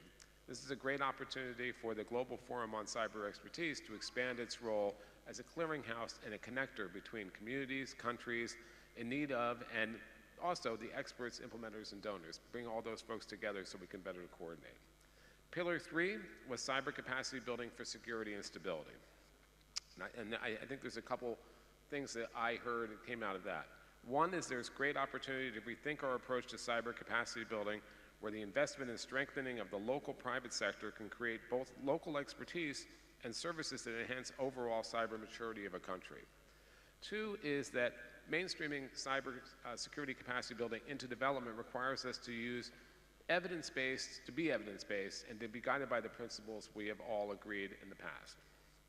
3, the discussion about international security, which many in this room are very familiar with, needs to be connected to the digital development agenda and discussions and vice versa. I've heard that the UN framework for responsible state behavior in cyberspace provides a very good foundation for building bridges between these different communities, so I commend those efforts. And then finally, Pillar 4, operationalizing solutions. We have enough experience with cyber capacity building now to identify success stories and scalable solutions. We need to raise awareness of those successful models and secure funding to expand them. We also need to integrate cybersecurity and cyber resilience into the development programming and move it to a more strategic and structured approach to mainstreaming cyber resilience into development. These are all, and many others, I think very important things we need to work on. As important as our meetings have been for the last two days, now in many ways the real work begins. The Aqua Call, a product of our collaborative efforts, stands as a beacon. I said lighthouse in the opening, now it's a beacon. So a beacon on the lighthouse of our shared commitment to advancing cyber capacity building. It serves as a high-level roadmap with clear actions that address the needs and priorities of developing countries in their journey toward improved cyber resilience. The Aqua Call is not just a document. It's a pledge, a covenant, a testament to our dedication to a safer digital future. We have currently over 40 endorsed governments and organizations. The call remains open for further endorsements, and I know many are coming, so thank you for that, and it will only be stronger by those endorsements.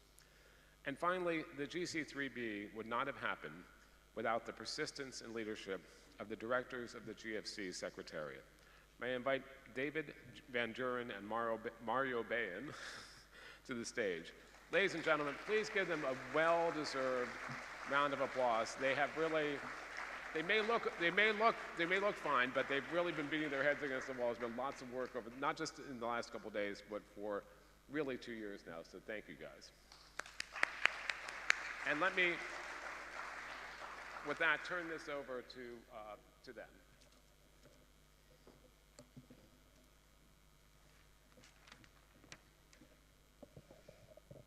Thank you, Chris. Good afternoon, Honorable Minister, Your Excellencies, ladies and gentlemen, all protocols observed.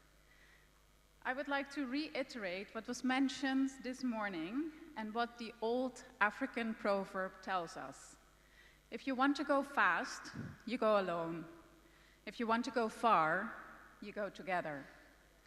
And in the preparations for the GC3B, in togetherness, we were many. I would like to call on the people that were instrumental in making this conference a huge success. So if you hear your group, please stand and remain standing to take in your appreciation, our appreciation for your hard work. So first up, our own incredible team in The Hague and from the regions. Can I please have a round of applause, ladies and gentlemen, the GFCE Secretariat.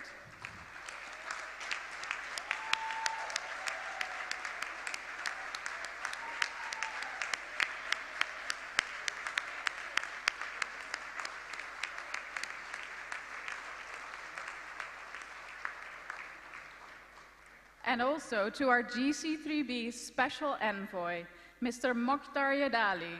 Thank you for your guidance and relentless energy.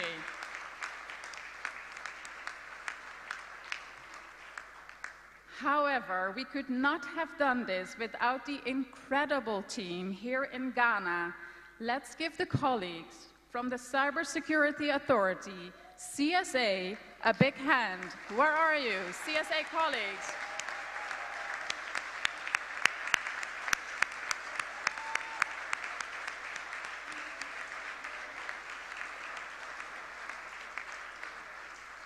And next up, the event company that we could call day or night, the champions that truly never sleep, the incredible staff from Pinot.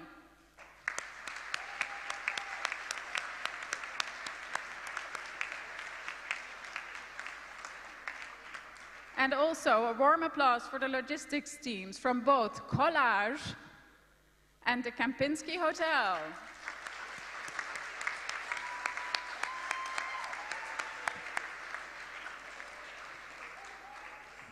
And a team that worked tirelessly on the program for the GC3B under the leadership of Patrick Pavlak.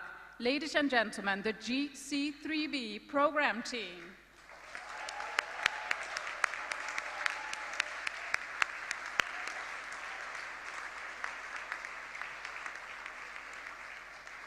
An applause also for you, the audience, the wider GFCE community.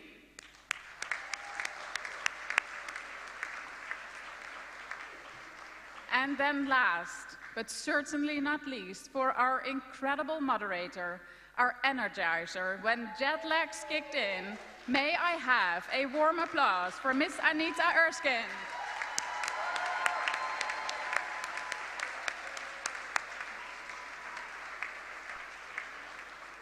Thank you all, and I turn to you again. Thank you.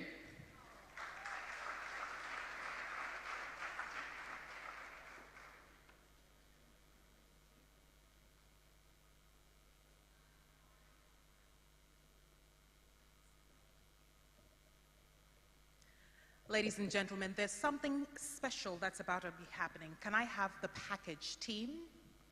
The package for the special somebody. I can't say it. She's so clever, she'll know who we're... Oh, I said she, so now she knows. Eileen, where are you? Don't worry, relax. Ladies and gentlemen, we have something special for somebody special.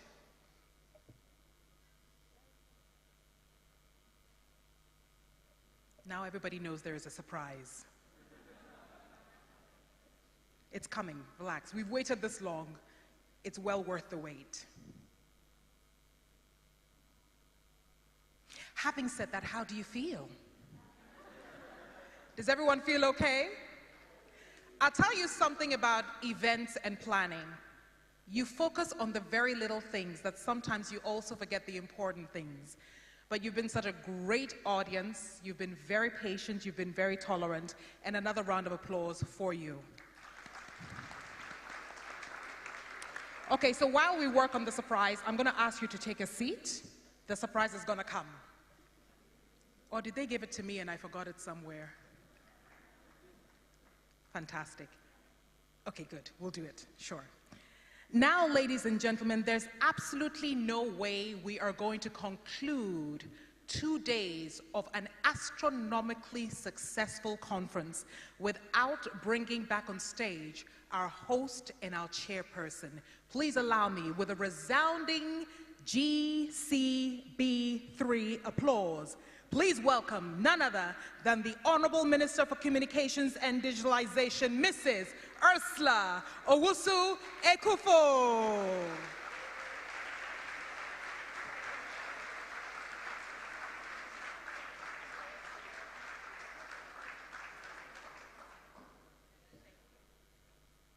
Wow, what can I say? It's been an incredible 2 days, and we've been overwhelmed by the level of participation in this conference. Yes, we sent out a lot of invitations, but we were surprised at how so many of you could honor those invitations, and that goes to the incredible organizational ability of GFC, the GC3B team, the Cybersecurity Authority, thank yous and applause have been given to all those who worked behind the scenes to make this happen.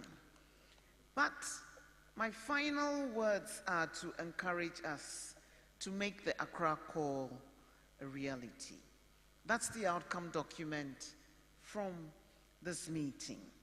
And it is meant to be an actionable roll call with a list of items, actionable items that we can take to give effect to building a resilient cyber security framework for the entire continent. I have a long written speech, but I'm not going to go through it. Thank you to all of you for participating so actively in this conference, the moderators for excellent moderation, for the networking that we all enjoyed during this forum.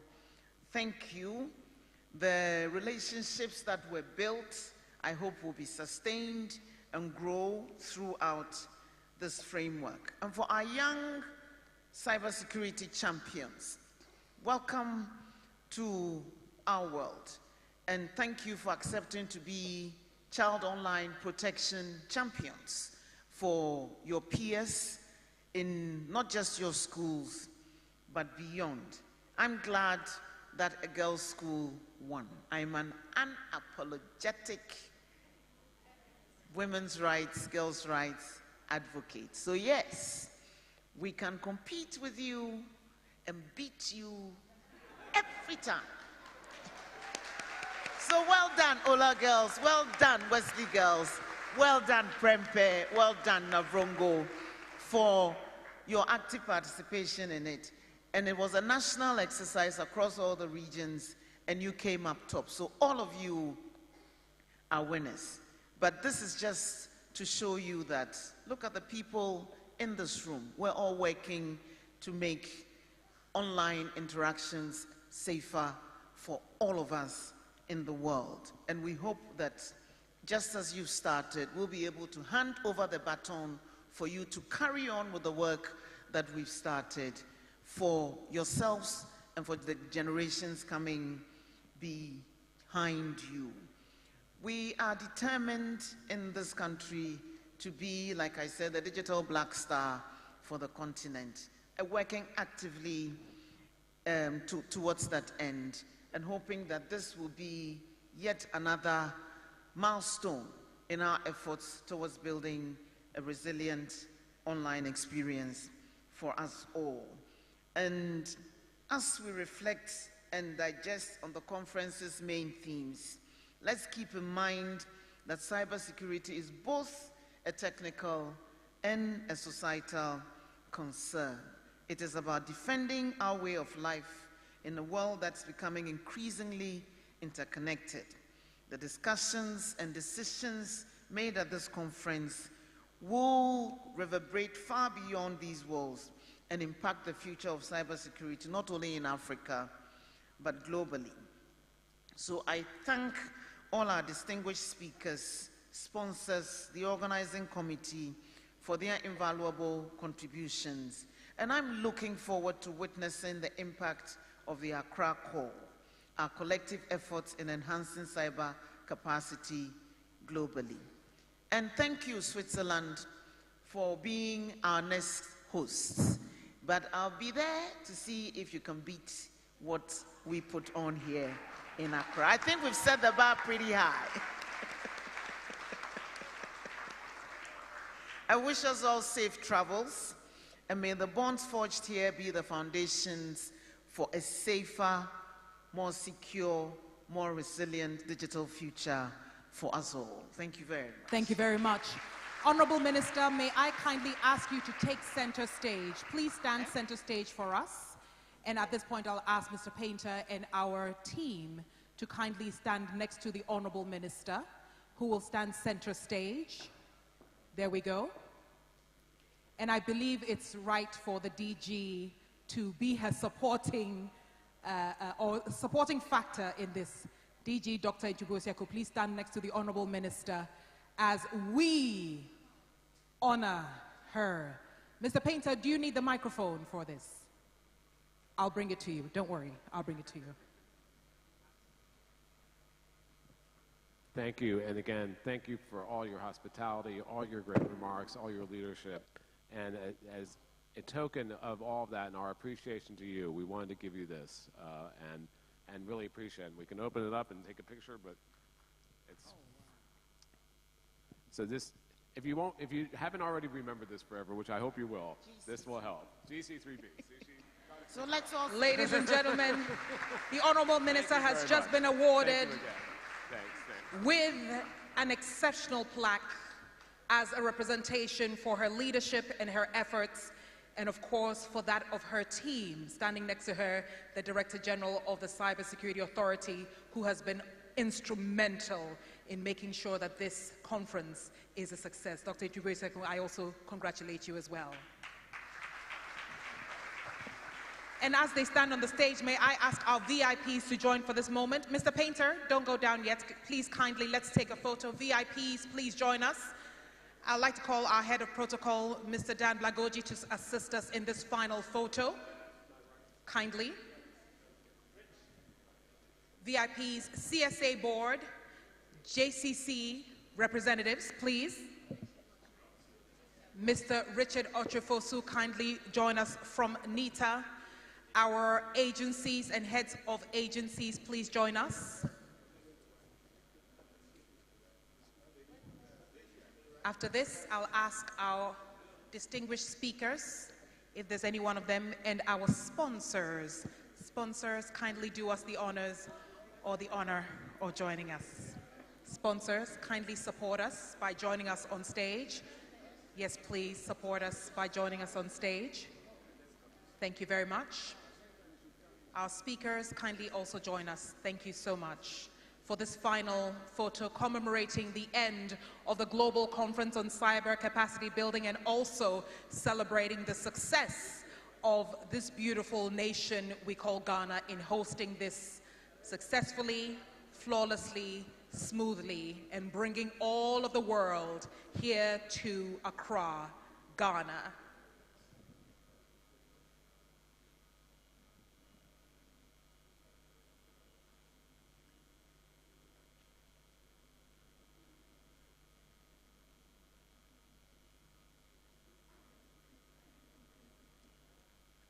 Ladies and gentlemen, as we do unapologetically in Ghana, hip, hip, hip. It's got to be louder than that. Hip, hip, hip.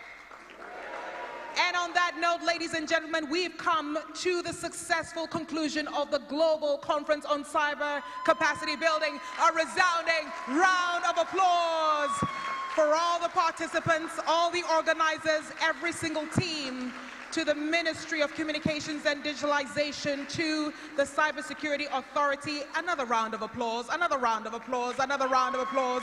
And to yourselves, God bless you, God bless all of us, and God bless our homeland, Ghana, and make us great and strong. Please do go home safe or stay in Accra. I have a lot of room for all of you. My name is Anita Erskine. Have a wonderful night and have a wonderful return back to your various homes. Thank you.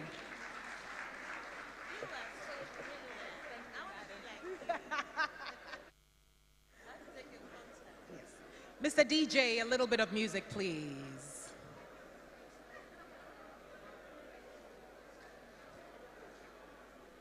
Ladies and gentlemen, we have a video that is currently playing, and as you interact, please catch a glimpse of our video.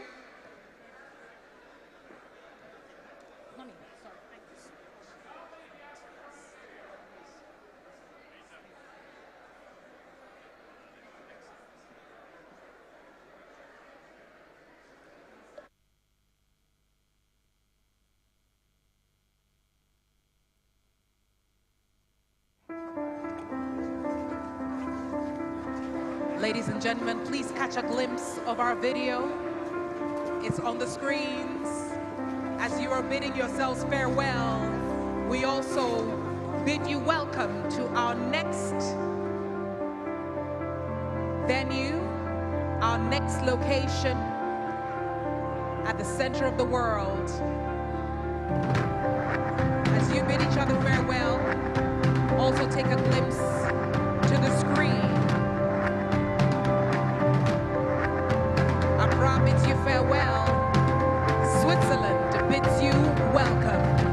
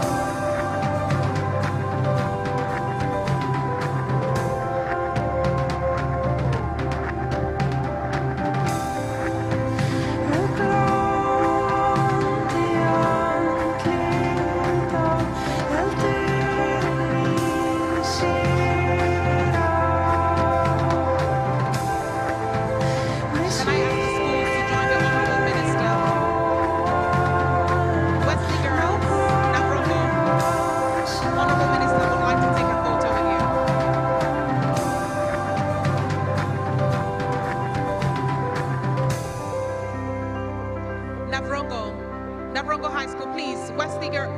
Wesley. The Honorable Minister would like to take a photo with you. Please.